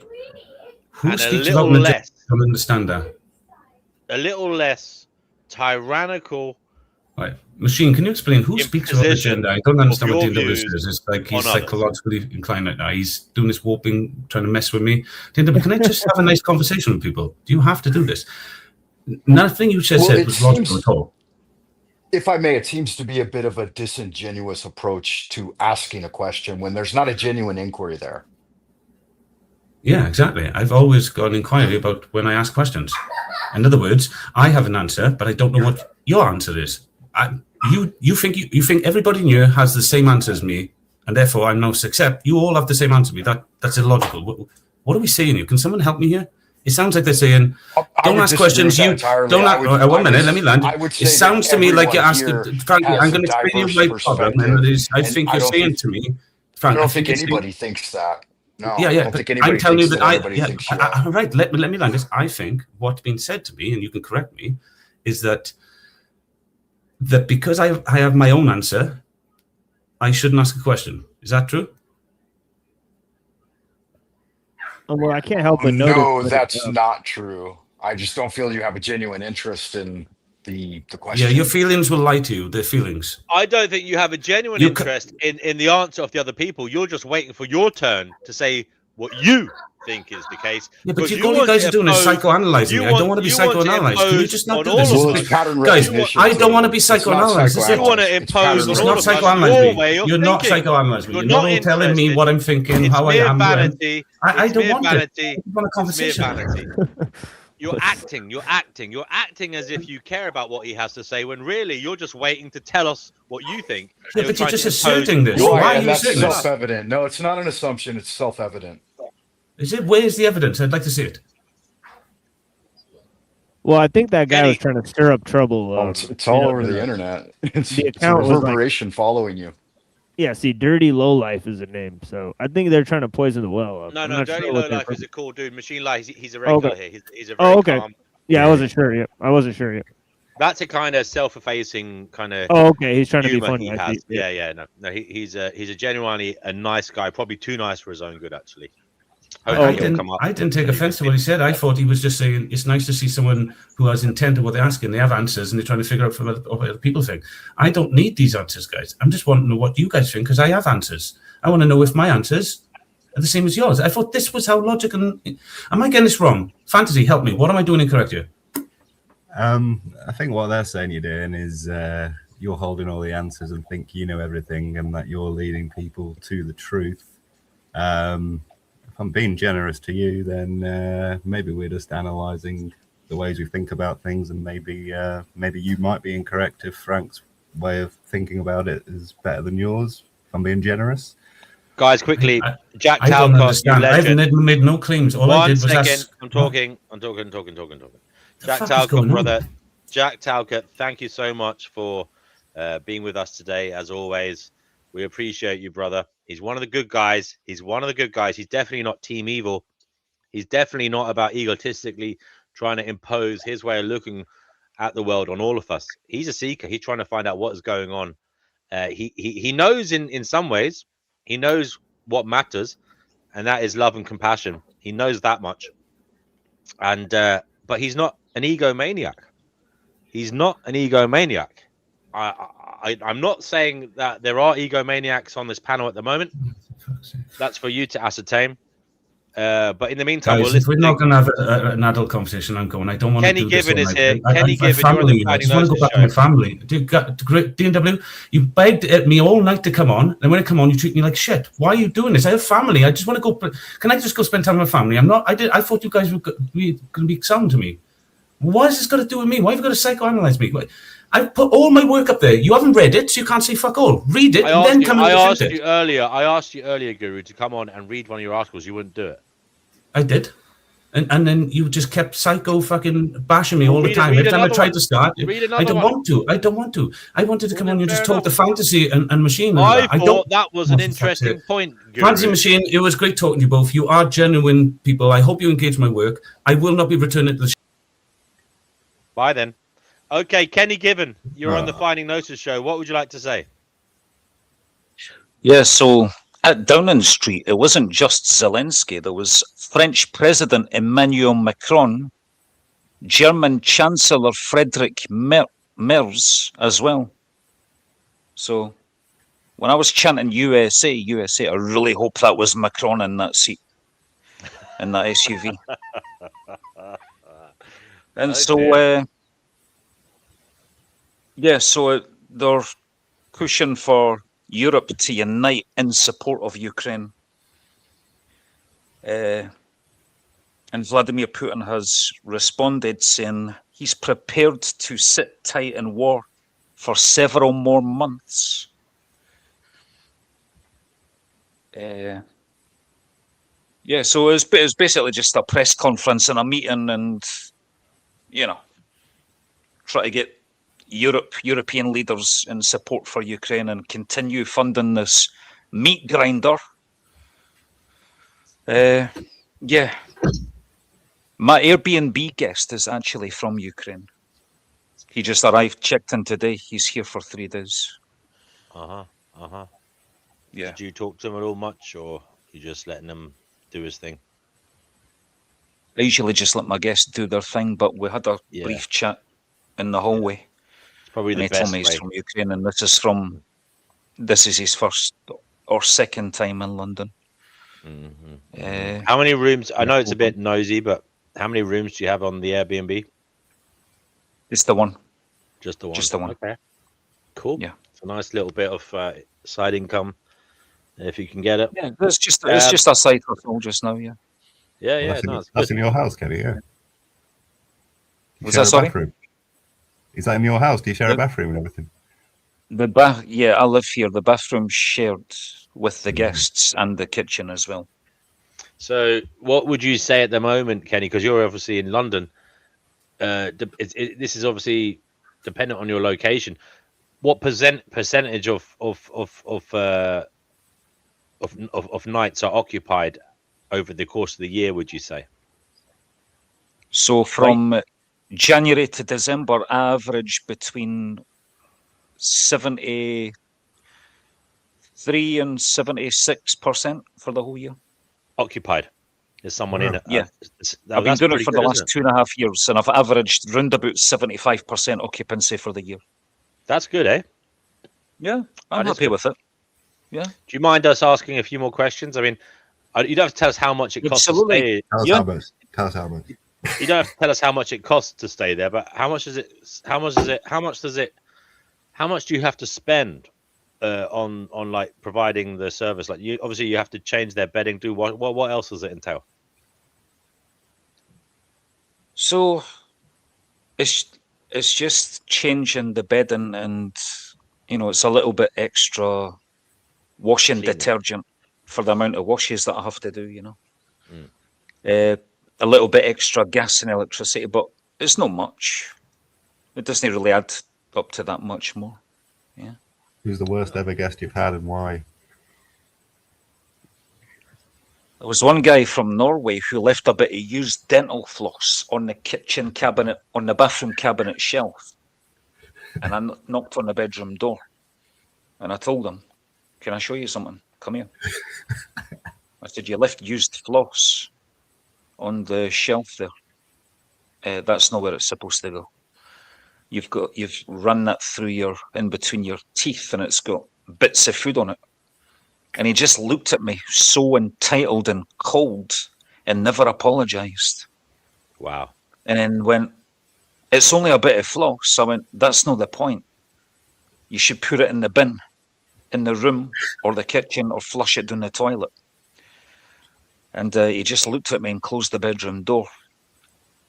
So I resorted to slamming the doors to send a message to him that you are a guest inside my home, and if you're not going to cooperate with me, I'm going to dominate you in a more passive-aggressive, animalistic kind of way. And did you? Fucking right, I did. Yeah. Okay. I wasn't tolerating that. What age Looking was the back, dude? do you know what I What wish? age was he? What age was He was about 60. Yeah. Okay. I wish I just booked him out there and then. Yeah. Because he gave me a 1 star. He would give me a 1 out of 10 review anyway. That was on booking.com actually. I used to have it on both Airbnb and booking.com. Now I just do Airbnb.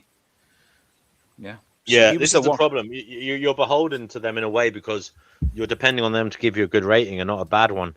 And sometimes that must be difficult, Kenny, especially for someone like you who doesn't take shit. When you get a person who's an arsehole, you must find it very difficult to grin and bear it. But they're not arseholes. Generally, they don't show that side of themselves. Yeah, another woman gave me a bad review because her boyfriend told her, she never actually seen me do this, but her boyfriend told her that he was wearing a MAGA hat. And she overheard me having a politically charged conversation with her boyfriend in the kitchen, which she never liked. And you ought to see my reply to this. Do you mind if I read out the... Would you like to read it whilst wearing your MAGA cap, if you have it? I'd love to hear it. I would love to Well, hear this it. is close to a MAGA hat. That's the 47 cap with Charlie Kirk's signature on the side there. Yeah.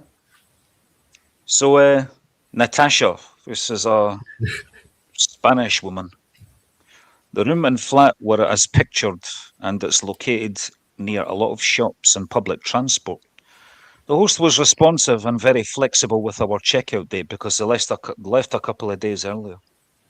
However, the host frequently wore a MAGA cap, which we would have preferred to ignore, but he then initiated a politically charged conversation with my partner that left us feeling quite uncomfortable.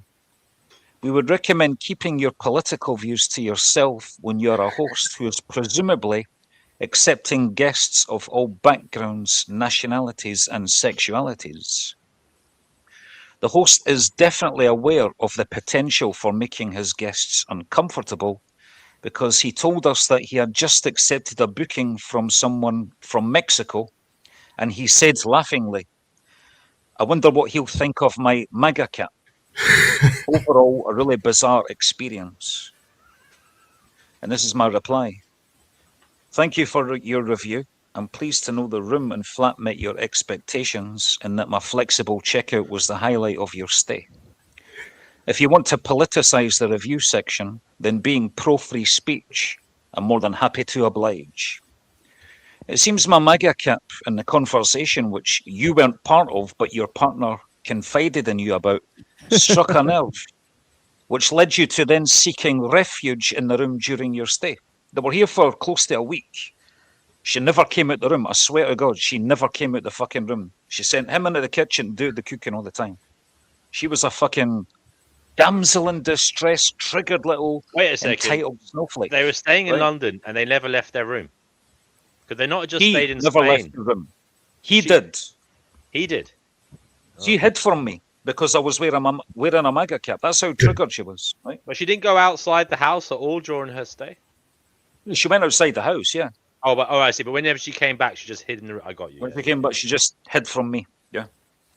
I said it's a bit concerning that you feel so emotionally invested in what someone else wears on their head and chooses to discuss. Your emotional state should never hinge on the conformity of another, especially in a space as personal as my home, and the primary function of the premises as that it is my home. I recommend next time you book into a hotel where you can ask to speak to the manager if you don't like what kind of cap the staff are wearing. Freedom of conscience and freedom of speech is paramount in the United Kingdom, and it's not your place to police someone else's beliefs or discussions. We all have our perspectives, and it's healthy to engage in differing viewpoints, even if they make us feel uncomfortable. I encourage you to embrace that diversity of thought. Who knows? It might lead to some fascinating conversations, and maybe even being more educated on the principles of Western democracy, why free speech is essential for a healthy democracy to function properly, and issues such as philosophy, the classics, political science, in brackets, particularly why Hillary Clinton and Kamala Harris lost, and psychology. I particularly recommend that you read books by Jordan Peterson and watch his videos on YouTube to understand why more and more people in the West are becoming small c conservative and rejecting postmodernist / liberal ideologies in their droves. Hence the growing popularity of Reform UK as just one example. Learning some history as well, like what life was like in Mao's China and the Soviet Union, and when the Berlin Wall fell, which direction did people flee to?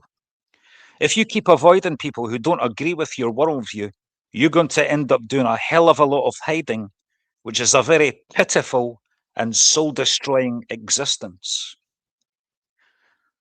I'll be honest, I was quite surprised that Airbnb published that reply to the review.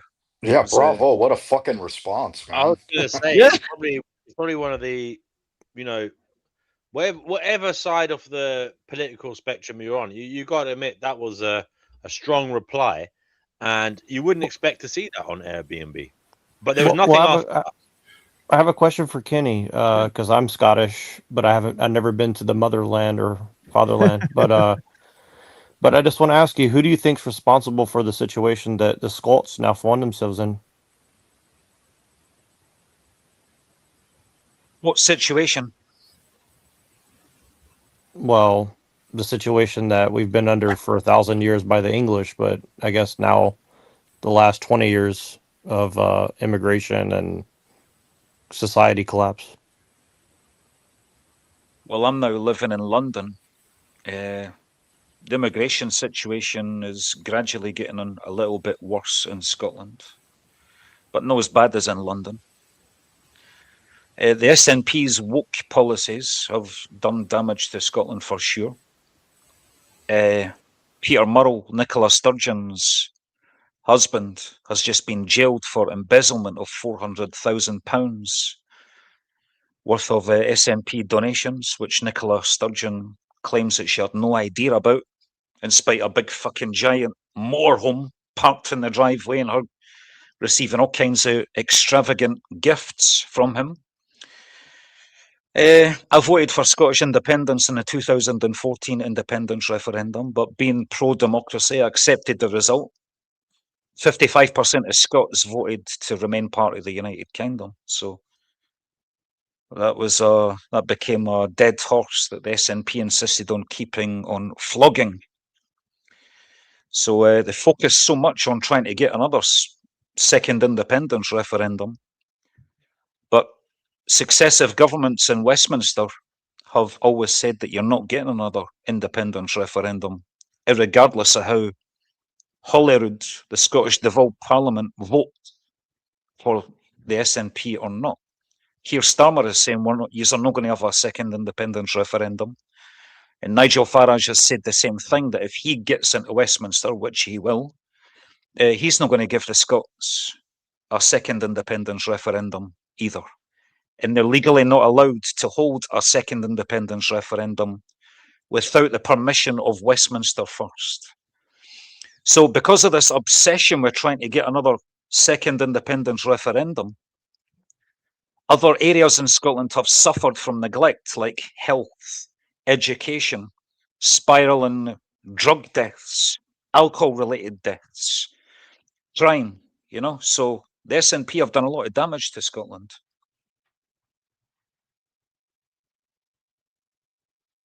Who's the SNP? Scottish National Party. And who do you think is like the progenitor of that group? How do you mean?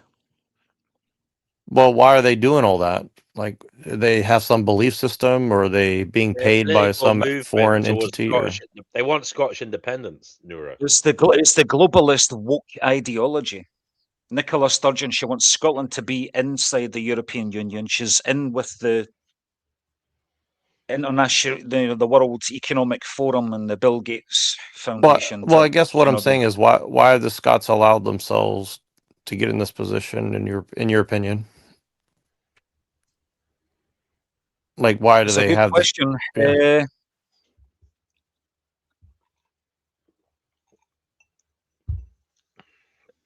I mean, the thing about voting in the Holyrood elections and the SNP getting the most seats, it's a different story in a referendum because it's just 50-50. But in a general election, the votes split up between different parties, you see. So the SNP, they don't currently have a majority. They lost their majority in the recent Holyrood elections.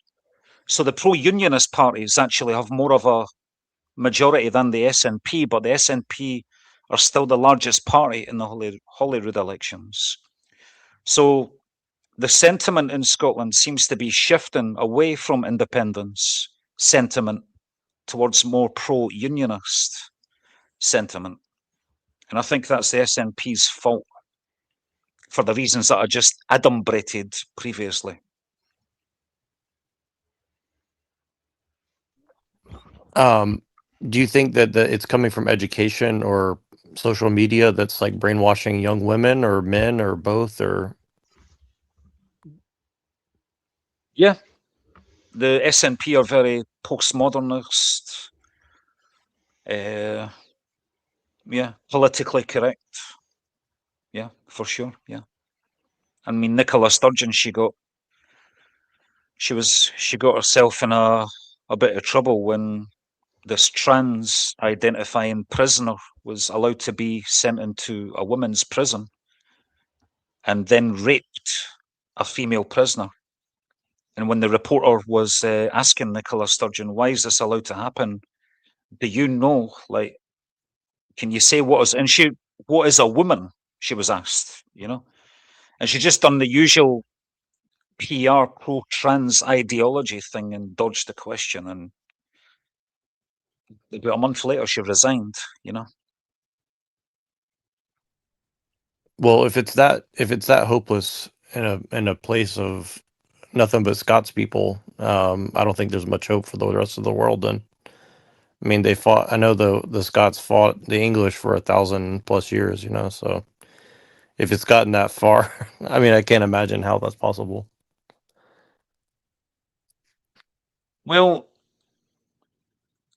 when the Treaty of Unions was made in the 1700s, that wasn't exactly the English battered us into submission. What happened was Scotland tried to colonize South America and ran out of money, and then came back with their begging bowl and asked to join the Union because they thought that economically they needed the money, And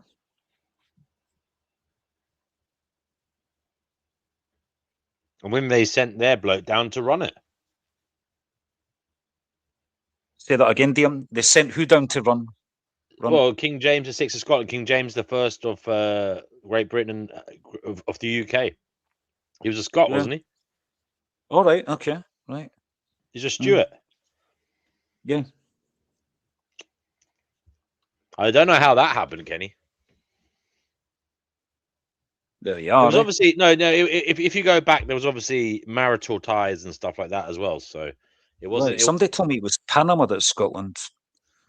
Which country in South America did Scotland try to No, there was an colonize and island, then wasn't run it? It out was a of money Caribbean island. before joining the Union? I thought it was a Caribbean island. Panama. Yeah. Was it Panama? Yeah. In the late 1690s, known as the Darien Scheme, the disastrous venture bankrupted the country, wiping out an estimated quarter of Scotland's liquid wealth. This economic ruin forced Scotland into the Acts of Union with England in 1707. The plan, spearheaded by Scottish financier William Patterson, aimed to establish a global trading hub called New Caledonia at Darien. The vision was to build an overland route connecting the Atlantic and Pacific Oceans, allowing merchants to bypass the dangerous Cape Horn route at the tip of South America. All right, given that is the case, Kenny, remind us. You can ask the AI there if you want. Remind us, given that is the case, how a bloody Scot ended up on the throne when they were unified. Remind me which Scot it was. Well, it was James the First, wasn't it? James the First. And was that after the Act of Unions in 1706? Yeah, James, wasn't it? James the Sixth of Scotland became James the First of. I think I'm right. Okay. I can't really. I'll have to look. Who did a Scotsman end up becoming head of state after the Act of Union was signed? It says a Scotsman did not become the head of state following the Acts of Union. Instead, the reigning monarch of England, Queen Anne, an English-born member of the House of Stuart, simply assumed the throne of a newly united kingdom. Say that because again. James VI of Scotland had previously inherited the English crown in 1703. Creating a personal union, Queen Anne was already on the throne of both independent countries when the treaty was signed. I see. I Right. see. That's interesting. But she's a Stuart, right? On her That's death in Scottish. 1714, the crown passed to her German second cousin, George I of the House of Hanover, rather than a Scotsman. So go back to her lineage then. Queen Anne. Okay. She was obviously, that surname is Scottish Gaelic, isn't it? Where did her where did her lineage come from? It must be Scottish Gaelic, Stuart. Okay. Although it's spelled, no, it's spelled different, isn't it? I think.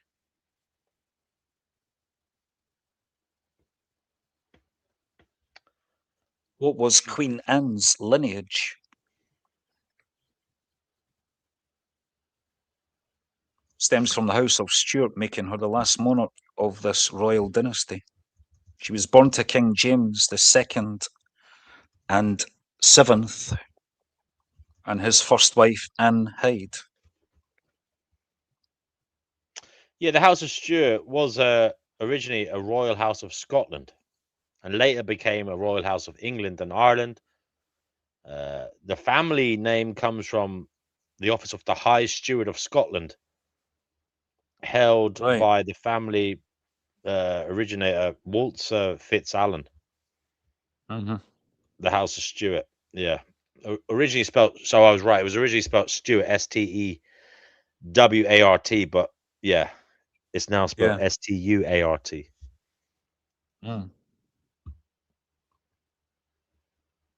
Interesting. Yeah. And if you go back far enough, that would have been like a Gaelic clan or something.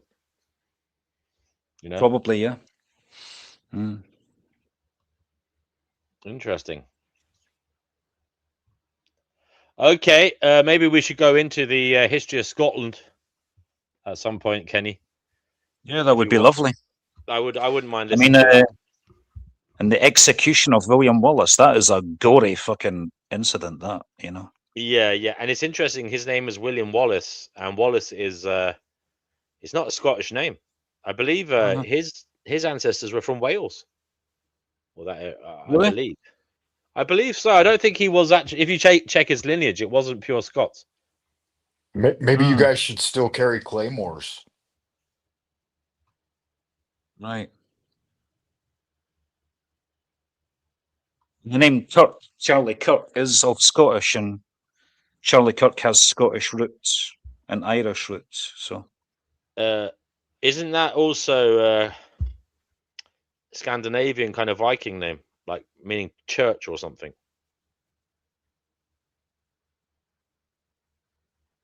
ancestral background of the name Kirk includes English, Welsh, Irish, Polish, German, distant French, Swedish. Oh. Well, that's Charlie Kirk's, but the etymology of the surname Kirk derived from Old Norse word Kirkja, which means church. Oh, so I was kind of right. I said Scandinavian Yeah. church. Yeah. Yeah. Kierkegaard, the famous writer. That means churchyard. That's how I knew that. Right.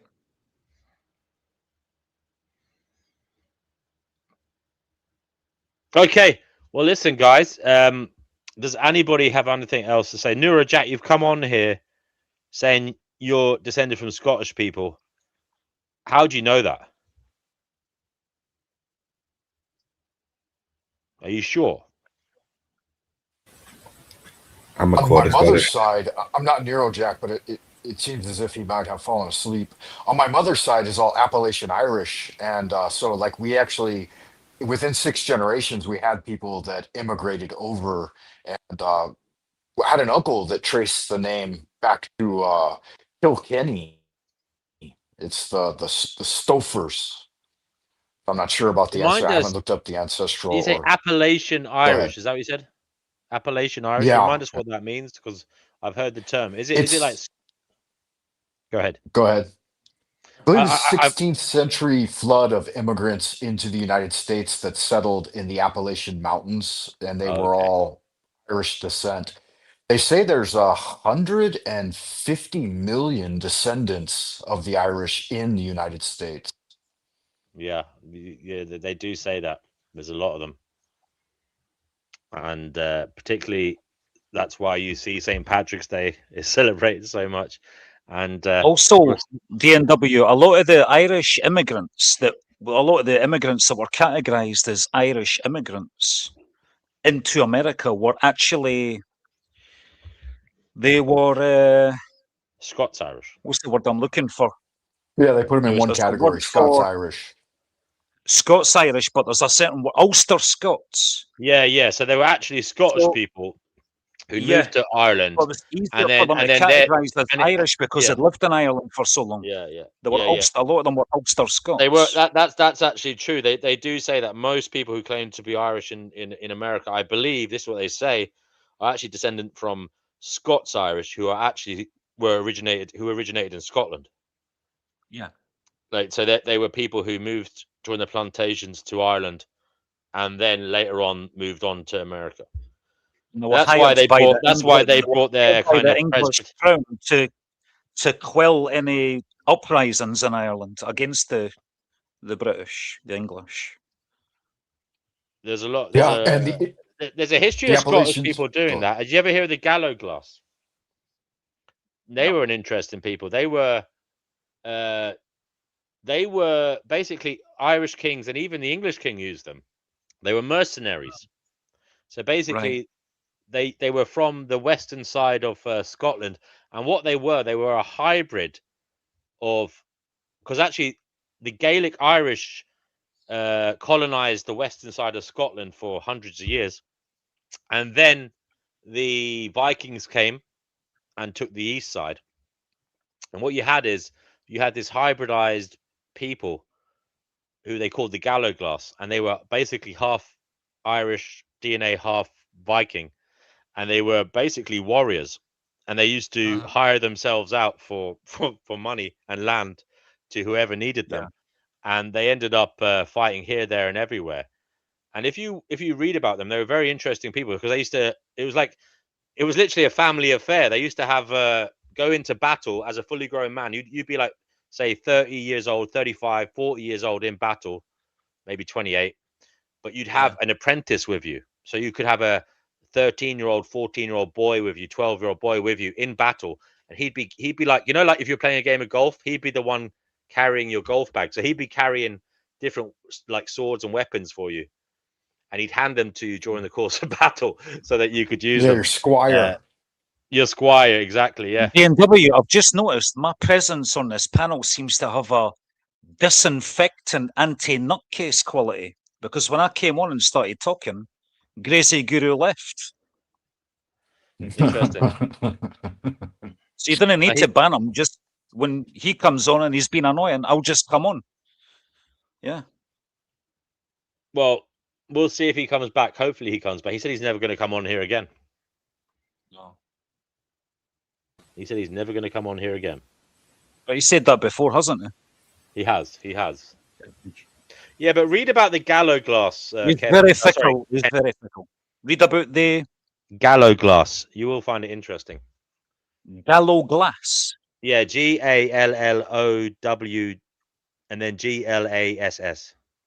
All right, I will do. Yeah, they are interesting. Interesting to, mercenaries. Yeah. Okay. It was interesting hearing you guys talking about orbs. You know, I enjoyed that conversation. I've never seen any orbs in real life, and most people who do see them only actually see them on camera. Yeah, it's a bit of fairy fire or a lot of them are right. A lot of them are probably floating Chinese lanterns. You know those things that they used to have, those paper lanterns with a candle in them that made. Yeah, they have those, and I was suspicious of that actually, DNW, when I saw the ones that I saw here. But my distance was close enough that I could perceive that it wasn't that. Yes. I'm not talking about in your instance, because yours was really bizarre, because it was like literally by the tower, wasn't it? By the bell tower, and that's kind of weird. I'm talking about the ones that are really far up in the night sky, you know, drifting along. You know, I think a lot of the time they are probably Chinese lanterns. Although I haven't seen those Chinese lanterns myself in years. I don't even know if they still sell them, because they caused a lot of fires around the place. They might have banned them. But anyway, there's that, and there is the phenomenon of ball lightning. Now that is a thing. That is fucking terrifying. But apparently that they can explain that. You know, meteorologists and that can explain how climatic conditions can cause that, or microclimatic conditions can cause this phenomenon of ball lightning.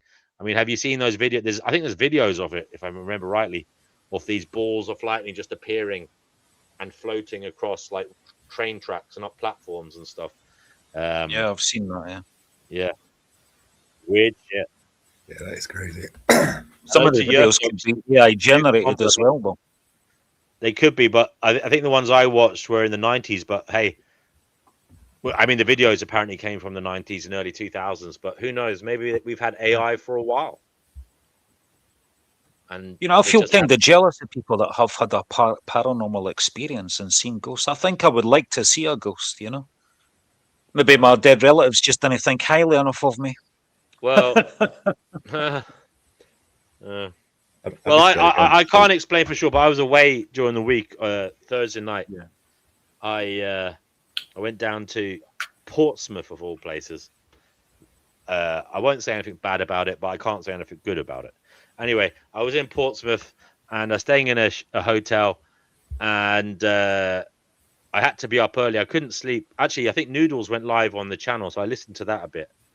But I had to be up the next morning, so I didn't want to go on the show in case I stayed awake too much.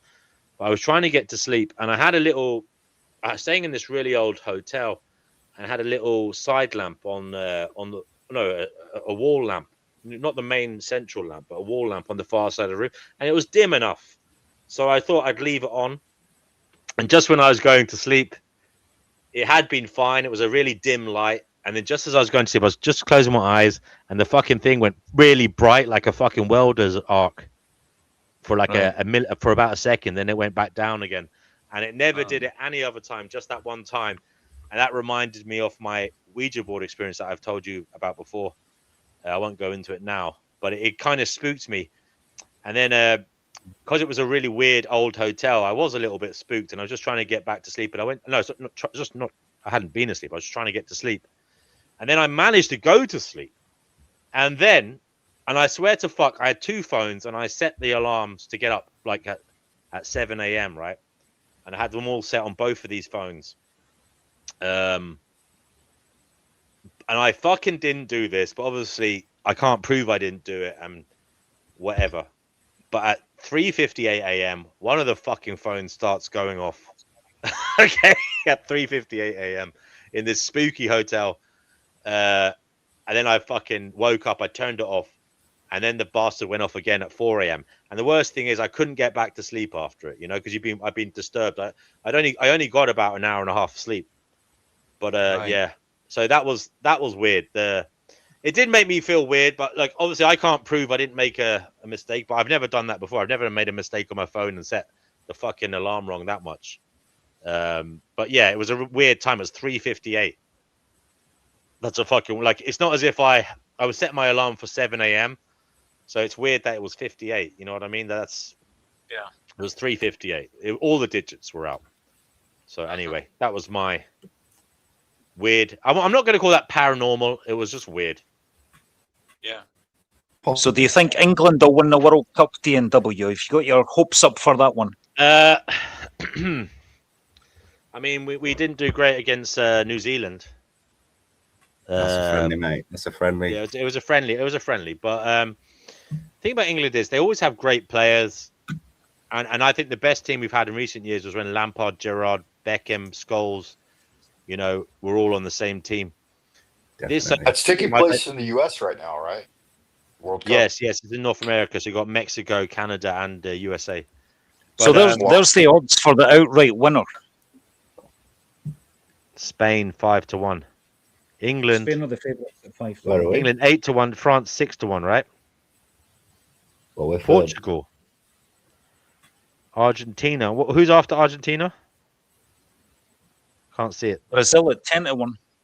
Brazil and Argentina are joint 10-1. Germany at 15-1. Netherlands 22-1. Belgium 45-1. Mexico, USA, Japan. You know, it goes further down. Yeah, I was going to say U.S. probably didn't even make the list. Scotland are 300-1. Right. Are you going to put a bet on, Kenny? I mean, you can't admit it'd be unpatriotic to bet on. I don't like gambling on sport. You know, I Yeah. thought I had it figured out. You know, I used to love when it was the FA Cup third round and the Scottish Cup third round weekend, because you get the really big teams playing against the really weak teams, but there'd always be one fucking upset that would fuck up your accumulator. You know, you'd get fucking Forfar Athletic beating Celtic, or you know, yeah, Halifax, Kidderminster Harriers, or Macclesfield Town getting a draw against Arsenal or Man United. There'd always be one upset. There's always one fucking upset, because I used to like those accumulators, you know, when you bet on like 20 games and you can get, if you put £1 on, you can get a fucking £1 million if you get them all right, because it's the accumulator thing. Well, I used to do it so that from about a £5 stake, I'd get about maybe £200 back if it came in. You know, I put £1 on once and got, I put £1 on once and got 385 quid back. That was good. Right. But yeah. You know, the most I ever won at a football accumulator was about £120. It was a £5 stake. It was one of these FA Cup, Scottish Cup third round weekends. I have to be honest. I got into the whole live in play sport shit for a while, years back, maybe 2015 or so, and I thought I was getting quite good at it. I was making like £200 a day doing it, and then It's good, actually. I know, but look, Kenny, But it becomes addictive. You know, you try and win more and more and more. Exactly, and it Yeah. you end up losing, and then you're like trying to make it back. So I stopped it in the end. But yeah, for a few weeks, I thought. I I'm moved good at from this. football to tennis. Then I had a betting. few bad weeks. Right. I moved from football to tennis betting, and this is why I done it. 'Cause in Okay, one football, second. there's Thanks, people- Machine Lies. Machine Lies, thanks for being here, brother. You were great. Come back soon. Sorry, Kenny, go ahead.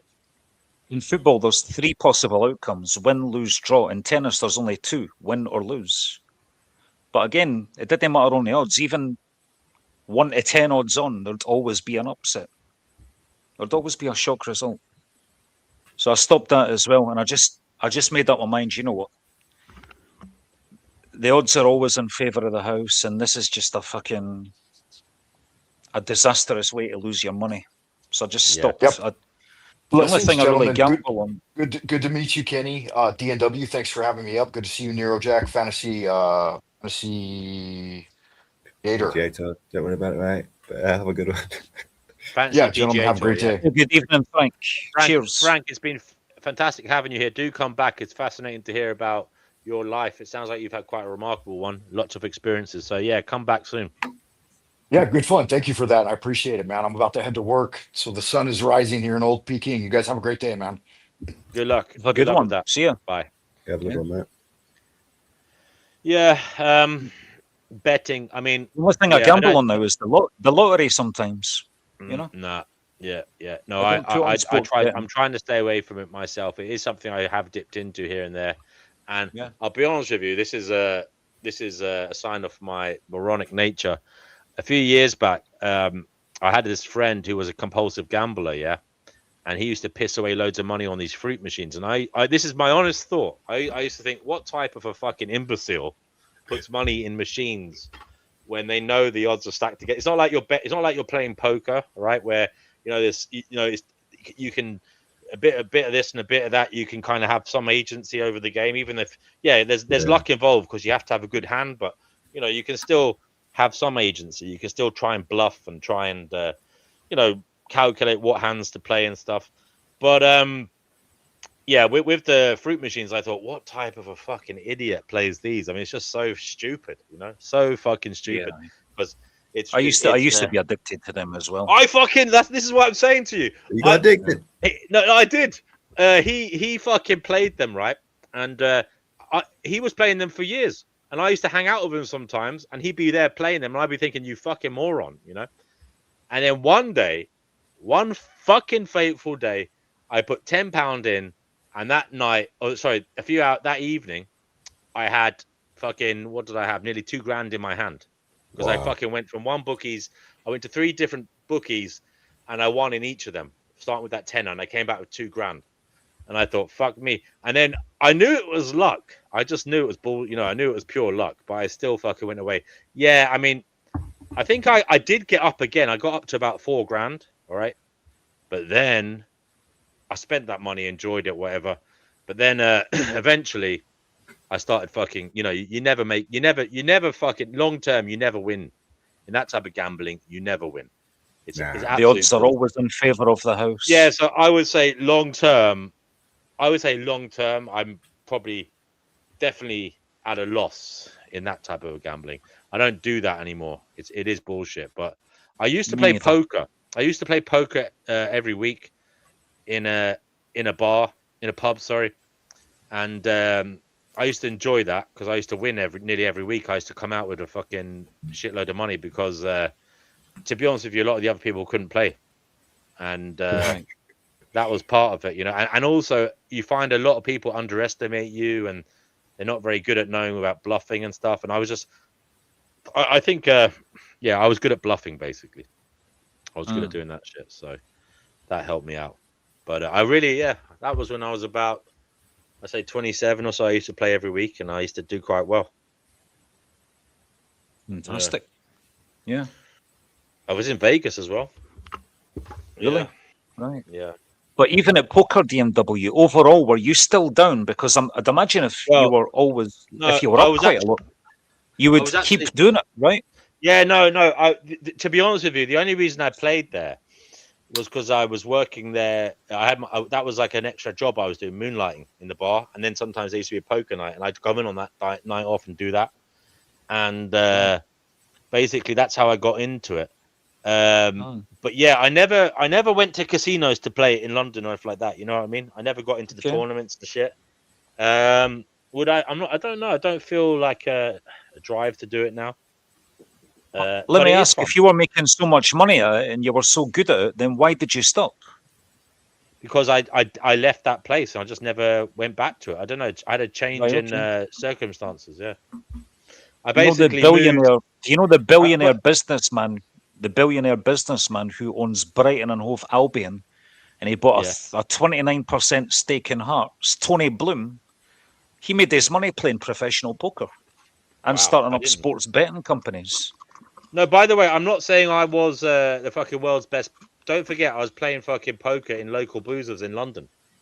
So it's not exactly the Okay. most fucking professional arena. I wasn't playing fucking the best poker, but that's why I was probably winning, because I was like, I had half my wits about me, but it wasn't like proper tournaments. You know what I mean? Like proper professional tournaments. It was just like local boozers, and you could walk out with a few £100. That was it. Right. I'm going to go into listening mode now. Okay. All right, buddy. Thank you, Frank. Have a Thank you, good Kenny. evening, and thank you. Cheers. Yeah, we look forward to hearing about the history of Scotland at some point. And let me know what you think of the Gallo glass. Cheers. All right. Neuro Jack, are you still there? Yep. Hello. Tell us who that painting is off in your avatar. That's I can't Peter quite see. Thiel. That's Peter Thiel. Oh, right. The reptile. Tell us. Why the hell have you got him as your avatar? Tell us. Well, Yeah, that's a good we better be nice to him. He's going to have access to everybody's data pretty soon if he doesn't already. So I want to see if I can't see it really. To be honest with you, it's too small on my screen. I'm only on a small screen here. yeah. Well, if you zoom in, you'll see. It's like an altar. It's like an altar to him, because we're gonna have to be really nice to him, because That does not look like Peter Thiel. I'm sorry. Yeah, you can't see it too clear, but if you zoom in, you'll be able to see it. Yeah. Is that Peter Thiel? Anybody in the comments who can see it? Does that look like Peter Thiel? To me, it doesn't. What do you think of Peter Thiel? American hero or greatest American hero? I'm wondering, do you sound a bit like him? Me? Hmm.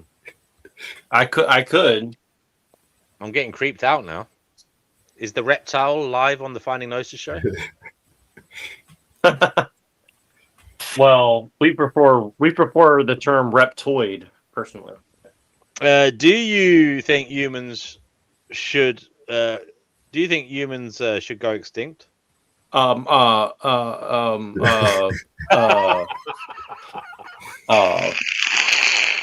gonna go with no. Okay. Well, well, it's not as simple as that. Okay.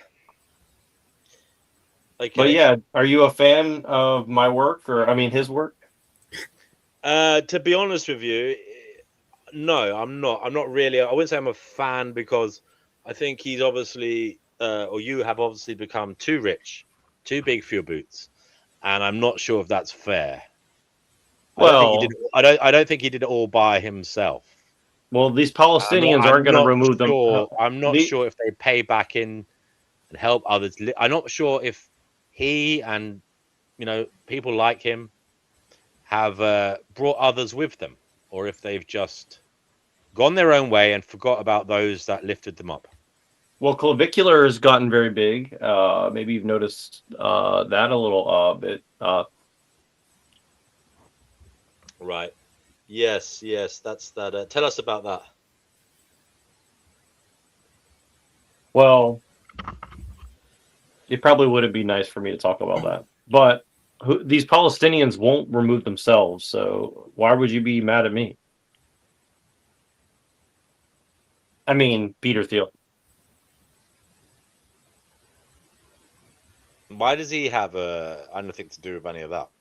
Are you talking about Palantir? Palantir, yeah.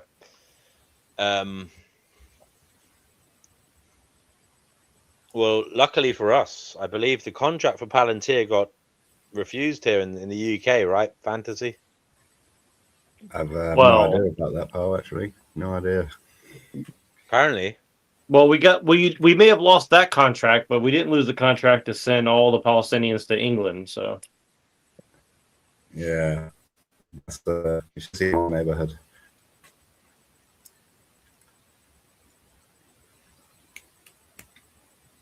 Okay, how's your friend Elon? Well, he's got like 18 Reptoid babies that he's trying to raise at once. So his hands are pretty full. All 19 of them. Still managed to get a lot done though, doesn't he? He does. But or is yeah. he just Is he just a good delegator? I mean, people are doing it. Elon's nice, you know. He gets a little homesick for Mars this time of year. Oh, that's the crazy thing, actually. I recently discovered, I don't know if you know this, DNW, but the guy who's meant to be called the godfather of NASA, I can't remember his name.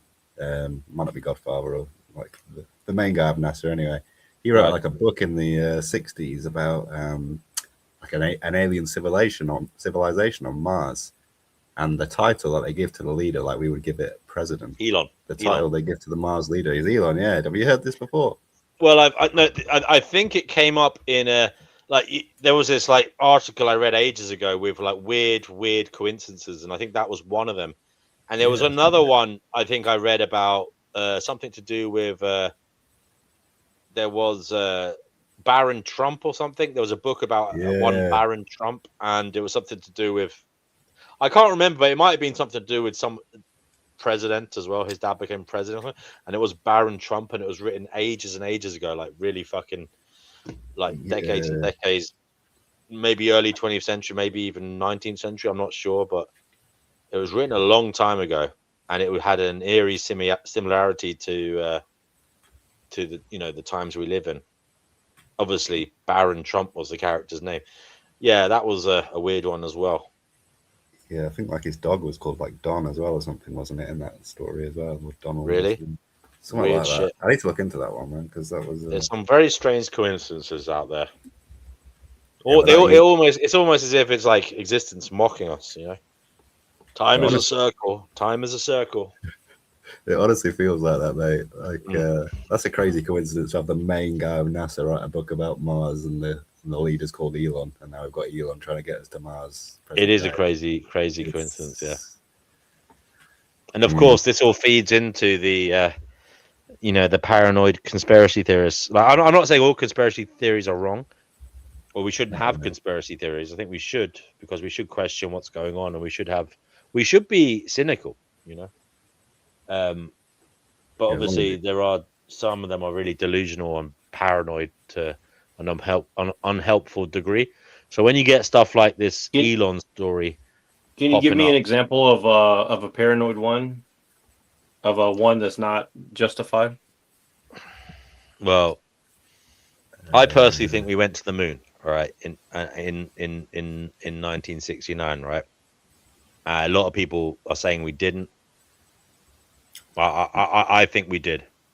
I don't think that the I know they say that at the top it's all linked, but I don't think it's as linked as they suggest, where they say that everything is pure theater and like the leaders of Russia are in bed with the leaders of America and they're all just fucking playing games with us all. And no, I think there really was a Cold War. I think there really was like a race for space. I think there really were like, Sputnik and the Russian satellites, and the Russians put the first dog, the first monkey, the first man in space, and the Americans got to the moon for that. I think that happened. What do you think about the one about Oliver Cromwell being funded by the Jews? I never heard that one. But I will say Oliver Cromwell was some people say he was an atrociously evil man. Others say he was their hero. What about you? Do you think he was a hero? I think he no, I don't actually. I think he did a lot of terrible things to people, yeah. He oversaw atrocities and certainly knew they were happening and asked them to happen. So yeah, I don't think he was a hero. So you think he's more like a Charles Manson type guy? Charles Manson. I don't know about Charles Manson. I don't like Charles Manson either, but I don't know why you'd compare Oliver Cromwell. Why would you put the two of them? And they're both. You could say they're both pretty evil, but why would you put them both in the same boat? Well, you said that. Well, they both like Stonehenge. That's one. But secondly, I think. Yeah. I didn't know about that. Tell us how they both liked Stonehenge. I didn't know about that. Go ahead. Well, I think they thought it had some sort of magical power. Interesting. But well, the reason I compare them is because they both like led. You said that they like just they didn't. I Really don't do know. the evil I didn't themselves, know. right? I didn't know Stonehenge was like very popular way back then. I thought it only became popular in Victorian times. I know it's existed since fucking ancient history, but I mean I don't know if it was in the kind of popular zeitgeist, and I don't know. I didn't know that the fucking people knew much about it. Well, I thought it was might more be in Victorian times. I thought it was in Victorian times when they cleaned it up and fucking opened it up to people. I mean, prior to that, I think it was a bit of. I'm not sure. I'd have to look it up. Can you do that, Fantasy? I mean, was it just a field with a? I mean, I believe they fucking even rebuilt some of it, like because. Well, who do you think is better, the Catholics or the Protestants? Who do you think was the winner in that, or like who do you think should have been the winner between those two? Neither or, actually, because I think that I think the problem with the Catholic side of things was the papal kind of rule. The papacy seemed corrupt throughout history, and the church seemed corrupt as well, and the theology seemed problematic as well. It depends what kind of Protestant you're on about, Nura.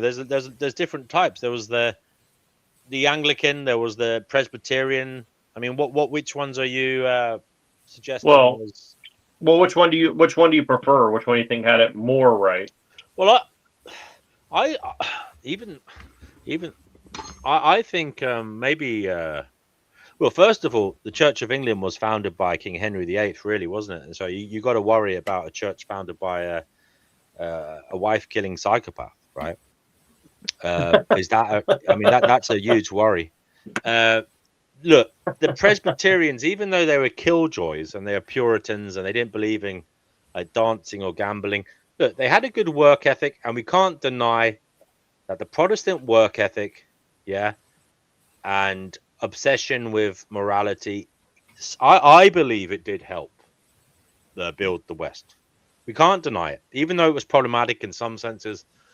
We can't deny it had an effect, did it not? Positive. It helped us progress. What were they called? The Plymouth Brethren or something like that? Something like that. What do you think? I mean, I'm a Scotsman, so I guess I have to take that into consideration. You say you're a Scotsman. I mean, are you? You're hardly a pure blood now, are you? I mean, you must have many other varieties in you too.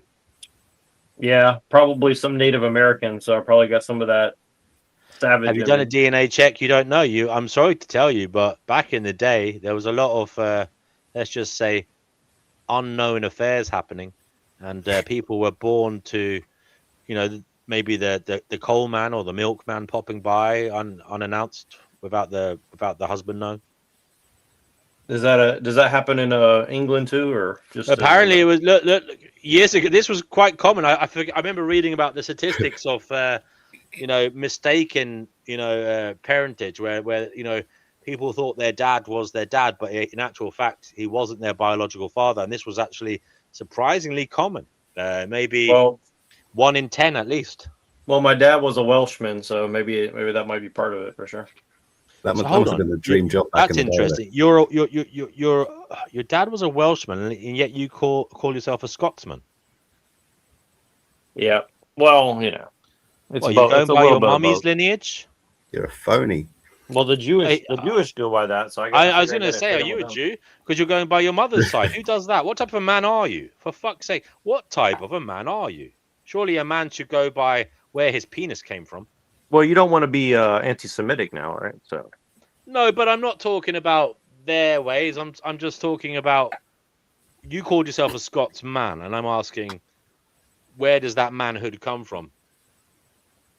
Well, you know, Your mother? maybe. I mean, Peter Thiel may be a mama's boy after all. No true Scotsman fallacy coming to light. That's right. But I am a little perturbed though because you know Scott. Why? I mean, why does the English hate the Scots and the Welsh so much? I don't We think don't it's hate really. you. As, You hate us. I don't think it's as big a deal as you're making out, bro. Yeah, Scotland hates You know, England. We don't- you know what? From my observation, you know what it is. Most English people don't give a fuck about Scottish or Irish or Welsh people, right? They don't give a fuck. But for some reason, well, I say for some reason. Sorry, I don't mean to belittle years of oppression and possible holocausts.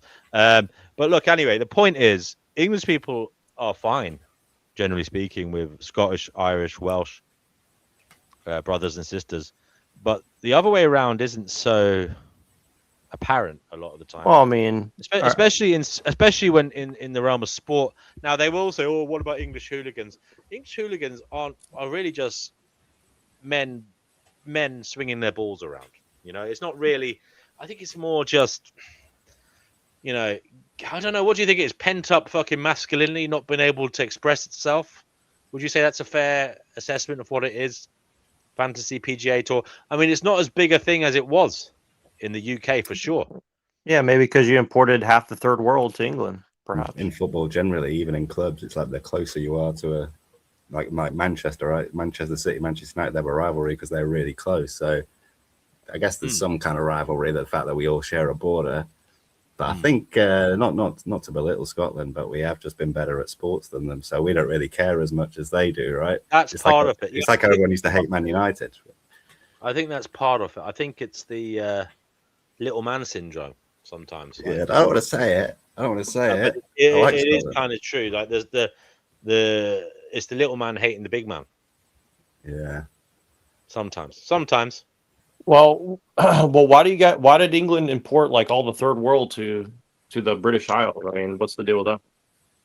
Well, I mean, why did the English go all over the world? I mean, you can look at it both ways. I mean, they went all over the world. They brought resources back. Sometimes they brought women back, and then you know, the capitalists thought, well, why don't we get some of these people to work for us too? They're willing to work for maybe cheaper rates of pay. They're not going to complain about conditions because probably they're not educated as well as the English. So it could help us. So I don't think it's necessarily the average English person, Neurojack. I think it was probably the industrialists, the capitalists, the men in charge of the money that were deciding to do this because it gave them more power or helped them to retain their power. So you're a socialist? So they also took from abroad resources whilst also brain draining those countries to keep those countries poor and to keep those countries in a position of servitude and I would suggest inability to to stand up to them because basically the brains were working for them rather than competing against them. Is that outrageous to say, Neurojack? Is that why the Scottish got taken over because their intellect is not superior to the English? Well, as we've already, the Scottish question is quite a blurry issue, I believe, because of the House of Stuart. You know, we already said that Queen Anne was from the House of Stuart. The House of Stuart was a Scottish dynasty, I believe, Scottish Gaelic household, and they ended up running the fucking Union. So I'm not so sure it's clear cut there. But I think, but didn't you guys kill them off? Weird kind of way the Scottish did it to themselves. That their own leaders created the situation where Scotland was handed to the Union, and it isn't clear. Yeah, it's not clear that. Well, basically, it was the same kind of situation, and the nobility profited from it, Neurojack, just as the nobility and the rich profited from globalization, movement of people from around the world, the zapping of resources from different countries. It's always the nobles, the rich ones that profit, right? So you're not a fan of the capitalist or the noble class? When I say I'm not, I think there is a way of doing it that's fair.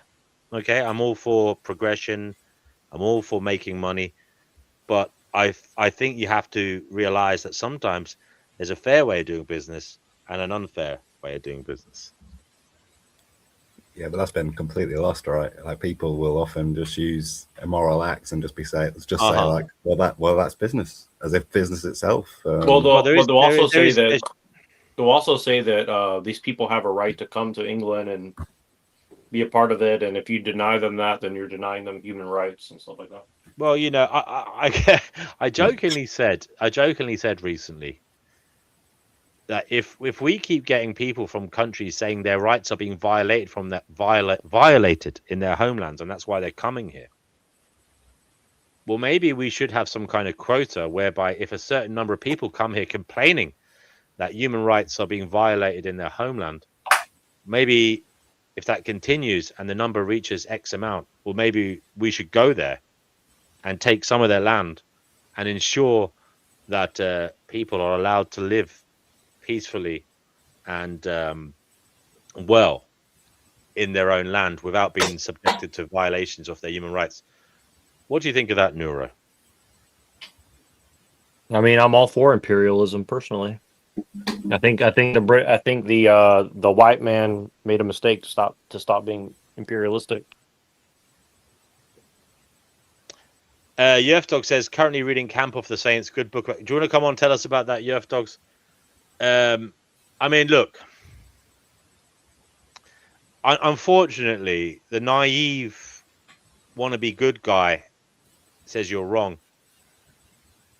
But the more I look at humans, the more I question their ability to do otherwise. And I do think it's unfortunately the case that it seems people are vying for power no matter their background.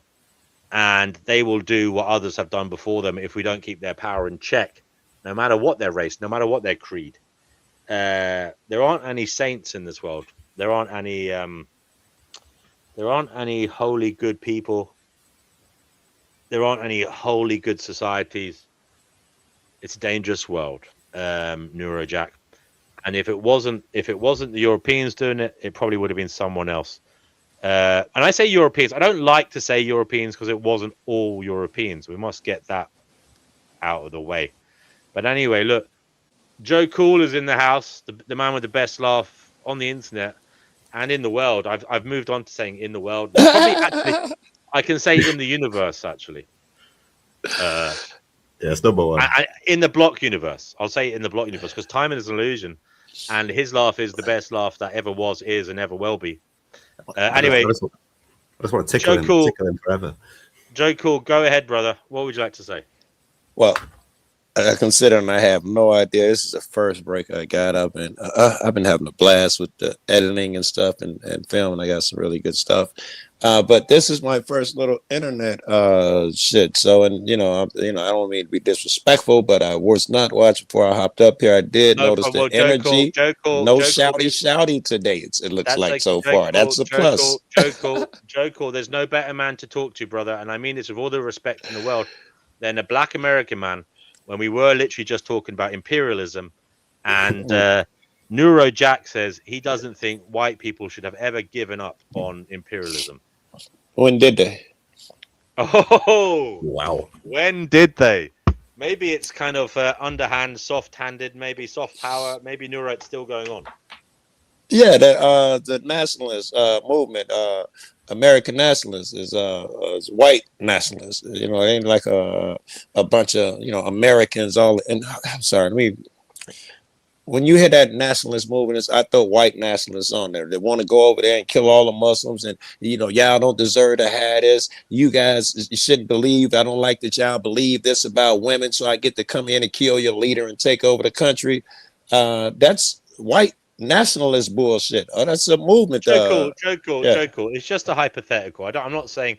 I know it's fraught with problems, and in the real world, hypothetical. Look, what about this view that if if a country keeps getting people coming over to it saying our rights are being violated in our homeland, we don't want to live there. Like we can't live there. Would that not suggest you have a right then? That's given you a ticket to go to that country and perhaps take over. Because if they're causing people to leave that country because they're saying their rights are being violated, they can't live there. Does that not, and they're choosing to come to your country, Right. does that not de facto give you a ticket to say, well, you know what? I don't like the ideas of people's rights being violated. They're choosing our land because they say that our ways are better. That gives us the ticket to go to that country and take over because clearly God no. they're not doing a good job. I see the logic, but then that benevolent shit, that again is that's that's old way. That's old world colonialism shit. They're not doing it right. If someone wait, let me finish it. Sorry. Yeah, thank you. If someone in America leaves because they're upset and we go somewhere else and because we're like, American sucks, I can't believe it. Suddenly Mexico or wherever we went doesn't have the right to come over here and change shit because we had some disgruntled motherfuckers. Okay, all right, Joe, cool. Look, I can't say I disagree with you, all right, but I'm just, as I say, I'm just playing here with this idea. I love it. Now, the point is, surely there's a number though where it does become, a worrying concern. More of a concern, yeah. Look. How many people have to come before you start saying, shit, there's a problem in XYZ countries? I don't think it's a number thing, right? Because some countries are set up differently. America could take endless immigrants in, and I heard a stat that all of us that may well be the case. Yeah, we got so much land over here, but that's not the case. I got friends over there where you cats are. There's it is different over here with this immigrant shit, Joe. So it depends how big the country is, how you prepared you are, and mostly it would depend on your heart. If you got a good heart, then you approach it one way. For instance, if you had a good heart, your policy would not be the policy that we have over here in America. Just do all this harmful shit to motherfuckers we know ain't broken no laws, just some kid trying to, your approach wouldn't be to harm everyone the way they do it. So America, I know they don't have a good heart. No, but look, Joe, cool. Look, put it this way, right? If people are choosing to leave a country in their droves, that suggests to me their country isn't adequate for them to stay in because they're literally choosing to leave it. Yes, for those, yes. No. The point is, you say there's no need to ever intervene in their homeland because we can take as many as we want because we have enough room. But should that even be a consideration, Joe Cole? Should we not be thinking about, the fact that we can take them in isn't the issue. The fact is, in their homeland, there's a problem and people are being subjected to inhumane conditions. Right. And whether do we really want a situation where the West is just a conveyor belt for those people to come to us? Or I love the way you do it. Should we go there and fix the problem so that they don't have to suffer? Here's the problem. I harken back to what I just said. America has a bad heart. If America go over there to fix the problem, they're going to say what you said. We got to kill the leaders, bomb everybody. That's not fixing shit. That's making shit worse. Yes, you should fix the problem, but my fix and a real fix would be totally different than the approaches that we do nowadays. I think you're right, Joe. I think you're right. Look, the problem with this, it's like idealistic. Like we know that's not what's going to happen. You go there, it's going to make it much worse. It's going to cause much chaos. Longer. Like in Cuba, there's never going to be an acceptance, even by the people who are being brainwashed. Yes. By the society they're in. I mean, their society could be absolutely shit, but the point is, it's their shit. They grew up in it. They worship it. They care about it. It's their culture. And you go. It's like Mexico telling us, "I'm gonna do really good for you, America. I got all these programs for you. I'm digging my heels in, nigga. No, this is still my shit. I don't give a fuck that you're giving me everybody cars and shit, man. And I gotta speak Spanish, and that rap music shit gotta go. No, there will always be a resentful portion of the community that will rally against it. That would be me, man. I hate to be controlled. I don't give a fuck who daddy is. If a Mexicans come in to control me, I'm gonna be mad. So what's the solution here, Joe? Be nice. I'm talking about what's the solution on the global scale? I mean, what's It the would be, solution it here? was God. I see no other way except Jesus. I'll be more specific. Jesus Christ. And I'm not a church dude either. Never been to church. I know you people could jump to conclusions when you talk like this, Are but you suggesting we become Christian missionaries and go around the oh world God, trying to no, I bring don't think Christianity? Jesus, I mean, Christians have necessarily found Jesus Christ. Jesus, in my opinion, everybody's shooting for it and got a different name for him. But what he would be would be that energy, right? That frequency, where you find love, unconditional love, mercy, forgiving. You see those things. Can't nobody talk you into believing it. Talking won't do it. You can see in people's hearts and in the way they go about doing things. You don't have to listen to anything a motherfucker say. If we actually had servants' hearts or whatever you want to call it, again, I'd suck at Christianity because I ain't never been. I think the heart, servant's heart, I've heard them say, though, if we sincerely were trying to help motherfuckers, our approaches would be absolutely different. And every motherfucker would be wrong for everybody. Because the problem we do here, we grab all the public land and we sell it to billionaires and we charge motherfuckers whatever. If we had hearts, we'd be planting fruit trees there and making sure that the homeless motherfuckers got there and all, and and getting people started off. These things could solve the problem, but these people, these evil people, and their minds are not even set to make it happen. I think you're right, Joe Cool. I think part of the situation in the world is we live in a world controlled by big money, and actually it's big money causing the problems in the world, rather than say, like, it's not America necessarily or the UK. Agreed. It's the big money that runs America and the Very UK. good. And it's also the big money in other parts of the world, because there is corruption all over the world. The And Bible yeah, said that, right? The love of money is the root of all evil. It sounds like you're just rephrasing and putting it in different terms right now. Mm. It looks like nothing new under the sun. And Yeah, it's all been yes. said better before by someone else. I know, rub it in. I know. Ah. I remember, Joe It's Cool. confirmation to me. I I remember think being it's true. about 22 or something like that, and thinking I was like insightful or something. And then I started, like, when I was being depressed, I was all morose. I thought I'd been insightful. Then I realized there's all these fucking 18th, 19th century poets and philosophers who said it all before me and Yes. better than me. And Yes. there's nothing to be said. It's all been said already. Yeah, yes. Yes. And it makes me feel not so bright. Because you had that moment where you think, oh, I'm bright, I figured this out, and then you see fucking so and so said it 1800 years ago. It's so much better than you did. It's quite a funny. It's a funny development, yeah. Yes. So Joe's spitting facts here. He's cooking, as they say these days. Yeah, Fantasy PGA Tour says there's like 300 to 400% overrepresentation of psychopaths in CEO positions. How do we deal with that? Yeah, I've been obsessed with that topic for a long time. I've somewhat cooled off on my hatred of psychopaths because I don't believe that psychopaths are always a social bad. They can be a social good.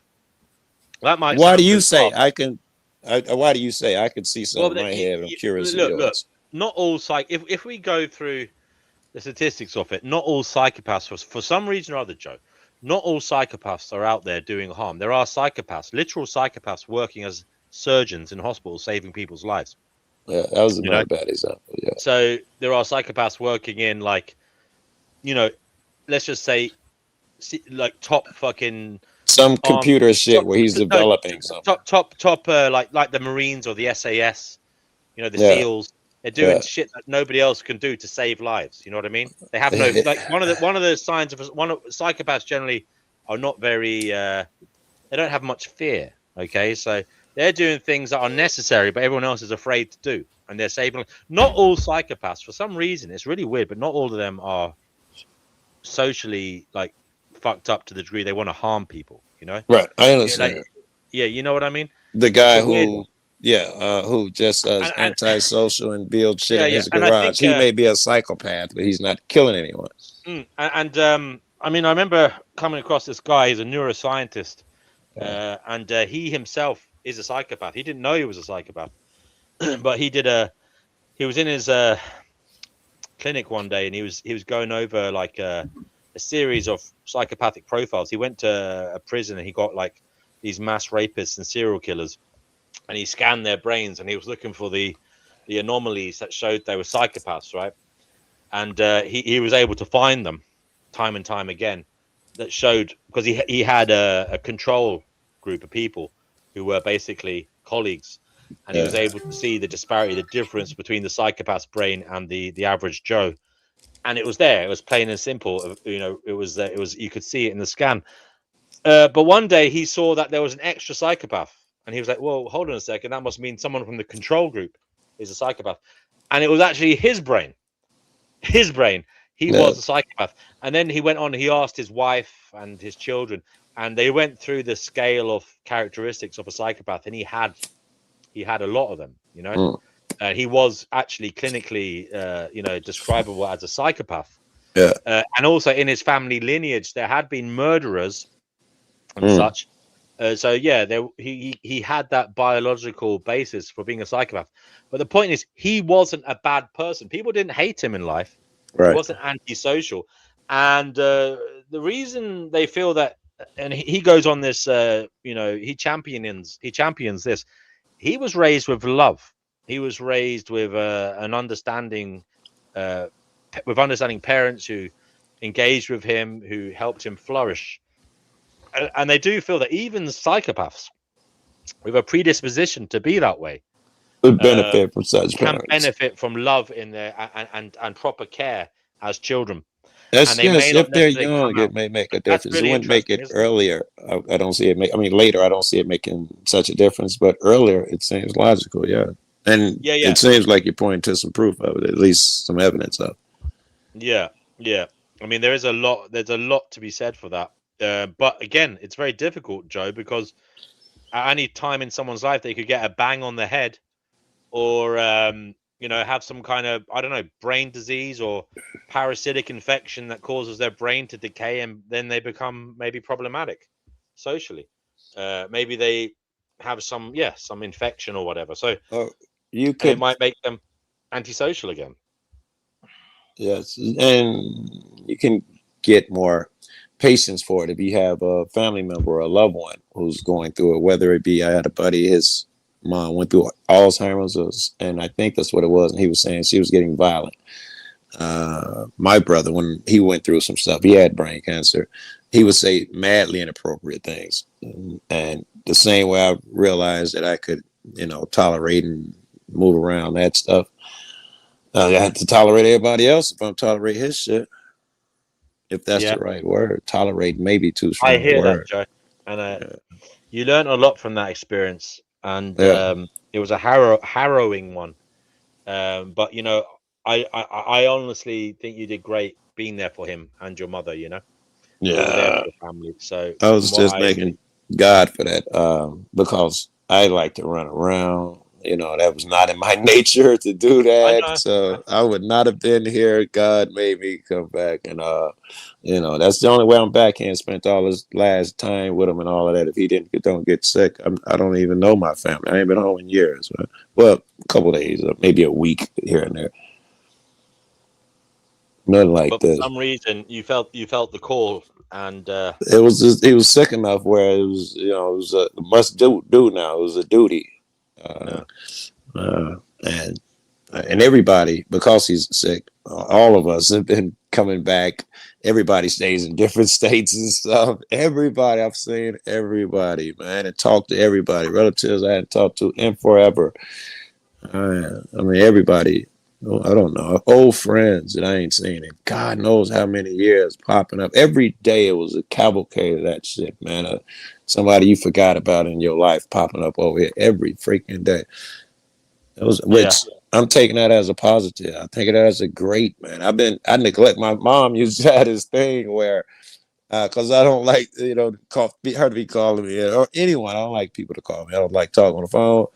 And she would be like, okay, but this is it. If you don't call me in 2 weeks, understand I'm going to call you. So somewhere in there, I have to initiate the call, tell her what city and state I'm in and shit. Otherwise, she's going to call me. That was my communication with family, for the longest, man. right. Which is, Right. that's not okay. Right. I think, man, listen, let me throw this on you, man. There's something I've been running around in my head. This is a matrix, and it's a repeating, what do they call it, reincarnation, like these some people believe. And a lesson is repeated until learned. And in that sense, this is hell. You're trapped. So I'm sure when somebody says hell, they're talking about this circular so-and-so that you're trapped in until you learn the lessons. The lesson is repeated to learn. The more you dig in, the less chance you learn the lesson.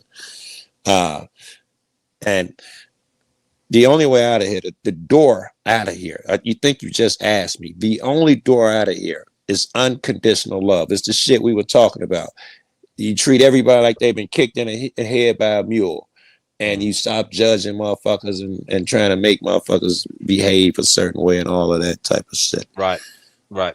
The funny thing is, Joe, that may be the only way out spiritually, but I believe it's the only way out practically as well as a species moving forward. You know, I dig it.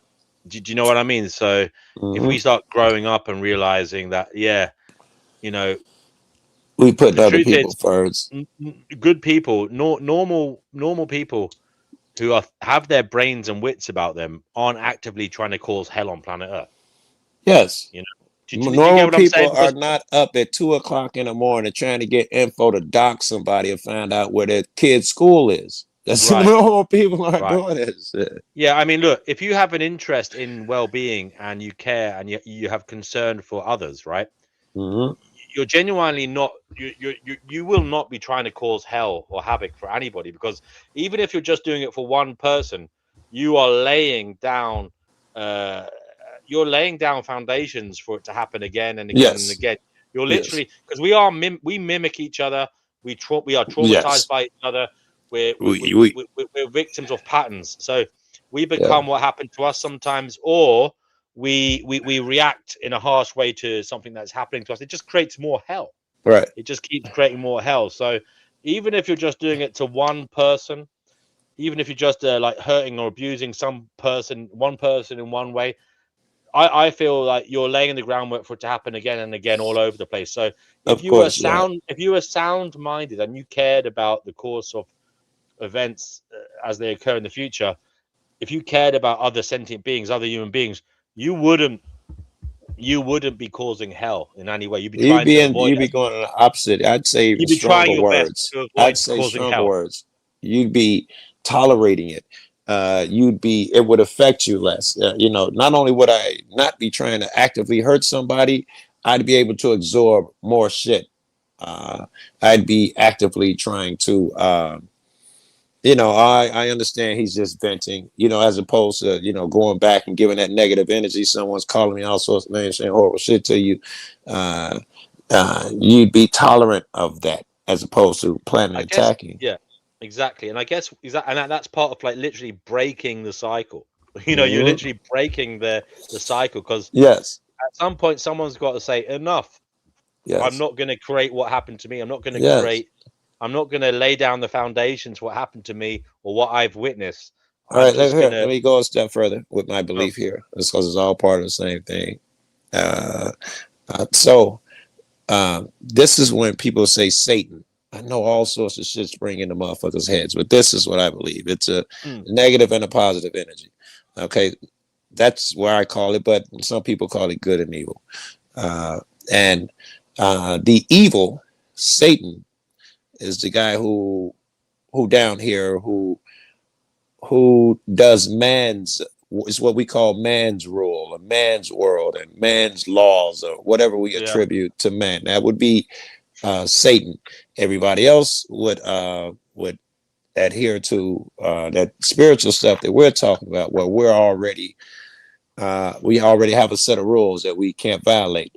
So you got one choice. Is when people say you got to choose God or Satan. It's you choose that good energy we're talking about, the tolerant energy, or you're choosing the negative bad energy. The negative bad energy can be seen. It's represented here by our court systems, not just the court. I don't even want to go that route, because I want to say that by every judgmental fuck that walks into a Walmart, and is talking about, look at what she wearing. Oh my God, this dumb motherfucker. All of these motherfuckers are adding to that same shit you following man's belief. Under God, someone does something stupid. Your first thing is help them. A stranger comes over from somewhere, your first sitting to help them. Under man shit, for some reason, we think someone said something stupid. At least some people do. You're supposed to attack them. You know, why are you jumping on him? You hear that stupid shit he said to people? If you do something stupid, you attack. If you, I don't know, I'm losing it right there. No, I get what you're saying, Joe. I think there's a lot of truth in that, and you know, and you see a lot of that, and it's people competing and trying to one-upmanship and trying to show they're the best or this or that. You know, that's man. I have to say, Joe, one individual on this panel brings out the worst in me, and that's Crazy Guru. Is that true? Because he's over all the time. No, he is. I love him though, but he does, and I've said this to him. I don't want to be the person who says mean things, or that walks into that kind of banter. This I'll is be perfect honest, for you then, because I consider you, and you consider yourself trying to better yourself. You would need a tougher test than most. You would have asked for this before you came over here. You would have asked for such tests to really define and sharpen you. No, because I don't. If I want to act in a way that's faithful to my outlook, it would be not to go into the zone where I belittle or mock him or bully him. And I don't want to bully him, but I don't think. Look, I'm not saying he's capable of being bullied. Okay, right. But just give him that negative energy. I feel you. I don't want to give him negative energy. Yeah, I don't want. And it's a difficult thing. It's a difficult. I understand. And I noticed that with me. I've said it to him as well. I said I don't want to be somebody who diminishes him, who mocks him, or riles him up. I don't want to. But it's very. He brings out the worst in me. He brings out. I got my set of people, of course, who do that. I'm fighting the same battle on the panels. Be honest. On the panels. I'm thinking of a guy, Brick Jonesy. I love him to death. Who's this? Brick Jones. His name's Clay. Clay Foundations. His real name's Brick or Jonesy or whatever it is. I don't. But that dude. Is he the guy that lives with his dogs? Is that the guy? No. This guy's. I know he's an activist. He goes kind of an auditor. He goes to places and does that. Him and another friend of mine, Let's OTV, and I love him endlessly, and I love to see him do well and all of that. But he has these moments, and he's breaking them. He's doing much better than he was a year ago, than 2 years ago. Where he's really sharpened himself quicker than most people ever can, than I've ever seen. But he has these moments of dishonesty where, when he's unsure, he doesn't mind. I'm going to call it lying. It's not outright lying, but it's dishonest. When you won't. I don't know, all that deflection and diverting and so and so, because you won't say the words that you think are true, whatever it is. I don't know, whatever it is. He's got that shit where he won't be direct, or he'll outright lie. I don't know. It's weird. Those moments, though, I just want to troll him, and I do. I fail horribly. I troll him. I jump him so bad, and I rev him up, and you know, and I talk over him, and I don't know, like I'm punishing him or something. I think there may be a point where that's a moral failing for both of us, to be honest with you. Yes, in most times it is. In some ways, y'all still justified and be like, this is what he needs. He shouldn't let it go. He'll never change. He has called me all the names under the sun, all right? But that still shouldn't make me, fight back in a similar fashion, Agreed. I don't do the name calling shit. I think I've overcome that one a long time ago. But I do return the anger or hateful energy or whatever. I mock people. I'll do that. But, and thank God, Brick ain't the type. He don't just go and call people names. Brick. What he does is what do you call that? He filibusters. That type of shit drives me crazy. That insincerity drives me crazy. Just answer the question. Hold on. I'm answering your question. Look, Joe, when I was in grammar school, you're not answering my question. That drives me crazy when niggas do that shit. And Brick, that's what he does. He just will try and stray away, as far away as possible as the conversation, because he felt like he was going to be wrong, or it was something he didn't want to visit. And he will just desperately drag the conversation away. that brings out, that makes me act weird. I like nailing down jelly. I like it. I get a pleasure out of it. Maybe that's wrong, but I love a flat earther who's insincere. He's like, who won't, be like, what shape is the sun when it goes down? Don't nobody know. Everybody's seen a million sunsets and paintings, drawers, and in real life, but a motherfucking flat earth be like, how y'all know? It could be the water waves and the atmosphere. I could be wrong. I love Nelly. Isn't this interesting, Joe? This whole panel, because everyone thinks it's a load of shit and it's a box of mad cats. No, it's the reason you came to this earth was for it's a high-powered, fast learning lesson, and the panel version of the internet is just that. Is what you came to earth for. Is this greasy, shitty stuff. Yeah, you're reaching your tentacles out to other parts of the world that you would have been able to do years ago, and I find it quite good that you can do that. And have a quick conversation. Yes, and it's a crash course too, right? It's condensed. It's everywhere in here, right? If you're a psychoanalyst, this is a psychoanalyst dream. Whatever it is you like, it's just crash course in this shit. Like, let's say here, let me try and speak better. If let's say pre-internet, I live in the country or anywhere else, but certainly in the country, I only run into a certain amount of people. I only know that certain amount of people are evil. I only know how the depths they will go to, how much they will lie, because I've only interacted with certain motherfuckers. In regular life, there's a limited amount. If you travel a lot, you see more. If you live in the ghetto like I do, you see more because there's more people packed in. The fucking internet is that shit on steroids. It's a billion people packed in. Everybody is exposed to it now. You see all the horrible shit. If you look in the right place, you might see some good shit like this. I count as good shit. This shit over here, certainly. The energy, man, the energy. And I get that you and fucking Guru like to yell at each other in LA and all of that shit, but generally, because I visit a lot of fucking panels, I go a lot of places. Right. Generally, this is that soul food, that healing energy, and generally. What do you think? Sorry, go ahead, man. What do you think a guy like Crazy Guru, who clearly has that energy, what makes him also have that, fall off his square so fast and do the angry shit? I think it may be mere socialization. I think the more he does this, he might fine tune his ways. It's a learning process. So that's why I'm trying not to get too angry with people. It's like it's a learning process. That helps being older too. How to communicate.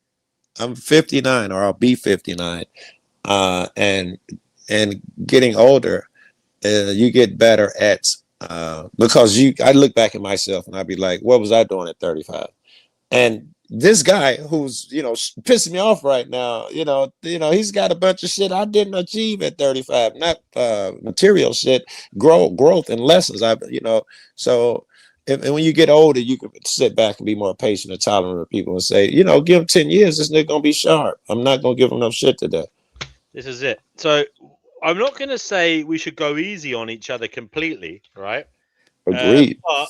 But the name calling on that type of shit needs to go out the window, Yes. I mean, we can call each other's ideas stupid and stuff like that, but I'm going to try and stay away from ad hominems and that type of shit. Yeah, I've been successful at it too, man. I've been actively trying to do that. I remember the moment years ago when I did used to do that, and this chick came up. She was new, but she was a horrible person. And I was in a room where I was very popular, and she was bullying people, doing whatever dumb shit she does. And I remember jumping her, and I was like, I forgot what she said. My response was, "No, thank you. I don't fuck with boys," because she's a chick, but she looks like a little boy.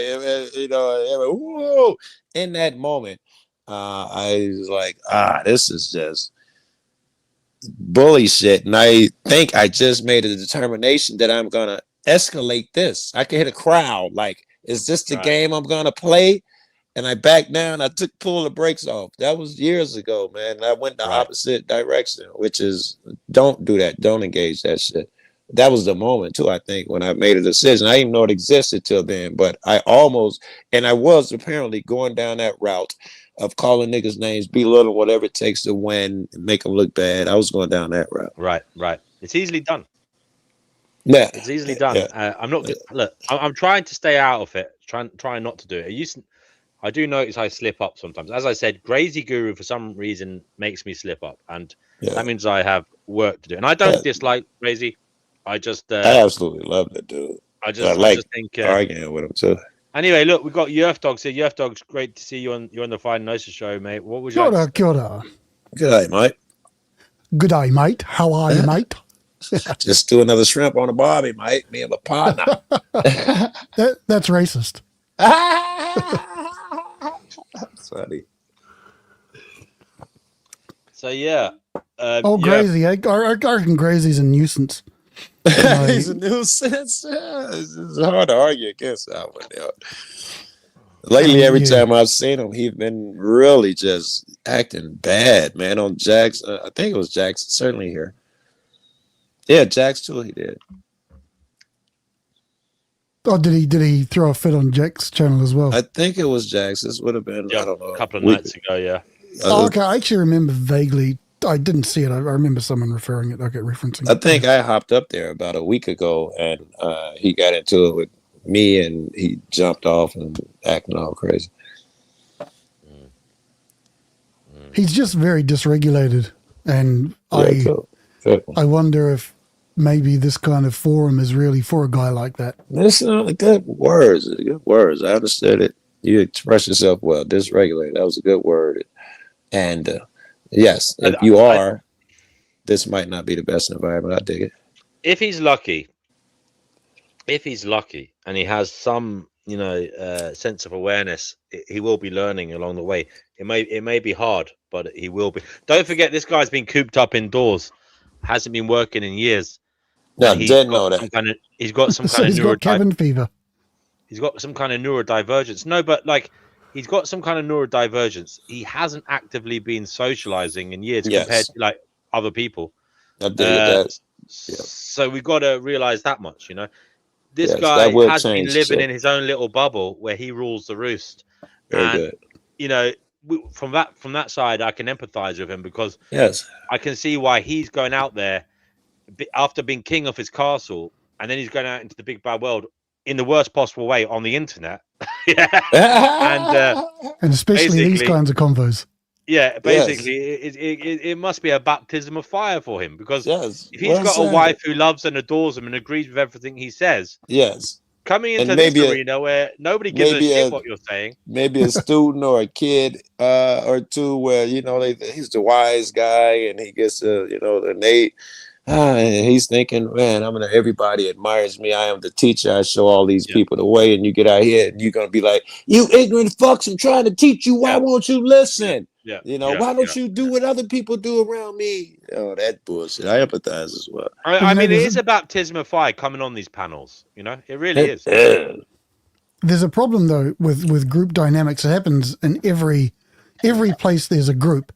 The group will always adjust downwards to the weakest person. You'll see that in employment and jobs and churches and whatever. Whoever is the weakest person who demands, or the most fragile person, or the person who demands the most care, the group will always downgrade to that level. I've read a story in a science magazine, whatever the big one is. I can't think of the name of it right now. And it was about policing and the bad apple theory, but I think it's saying what you just said. They said that they found through their studies that even if you allow one cop that's a shitty guy and all of that to remain in the department and no one stops him and all of that shit, he will infest everyone. I think you could say it, phrase it, rephrase it the way that you just did. Everybody comes down to his level. Scientifically, everybody accommodates that person, and it becomes a detriment to the group. And that's different though, because I think that's interesting. There's two types of problems here. There's a problem here where you've got someone perhaps not necessarily morally depraved or corrupt, but he's causing a problem emotionally, behaviorally, like Guru does. But then in the cop situation, you've got someone who's corrupt not playing a rogue cop, you know, being corrupt. Right. And I think that's slightly different, but it can cause the same problem. It can cause a degradation. Same philosophy, I think. But I would degradation. say it's not. It's different because it's a moral engagement. It's a moral. But it's the same family. It's a similar vibe. It's a similar it's a similar vibe, but it causes a degradation in the standard of the group. But I would say, Right. I'm aware of the distinction, it's though. potentially more serious. Yes, I because mean, the police would physically hurt people and can you just No, locking a person up is a horrible thing. Yes, but the shit Guru does is just more disruptive as opposed to. Although you could say if people are coming on here trying to intellectually grow, he's a problem because he's taken over. Yes, I think that's what your And man's some saying people right here some people on this panel I come across. You two guys are actually Fantasy as well. He's muted at the moment. They can say amazing things and they can provide you with little pearls of wisdom that you wouldn't have got anywhere else. You know, if you hadn't. That's why I'm saying it's a blessing. I try to discipline myself, do a bunch of work during the day and other responsibilities and shit. So I can't catch you guys unless you're late like this. It's about the time I start getting free.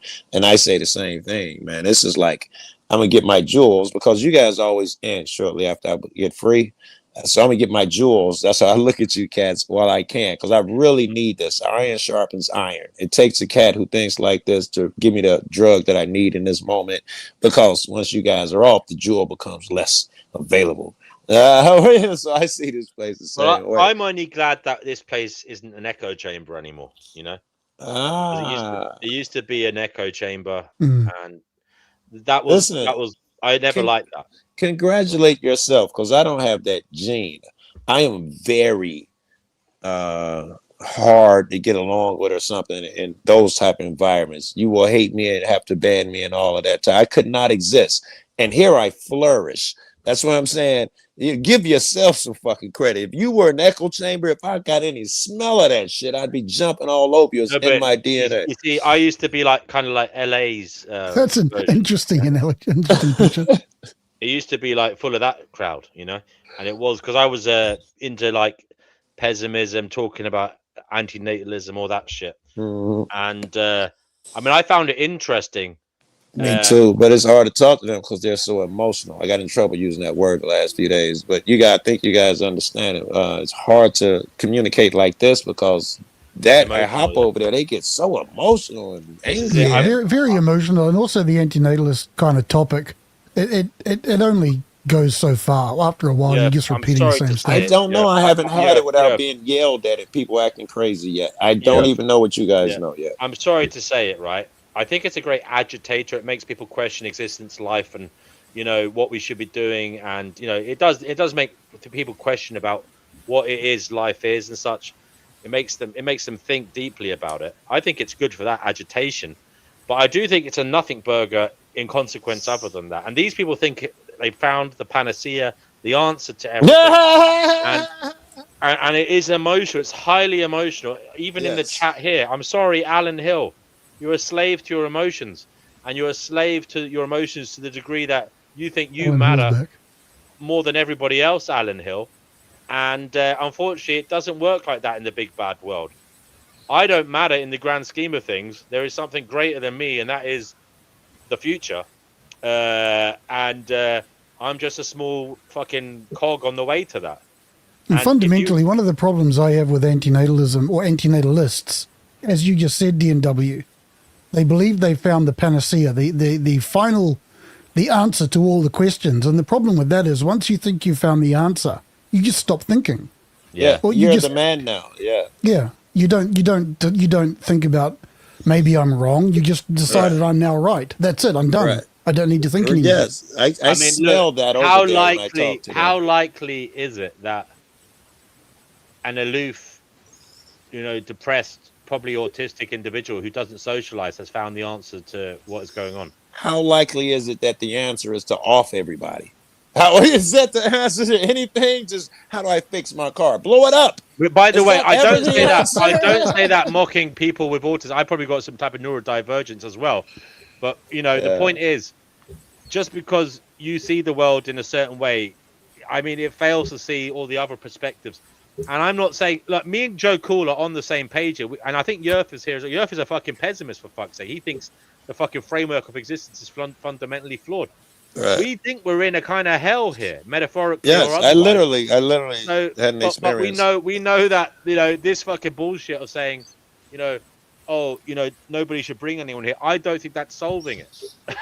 You know, it's not. I don't know if I told you this story, and I hate to tell it now because this conversation, I love where it's going. Everybody's so observant.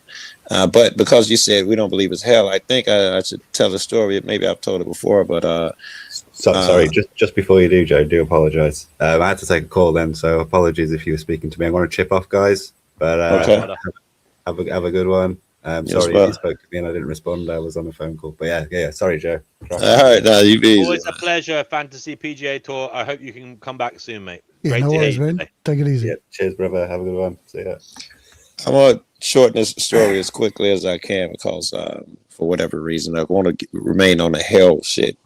But I was with a very bad guy, and he did some he had killed a lot of people the night I went over to his crib and left one of them alive. It was a really weird situation. The one he left alive knew him. It was really weird. But I don't know. I don't know. But it was a really evil situation. And that was the norm. You know, I was just over my man's house to hang out that night or whatever and shit. And he told me what he did. He told me the feds will probably be there tomorrow in the morning because it was late night. Yeah. And that night, by the way, the feds did come that morning. I had to hide. But that night, and we were getting high. I should add that too. I had been getting high before he got there. I was just killing time waiting for him to get there. And that night when I went to close my eyes, I was like zoomed to this. There's a valley with a waterfall, and I was always on the same side of it with rushing waters on the bottom of it, and the flowers and everything. The colors were so vivid, and everything, the sound and everything was so real and different. It was like when you have a dream and you wake up to this, and you be like, "How did I think that dream was real? I'm an idiot." That world made this world. You're like, "How did I believe that was real? I'm an idiot." That's how the colors, the reds and greens, they're not real here. It's not what red really looks like, and all of that green don't really look like this. But I went to that place, and every time I closed my eyes for longer than a blink, I couldn't go to sleep that night because I kept going to the same side, the same bank of that valley. And the next morning, I told you the feds came. I had to hide until they left. They never got in. You know, they was yelling and kicking and shit. They never got in. I hit, laid on the floor. And then when I did leave, that shit went on for a long time. It still went on until I got exhausted and I collapsed. And okay, when I did, 3 entities, spirits, I don't know what you want to call them, energies, 2 male energies and 1 female. And they came, they talked to me for a long fucking time. They told me a bunch of stuff. A lot of it's personal. It's like incredible shit. And I can tell you about some of the shit later because it's really good, interesting shit. But at the end, I'll tell you how it ended. At the end of it, I had went to the fiery hell because I'm a bad kid. I deserved it. I was cursing at angels and shit, I do believe. And I got burned. I went back to that place and it was crazy. And I hadn't read the Bible or anything back then. But anyway, when that experience was over, they laid me down in cool waters and it was dark. They told me don't open my eyes and I didn't. But the waters just came around me. It ain't like it was weird. It ain't like you really have feel when you go in water. They just came around me and engulfed me. And one just sprinkled on my head, and I can't see what was going on, but I could feel somebody sprinkle the cool waters on my forehead and stuff. And then I could feel like I was being tugged out of that place. And I heard a baby crying. I was like, "Fuck! I'm about to be born into the world. I'm gonna forget everything I learned." I thought this is what happens. This is how you're born. But in that process, somewhere they told me that the place I would be returning to is hell. And this is where I came back to. And so when you say we don't think it's necessarily hell, no, I think this is one of the hells. There's that fiery place because I visited that one over there too. The one that you should read this book called Divine Revelations of Hell. Here, please allow me to continue because now I got Divine Revelations of Hell. Since we're on that right now, is a book I thought was so incredible that I was telling my friend about it. Now, this friend, you're going to think I'm weird, but this friend was a multi-murderer as well. He's really bad. Both of them are really evil people. Hold on a second, Joe. The book. Who wrote that? Where's that book? It's a chick who wrote it. It's called It's a female who wrote it. Divine Revelations of Hell. I don't know. But this guy, to give you some reference, when he got out of jail, I'm a nice guy. He was like, yeah, I was telling niggas in prison. You know, he's dead now. He's a big gang leader and all of that shit. Tens of thousands of people on his, you know, all that bullshit. He was like, yeah, I'm gonna be a good guy, Joe. I told the motherfuckers in jail, man, you gonna hang out, because I was doing activism. I told them all about you. And he's like, yeah, I can do it now because I killed. And he ran off a list of 7 or 8 motherfuckers that he wanted to kill. He always killed, and he had finally killed them. So this is the type of cat. So he picks me up from my girlfriend's crib early in the morning. And I've been telling about the book for, I don't know, a week or two before. And this time I remembered to bring it. And as we're driving down the street, I put it in his lap and he screamed. Remember, this is the chief of, you know, multi-thousands of gang members and all that. That motherfucker, what is that? And I lifted up. I've never seen nobody do nothing like that on my existence on the planet, still to this day. I lifted up, I say, it's this book I was telling you about. And I put it back in his lap. He started screaming, get it away, get it away. What the fuck? Demon shit. Are you serious? Yes, I'm serious. That must have scared the shit out of you. Man, I've been thinking about it since. You see, I'm talking about it 20 years later up here. What age was this dude? He was older than me. I would have been in my, I don't know, 30s. And he was older than me, so he'd have been 40s, I guess. Maybe he's a little older. I don't know. That is some scary shit. You put a book on someone's lap and they start fucking freaking out and having a fucking reaction like that. Yeah. And he is, I've seen him commit so many horrendous acts. He is that guy. He is afraid of nothing. You know, he ain't afraid to kill people and beat people. I've seen him do horrible, horrible, horrible things. This guy should never be screaming like that. And he didn't even know he's like, what is that? He didn't know. He thought burning with hot coals or something. And in the book, you should know what's in the book. Since I said that, in the book, Jesus comes to this lady for 7 nights. He tells her to write about it, and he holds her hand and he shows her hell. He tells her the shape of it. It's a man lying on his back. He talks about the demons, the cells, and everything, and she can see all of this shit.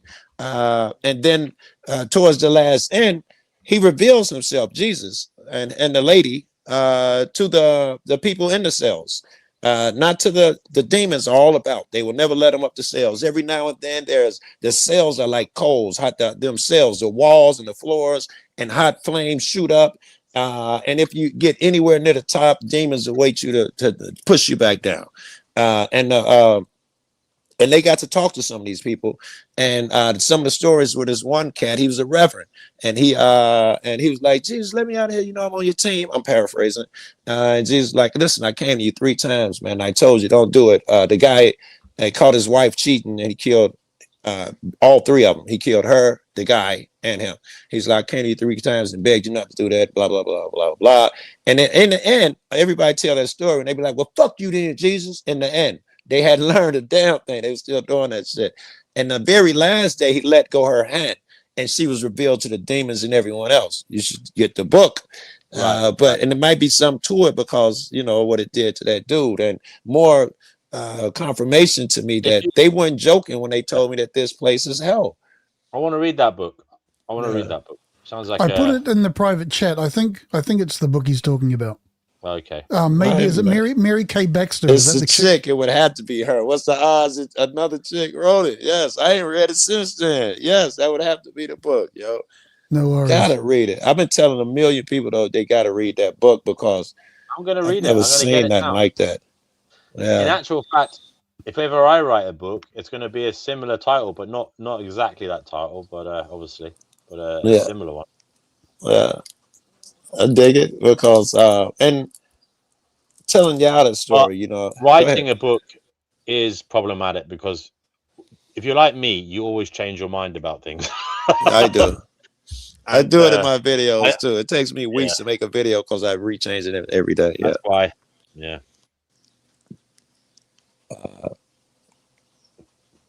But that was a fucking fascinating fucking story, bro.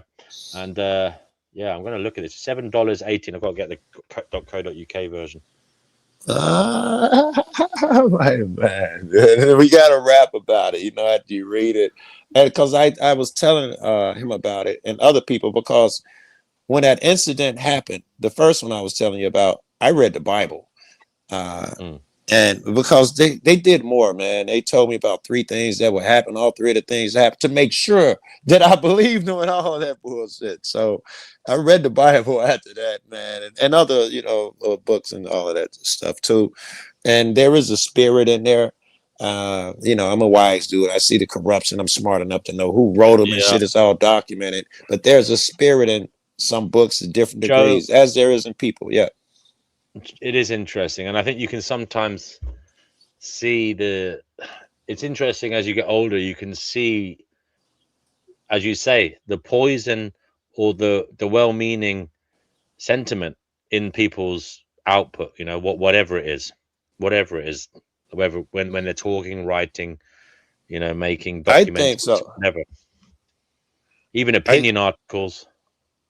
Yes, I people can be really nasty people. What if they had that moment that you're talking about, where I can see where I can see them. I don't even know how to phrase it.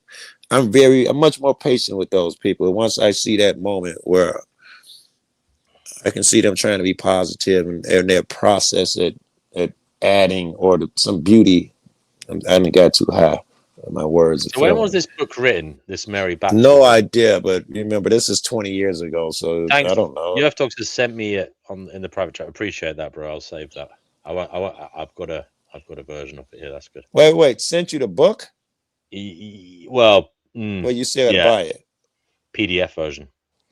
You have to buy it, because if you didn't, I'm interested. If it's just I can reach in the back it's in the private chat, mate. It's in the private chat. There's a link there. I'm not condoning this, so it's just. That's why I put it in the private chat. Why are you talking about it? I'm sorry. The cat's I out might of the bag get now. pulled away. I'm so sorry. I don't know there. how to Freedom of do this information. without leaving. I'm If kind I of click, I might I have leave. to admit, I'll I'm be kind back of if a I leave. communist. I'm kind of a communist when it comes to information. Anyway, I believe that information, if it's beneficial to humans, it should be freely available. I think there's Oh something my to that. God.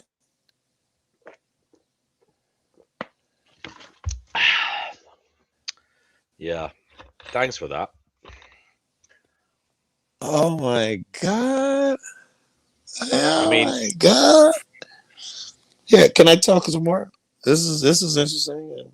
Yeah, go, Damn bro. it. Yeah, it's not about that. I got a million of those. Hold on. too, 'cause- Printed in 1993. Yeah. So I guess Lowry? Yeah. Not from it's not from the 70s. I thought it might be from the 70s. Oh, But I could be just talking out my house. but if you look at the very back, it says book info in the very back of that file you sent. All If right. you look at the very back, it says printed in the United States of America, 1993. But yeah. Okay. Oh, should I forgot now, but you had made me think of something. Yeah. I was wondering how what messages. Crikey. Oh, I think this this is going to scare the absolute shit out of me, Joe Cool. Thank you for that. now, yes, because now you know. Damn, listen. Let me scare you some more. Oh 'Cause man. I want you to think that book is, I want you, let me give you a couple more incidents. Those people, when they visited me, they told me how to get in touch with them. It turned out it was a meditation, so and so. I did not know. It would have been in the 90s when that happened, because the internet was, I wasn't really fucking with it that much. And a girl, I had told her this story. I thought I was alone in the world, and she sent me a website with other people. I felt like, thank God, I thought I was crazy. Had been through it. It was just, I don't know. It makes me feel better to this day. But I would do it. This is meditation, relaxing muscles and things like that, and blinking your mind, shit. But when I do it, they'd come and they'll visit me. So I would do it, and I did it with friends around, and I had friends who would see the visitors and hear the visitors, and so it gets really fucking crazy. Some of these things. But I Hold wanted on. to tell Are you. you saying that when you meditate, you somehow summon beings Yes. or something? Okay. Yes. I'm saying they come to me. I'm not sure I'm summoning a thing. I don't think I have any power. I'm very well aware. I just be quiet and they come to me. I should say always the same 3, 2 male and 1 female, but sometimes a female that come alone and that type of thing. But I did it with somebody else And you know, he got like possessed by a demon and turned evil, and weird shit happened. And I told that story, and some more friends, a school teacher I know, and some more guys, a graffiti artists, and we started doing different shit, you know. And because we're eggheads, I would do it, and when we try to kill everything, man, we try to prove that this is real. We got up. This is true. I might even have a picture from it. We got up it was super dark at night. We drove to a place called Starved Rock. I've never heard of it before. Never been there since. That's the only reason you should know this shit's true. I don't know what the fuck Starved Rock is. But we went there while it was still dark outside, and we walked for miles. The purpose was we didn't want to see another soul. It turns out that when you do this, people come and try to interrupt you. I think the spirits are hopping in them, trying to get them to stop you. And I told them that, so we were accounting for this by going so far away where we didn't see it. We walked for hours and everything. The sun come up, we never saw another person. I say, okay, so I should also add that we all did. I had never done mushrooms before. We all did it because I wanted to make sure that the shit happened and they were able to do it. And I think that's an important part to tell you. So we got there, and I was like, okay, here we go. And I got so good I could sit down. They taught me by laying down. I sat down on a stump, and immediately when you do it, some guy comes through the forest where we are, where no one should be. We're by a cave somewhere, way off the beaten trail. Here comes some dude. Hey, how you doing? In my head, I know, because this is how it happens every time, every interruption. Family, friends, they try everything to stop you from doing this. I've had people come in and be there, open the door. They don't even know why. Just, you know, it's that demon hopped in them. But then another motherfuckers come through. Hey, how you doing? I say, oh, they're going to be serious. I'm going to lay down and do it like they taught me. And this is all true story. I laid on the grass. I started doing, here come another motherfucker. Hey, you shouldn't do that. Another motherfucker. Hey, get up. Another motherfucker. Hey, you shouldn't be there. And I was ignoring him to do my meditation shit. That guy, I think I came back and said, why? And he kept going. Then another one come by. He was like, you're laying in poison ivy. And this is all true. This is true, and this happened. And I just sunk deeper, and I got to the place. And, you know, they came and they taught me, and they told me some things and all of that. And when I came up out of it, my guys, I told them what would happen. You know, and anyway, my guys, you know, they were like spooked to death. I was like, did you hear them? And they was telling me at what feet, because they were far away, because they could hear the conversation when they got close, and it was scary. And so they were like 30 feet away or more. They were far away, and they told me, because when they come, they could hear what we were talking about and stuff. And they heard it at the end. And I told them, what did they say? And they said some stuff. And I asked them, what do you think they believe? Just to prove that they heard what I was hearing and those things. And I did it with other people too, and the same things. And I don't know, this shit is endless, man. You go on with this shit, and I lost the reason I was telling you at this point. Oh, to show you that it's some reality. Please give me a little more. This is the one I forgot. This is the one I forgot to show you that the book, the things that those people told me. This is the true story. My brother, the one who just passed from cancer, he had a glioblastoma. I wouldn't know that word if this story wasn't true also. And in the hospital, he was on the floor with everybody with head injuries.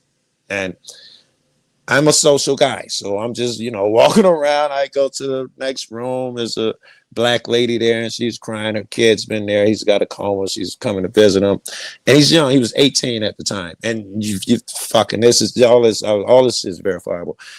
He's 18 years old, and she told him what happened. He got hit by a car, and it was her belief that it wasn't the car. It was his head that hit the road when he hit it and fell down.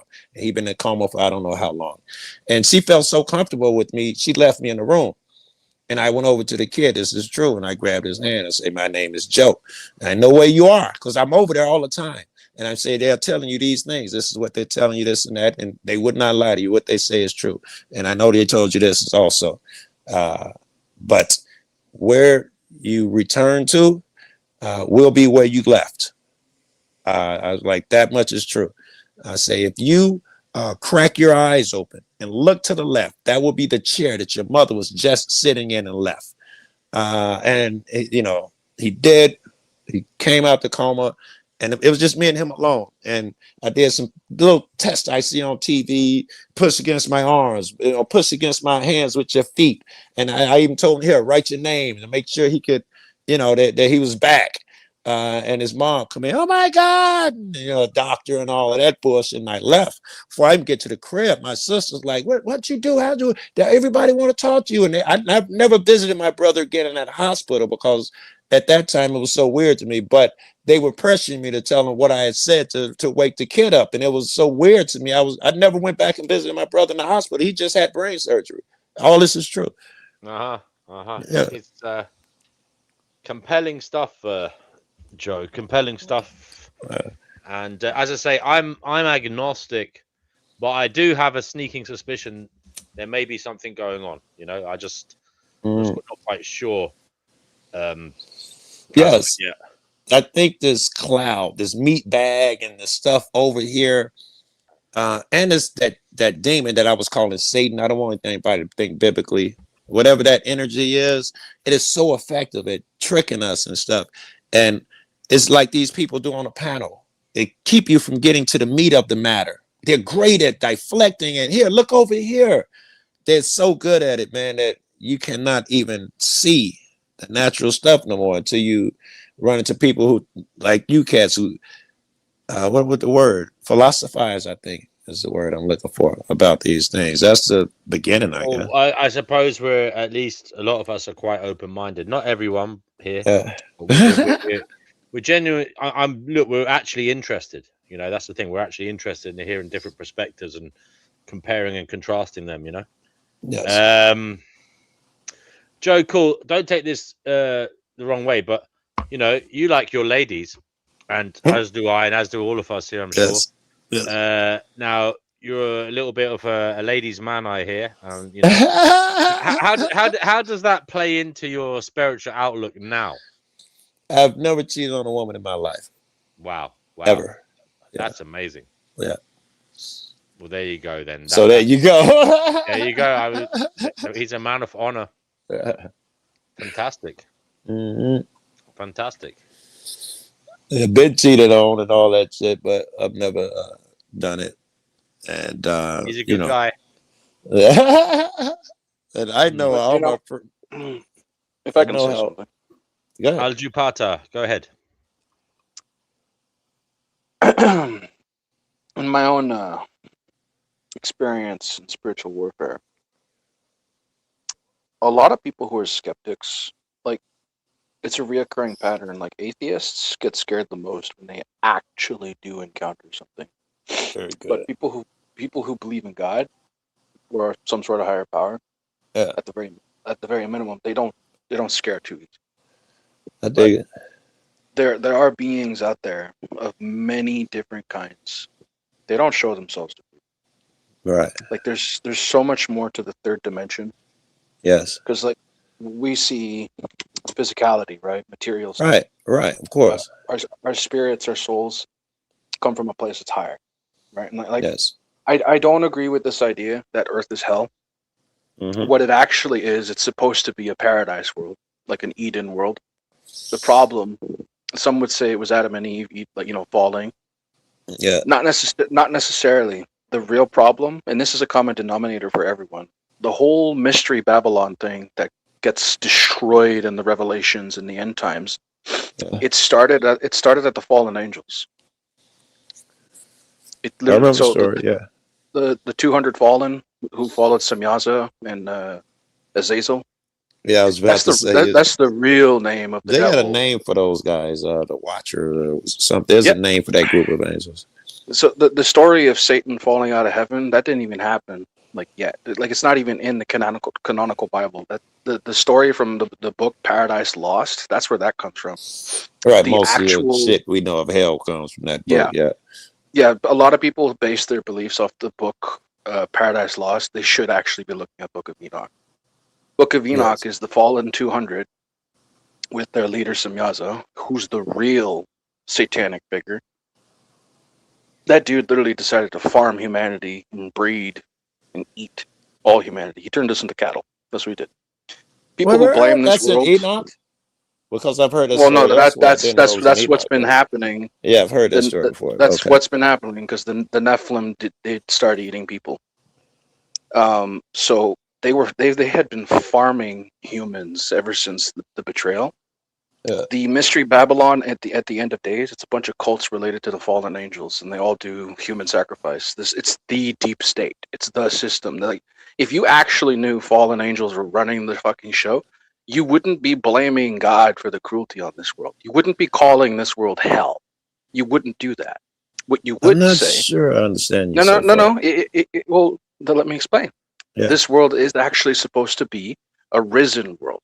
The problem is that the fallen angels decided to turn the offspring of Adam and Eve into sex slaves and food. That's literally what they did. Okay. I would agree with everything. The sex slaves and food. I probably agree with those, but I want to take those words out because I can be totally in agreement with you at that point that these entities. I'm not going to take those words tricked out because man. it's I'm taking literally them out. what they do. Hold on. I'm taking it out. Right? Because these people or entities have tricked man into a certain whatever the fuck this Yeah. world has become. Yeah. Well, the thing is, it's disingenuous to blame the cruelty of the system that's on this world when the very system on this world is a parasitic fallen angel system, literally destined to be destroyed by the Christ figure at the end times. But so like that, they have an expiration date and they know it. Yes, we agree. Yeah. So what they've been doing, you may want to remove those two things, but that's what they've been doing the whole time. I don't want to remove, just so I could show you that I was in total agreement. I probably agree with those things too, especially now they are doing it. Now I can't say I contributed to it. The whole Epstein situation, that's just Yeah. one cult, bro. There's so many of them. Yes, I'm aware. It looks like the description that you gave me that these fallen angels are ruling this place and making it a living hell until Jesus comes back and changes it. It looks like it is hell. Who's in charge of this place right now? It looks like these demonic fucks that you're talking about making this hell, at least right now. Well, see, they love how human beings blame God for how this world is fucked up when it's not his fault. It's your Like, fault. he actually, my fault. No, not necessarily humans. Like, yes, we have our part that we played, but the Watchers were never supposed to do what they did. Oh, that doesn't matter. That's like saying that No. That's not doesn't matter. That's like the dude. It even I was goes gonna back to the explain why. Sumerian account, my I was guy. going to explain why I'm saying it doesn't matter. Because in the chronology of things, that's like me saying I got my car out the mechanic shop, and then I picked my friend up, loaned him my car, and then he ran over a dog. He would not have ran that dog had my mechanic not fixed that car. At this point, I would say that it is our fault. These things have occurred. The watches have fallen. All of these things have occurred. But at this point, and I think you agree, I'll ask, do you agree with me that none of those demonic entities can enter you without your permission? Would you agree that what you put out I here agree. is what we see? No, I agree with the universal law of consent. That's a fact. But Guys, we can't blame it on mankind for how the angels chose to betray. Al-Jew Potter, you can say it's our fault, right? I don't know how this relates to conversation, but I had this spark of thought. Is it really our fault? I mean, if you take some babies and you put them into the jungle and let them fucking somehow survive, I mean, and they know nothing about the theology, they know nothing about religion, do you not think they will just do what we do and they will turn out like us? They will still like be savages towards each other. They will still commit sins against each other. We call them sins. They will still cause bad outcomes for each other.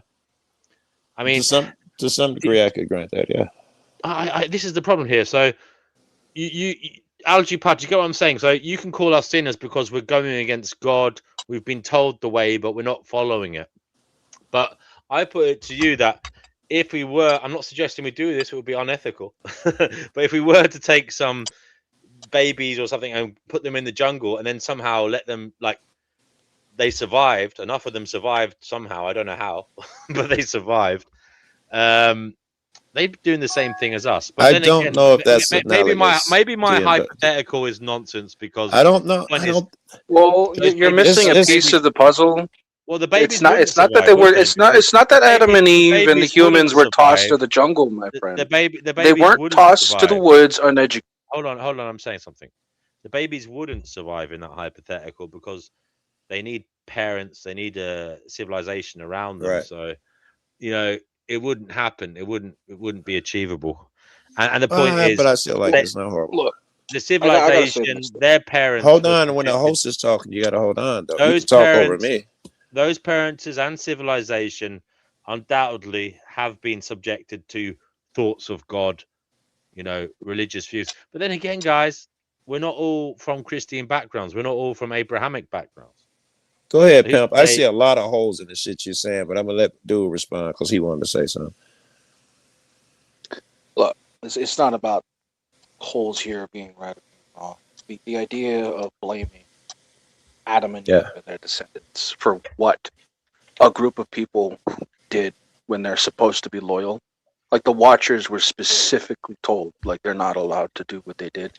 Like they're not allowed to intermingle and breed with humanity. They're not allowed to treat us like a food source. They're not allowed to treat us like that. In fact, the many fallen angels became fallen because they did not want to bow to Adam. They see humans as beneath them. They literally look at you like fucking cattle animals. That's what they do.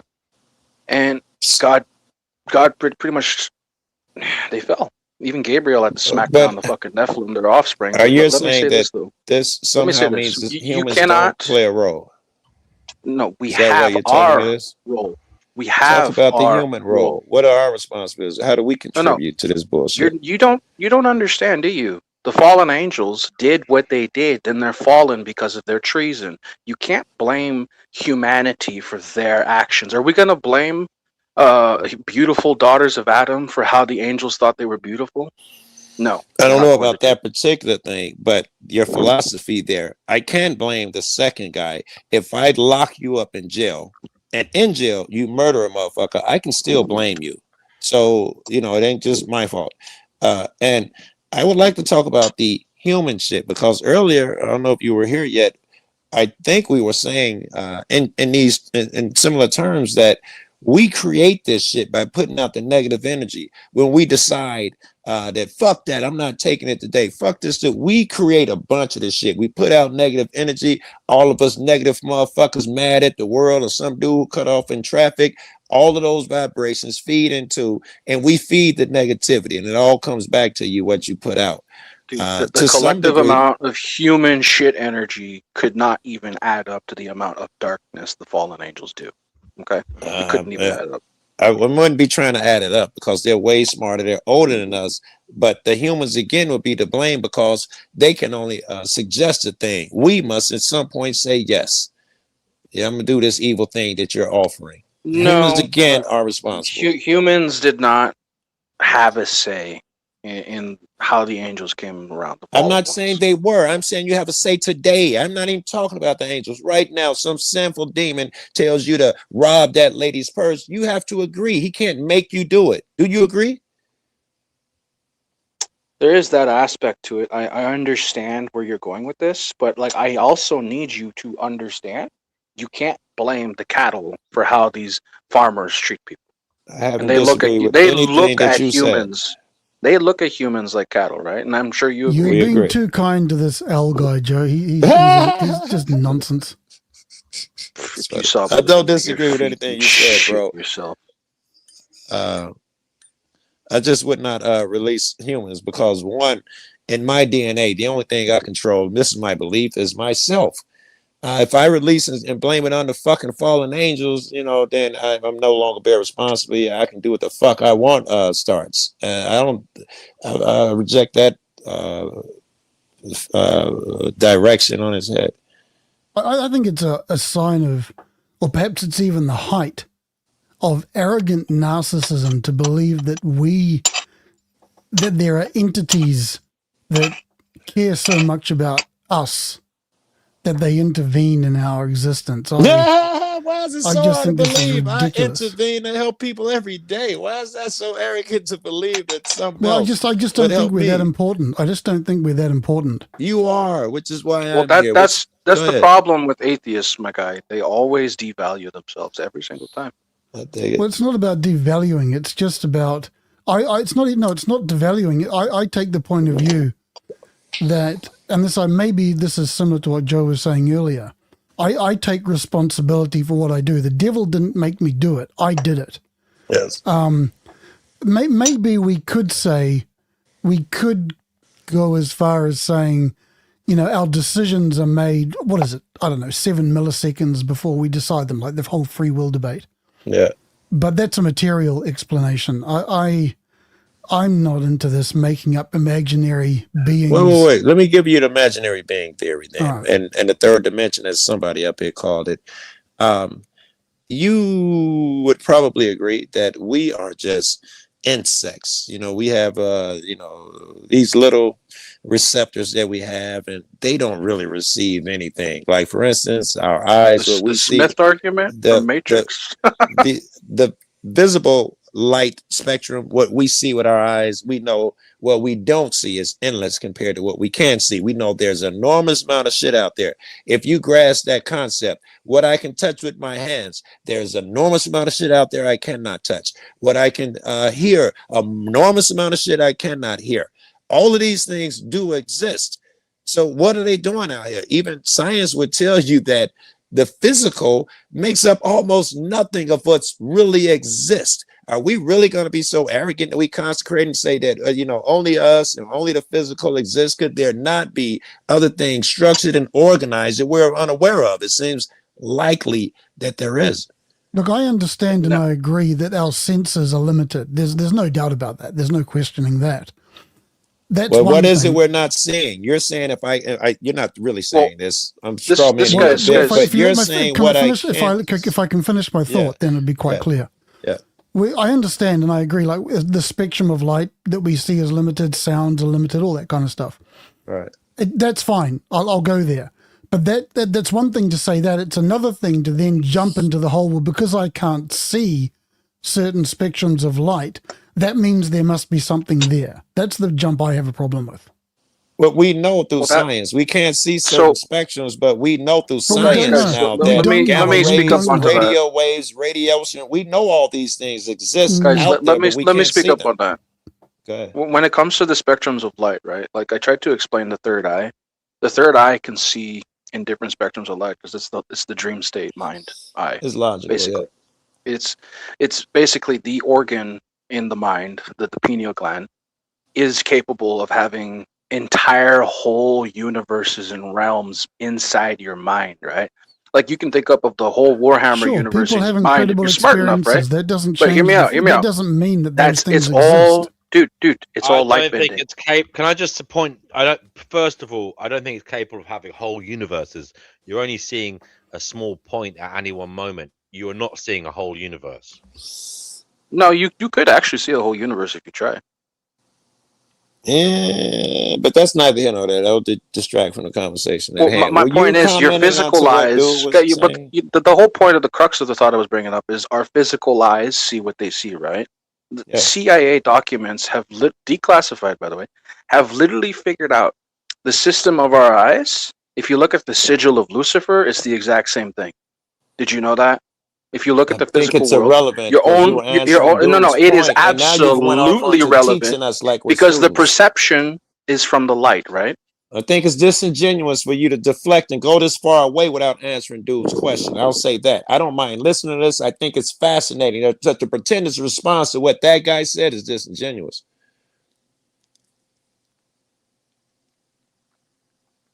I mean, if you're going to invoke Lucifer, then you're presuming I that said which is the yet to be sigil. established. I said the sigil. What you said? What this sigil? Well, have you seen how our biological I didn't eyes understand that. see the world? What's that word you used? This sigil. This sigil.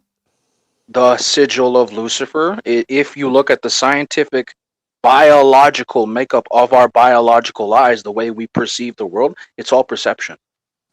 It's all light bouncing off in your fucking eyes. Everything you see in front of you since you were fucking born and open your eyes, it's only the specific light spectrum you can see. So you're telling me that we can only see part of the light spectrum? Is that what you're saying? Yes, we can only see part of Okay, it. If you good. wanted, if you actually wanted to, I said if that. you That's actually what I wanted to said. talk to said other that, he beings, said that. You're just restating what we said so far. And well, you're just look, trying to I'm throw just like bringing a up how our eyes spiritual just element on basically top are of it. perceptually locked, but the mind eye is more. That's my point. Yeah, I mean, you can if you're going to talk about these things metaphorically. I don't think Hold that's on. true. I'm sorry. Go ahead, dude.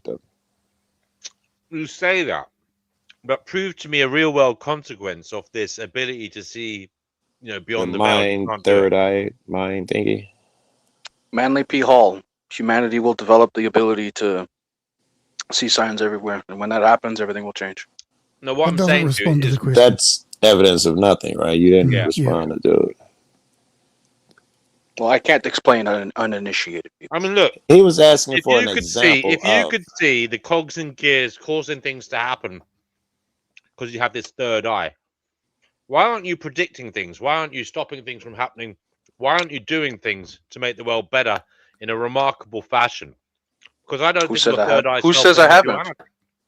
And Who even says I looking at haven't? why do you get He so much asked you stuff for wrong? examples. Remember, give us some of using that third eye and doing incredible things. Is kind of he said amazing. I think things.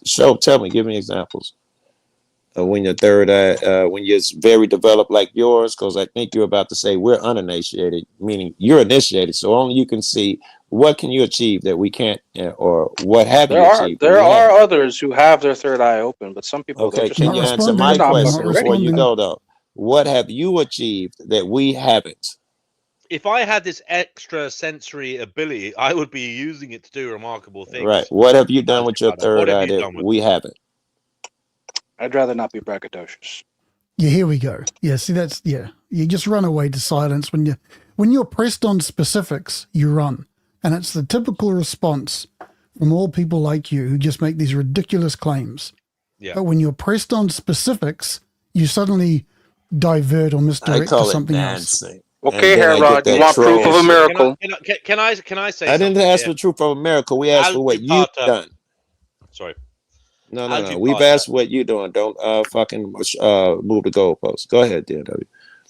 Algebata, I will say one thing, and I do sympathize with this view, although I don't think you do, because you seem to think you have evidence of God, evidence of spirituality. I would say, if this truly was a test of your morality as an individual, of whether you do the right thing, Yes. I would say that it would make sense if this was a spiritual test for the originator of the test, let's call it God, Yeah. to not show evidence of itself, to not show evidence of consequences. Yeah. In bad order to make the behavior. test valid, you got to give some clues in order to make the No. damn test. I would Joe, hear me out here. I would say if you didn't show people evidence that there were consequences for their bad behavior, right? That would give people the free will. Now, I'm just thinking out loud here. If you did not so show basically, that. that would make them totally free to decide Yes. on what to do. because Well, I think they do they that. may and not think those there's are the- consequences. Yes. So therefore, that would show what they really are about as Isn't an that individual. proof of And then? Because that's what we and have that here. then would show. That would be the real test. What would they do if they thought they were they free and weren't- there were no consequences? And they were not being seen. That sounds like the world Exactly. But that they they've are being created. Sound like you're saying that God I got made two this people place. talking. I'm trying to hear the question. Hold on, Aljupata. You've had your say for a little bit. Just one briefly, hold on. Right, So yeah, but DW? you get what I'm saying, Joe. That's like the ultimate test. I do. And isn't that what we have here? We have Yes, the yes. So, unseen. I mean, I can say that, and it is what we got here. Yeah. And it's so that Sound like you. Oh, yeah. No. I've thought of that before. I've thought of that Yes, before. But then okay. I can't prove it. I can't prove Yes. it. Here, let me give you I some. can say if it is a test, that would be the only way to run the bloody test. Yes, and since you're doing that type of shit, you would leave for those who are eager. You would leave clues and shit, so a motherfucker perform better on the test than other people. You'd have to leave something out there. You might give them that gift I of. don't know, Joe, if you'd ever give anybody concrete evidence. Wait. I'm not saying concrete. I was going to give an example of you may give them that discernment stuff where if they can't find the concrete shit, they can work something out in their mind and logically reach conclusions that they'll never be able to do physically. You give them that gift, and they can actually make leaps and bounds. The guy next to him who chooses because he's unseen to do what the fuck he wants. The guy who realizes he's unseen and is chasing something else mentally, how to be Thinks good, he's which unseen. Thinks he's I, unseen. Yeah. who thinks he's unseen. Very good. I think that well, I was going to say evidence. I think here in this capacity that we're talking about, evidence would be that person. We'd look for that person because nature will get you there. You'll learn that. Okay.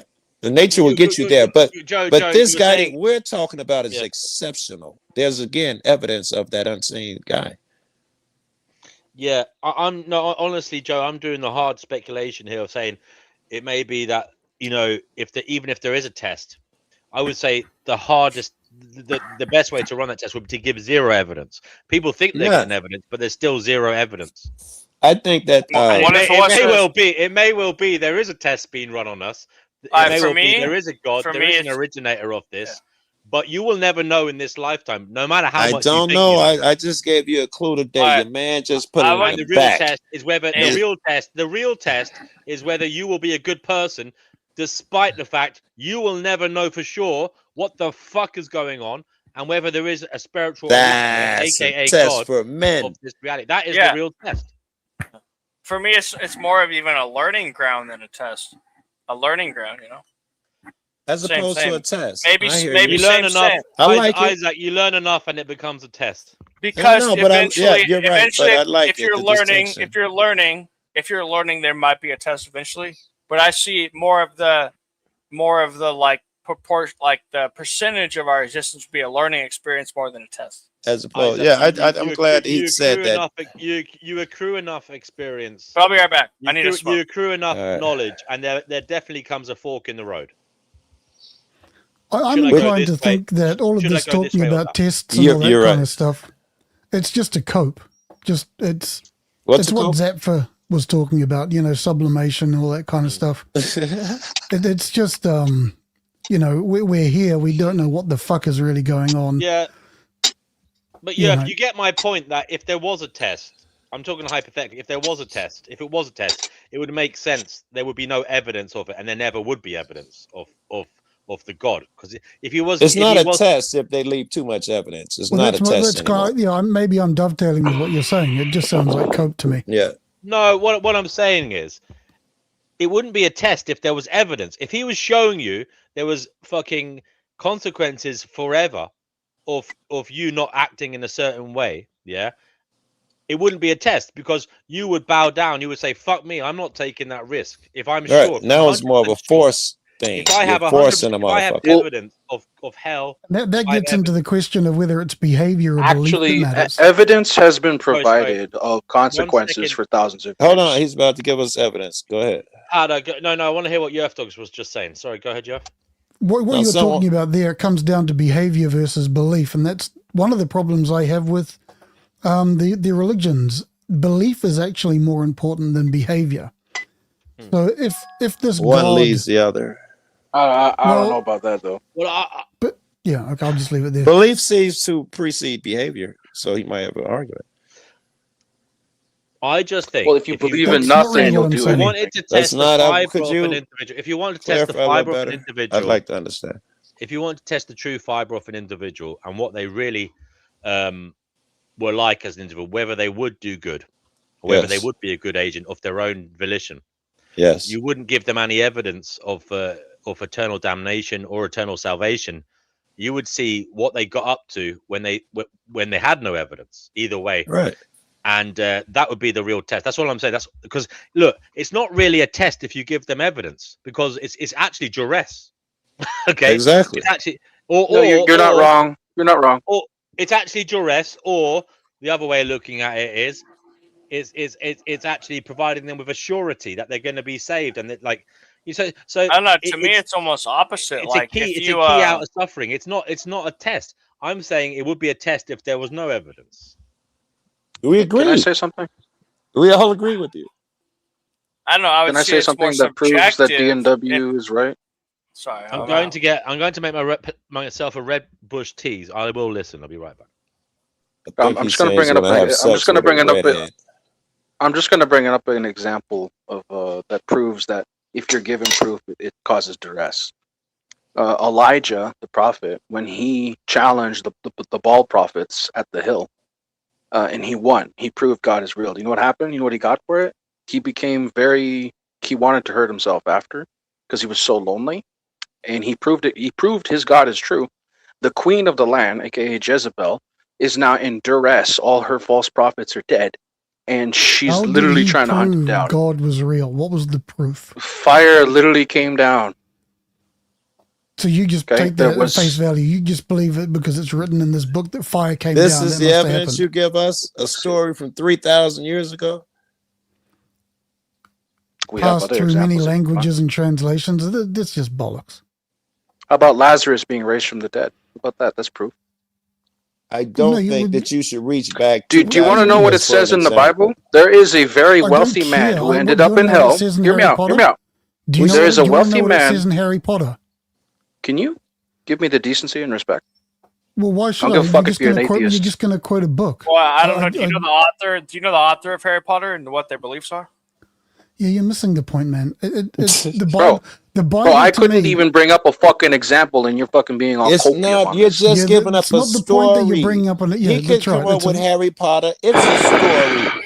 Anybody could come up with story. You're not progressing anything, is why he's getting short with you.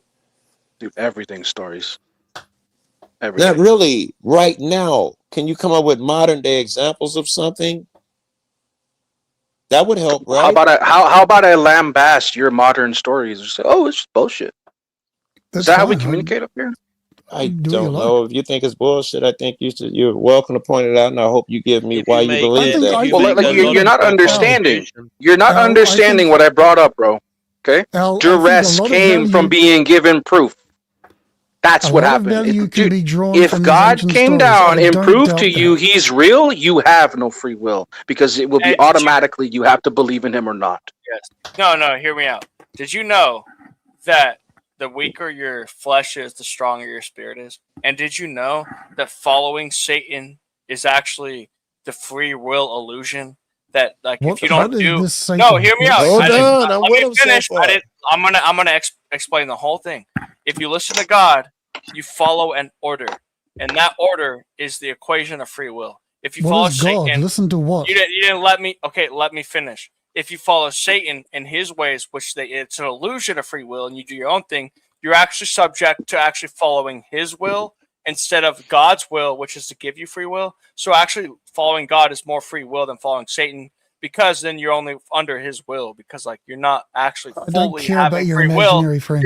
No, I'm not sure No, that we that know you don't. No, listen. I'm You not don't sure let- that no, logic listen. You don't. holds. This is You don't why the have free atheists will. are not welcome at the temple. Shut the fuck up, you rude You don't fucks. have be free nice. will. You don't have free will because you're subject to what he wants you to do, which is what you think you want to do. But then God has an order and a plan that gives you free will by following his equation.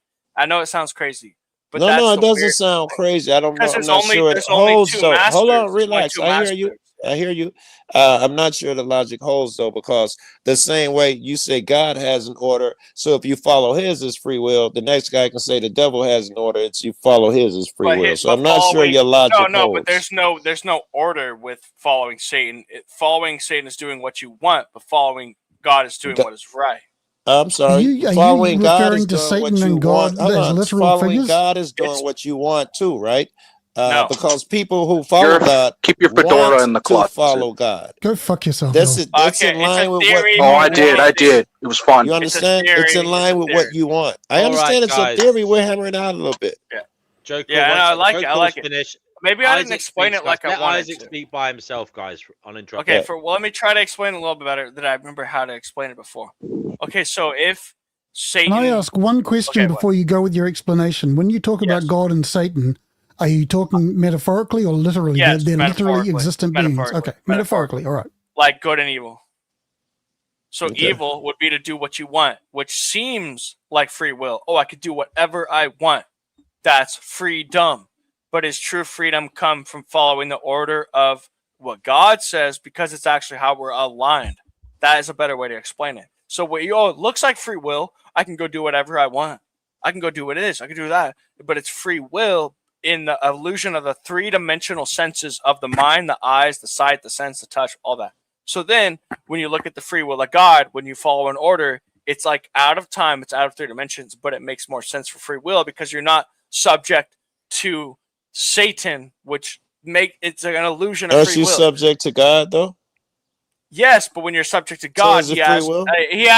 when you're subject to God, he gives you an instructions. That instructions is the equation for actual free will. Actual free will. And that's Based on absent if you follow Satan.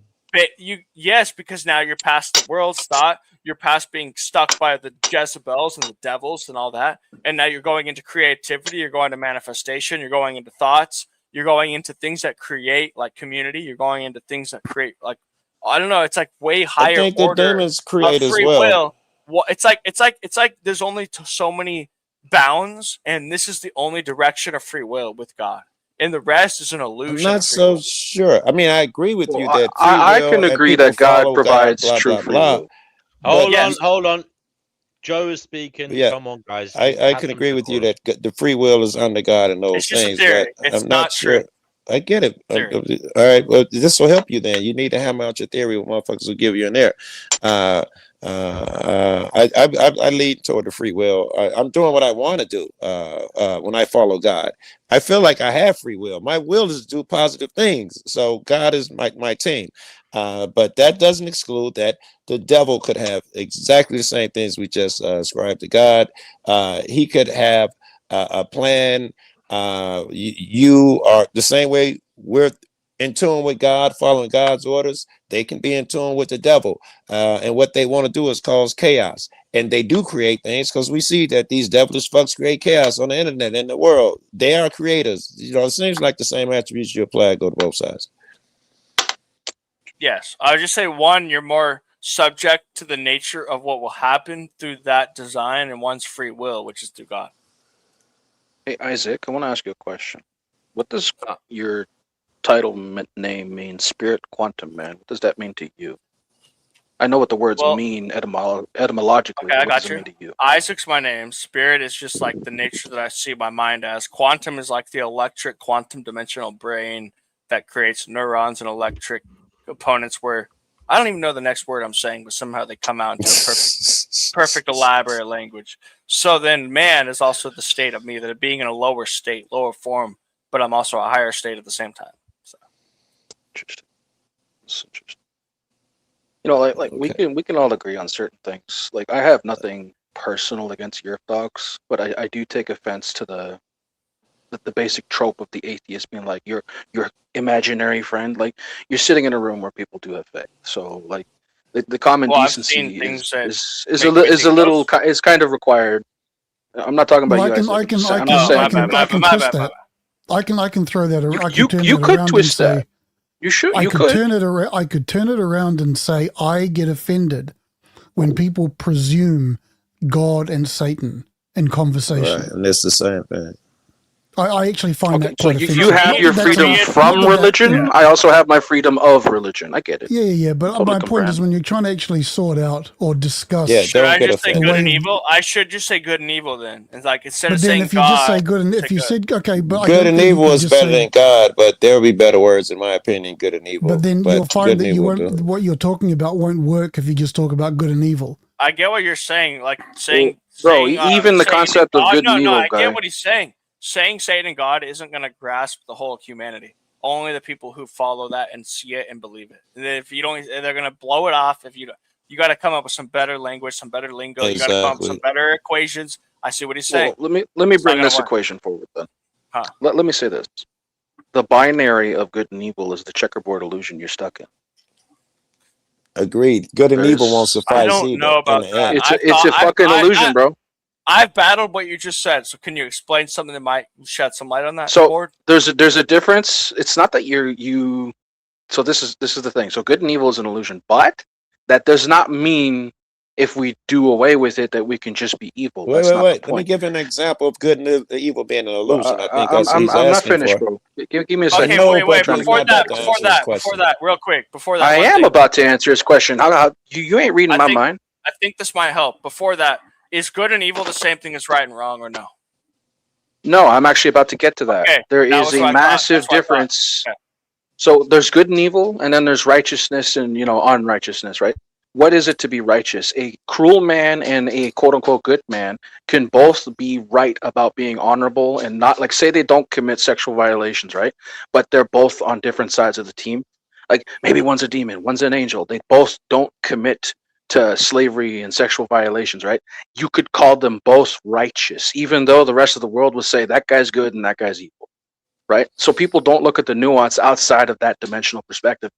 Righteousness is actually about being right, but in what way? In the honorable way, right? Like, so I may not like how Europe is an atheist. He still has human rights. If somebody was going to come fucking enslave him, I would help make sure you're not a slave anymore. So that's my moral sense, right? I don't base it off being good or evil. Even if I don't like Europe, I don't want him to be a slave. Same thing with any of you. If you were in the example. If righteous is one extreme, in this case, good, is there a word that you would use for what he's calling evil?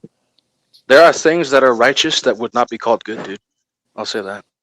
All right, so very good.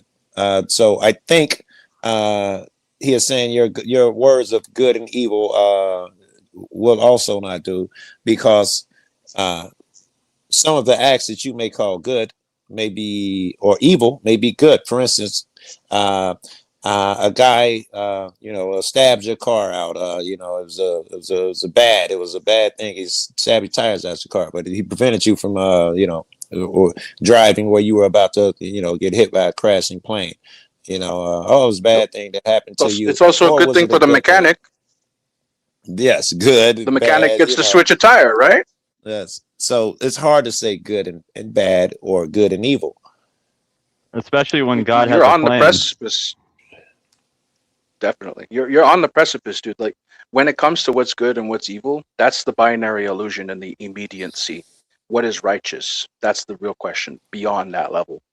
That's the real question. That's proof of God. That's why I say there is proof of God out there, because man's desire to chase this righteousness is not logical in this world.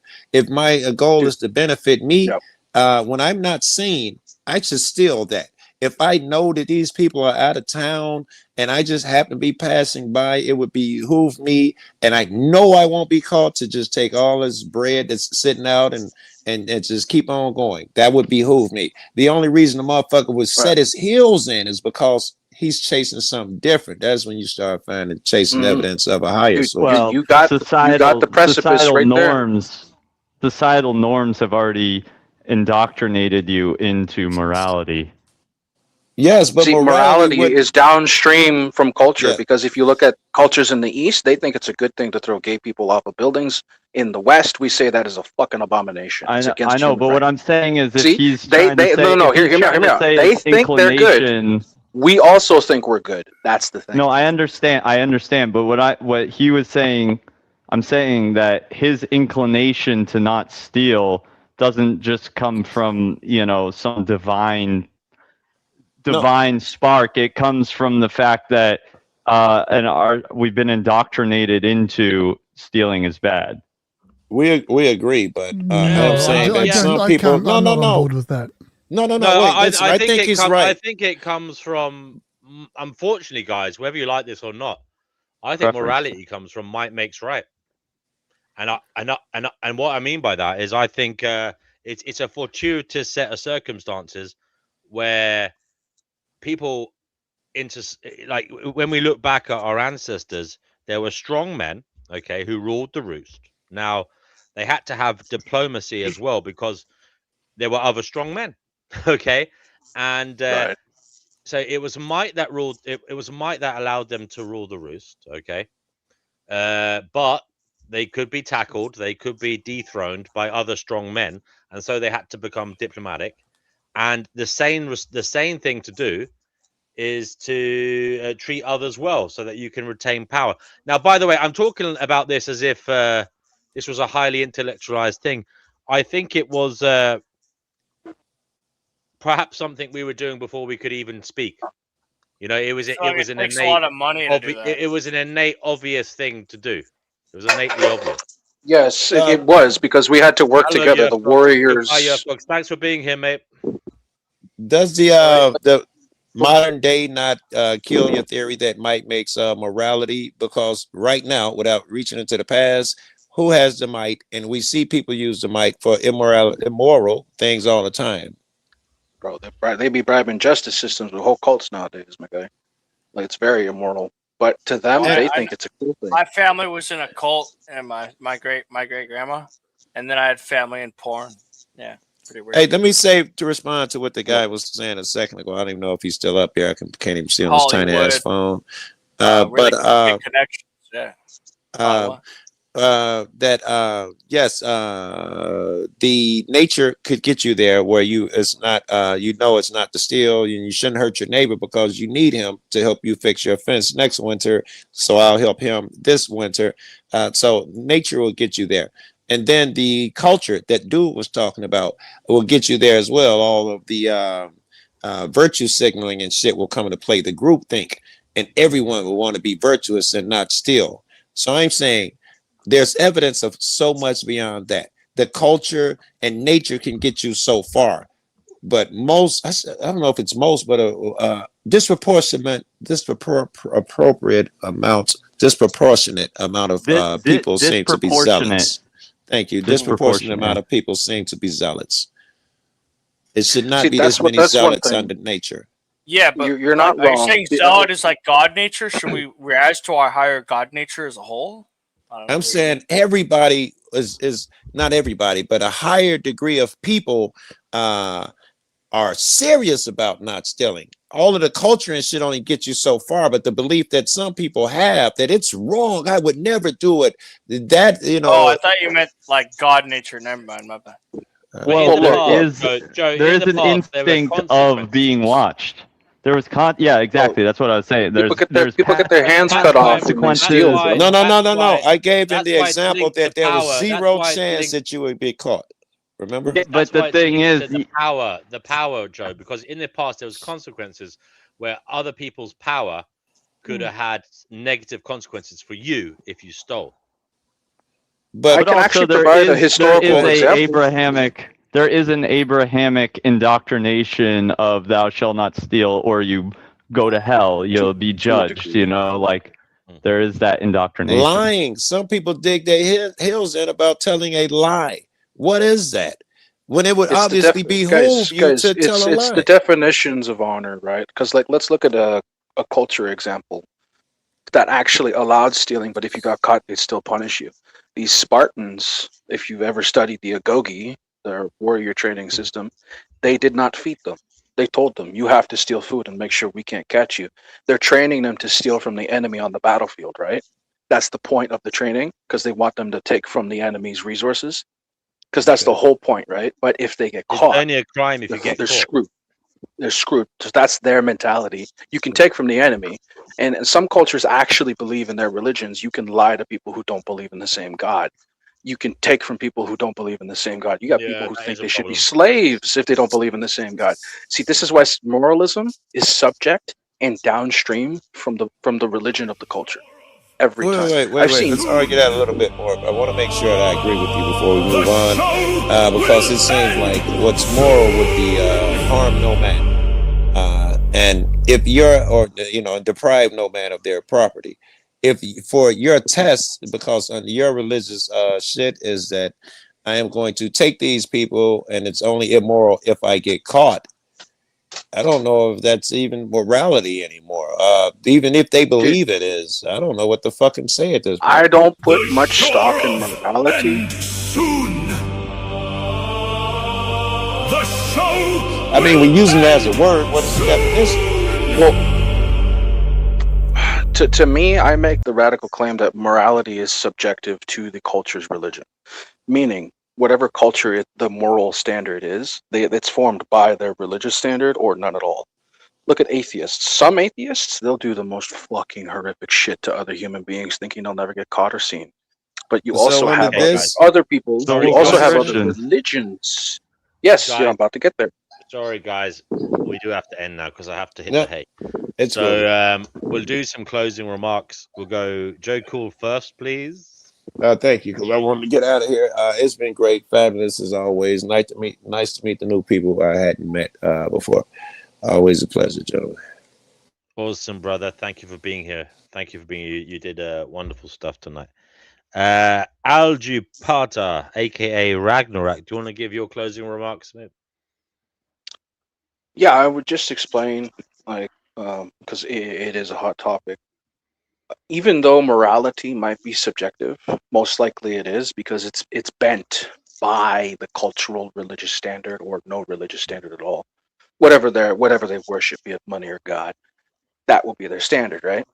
But the point is, the golden rule is always existent.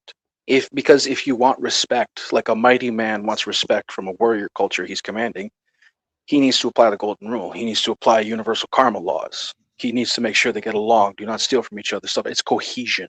At the end of the day, it's all about unit cohesion. I'm not so sure if we're honest. Oh, Joe's gone. I was going to ask Vegan Equilibrium if he wanted to continue, because I just remembered. I'm here. Do you want to continue the show? It's up to you. I can do it for a little bit, but I'll probably end soon too. I'm going to Or do be you wanna dropping close out. it up? Do you want to close? You're going to go now, are you? Okay. I would just say the golden rule is supreme. That's like the last point I have to say. Even though morality might be subjective, even if might makes right type ideas are there, he has to get along with his own tribe, right? And he needs to treat them the way he wants to be treated. Okay. Yeah, go ahead. Go ahead, Vegan Equilibrium, mate. I mean, No, do you you go want to ahead. close it down, mate? I've got All nothing right. to say. Yeah. All right, I just want to say, yes, morality is subjective, but we should all I think it behooves us to be logically consistent with our own moral frameworks, and that some certain moral frameworks and the logical extensions of those frameworks are more beneficial to all than others. And on top of that, you should all pre-save my new single that's coming out on Friday. I'll put the link in the chat. Do you want to actually share it under the video, brother? I'll pin it after the show's over as well. Share it under the video. So you can share it in the live chat now, but also you can comment under the video afterwards. And Oh yeah, I'll do that. Yeah. Okay. All right. Well, listen. Do you know what? It was a funny one. It started off really slow. We had a good time, and then it went a bit chaotic, and then we had another good time. So I quite enjoyed it. So thanks to all the newbies here. We had a few new subscribers today, so that was nice. Hopefully, some of you can come on the show this week when we go live. Vegan Equilibrium here might go live. I know he did a good job last week on one of the shows. So yeah, anytime you want to go live, Vegan Equilibrium, you know what to do. But other than that, we will say goodbye for now. Adios, amigos.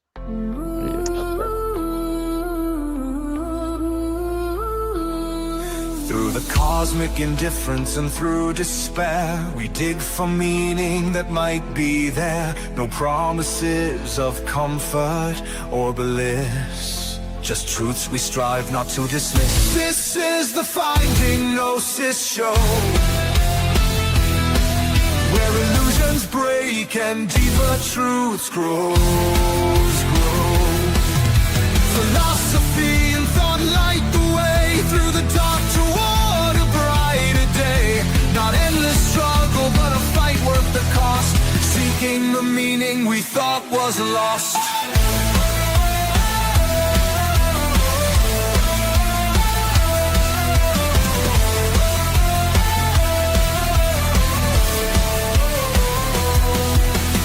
Pessimism asks, why even try? We answer with questions reaching the sky. A critique of the systems, the myths we hold. A reflection on truths both stark and bold. Depressive realism clears the haze, while hope takes root in critical gaze. We search for a path, no matter how steep, to find the truths that lay buried deep.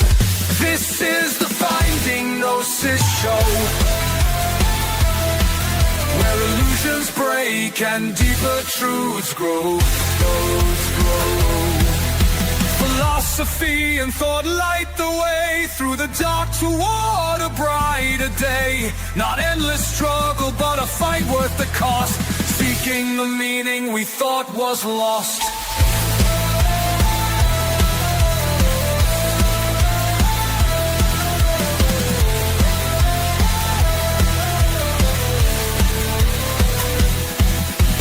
Don't promise ease, we don't promise rest, but a journey to uncover what's best. In cosmic indifference, we still find might to question, to change, and to ignite.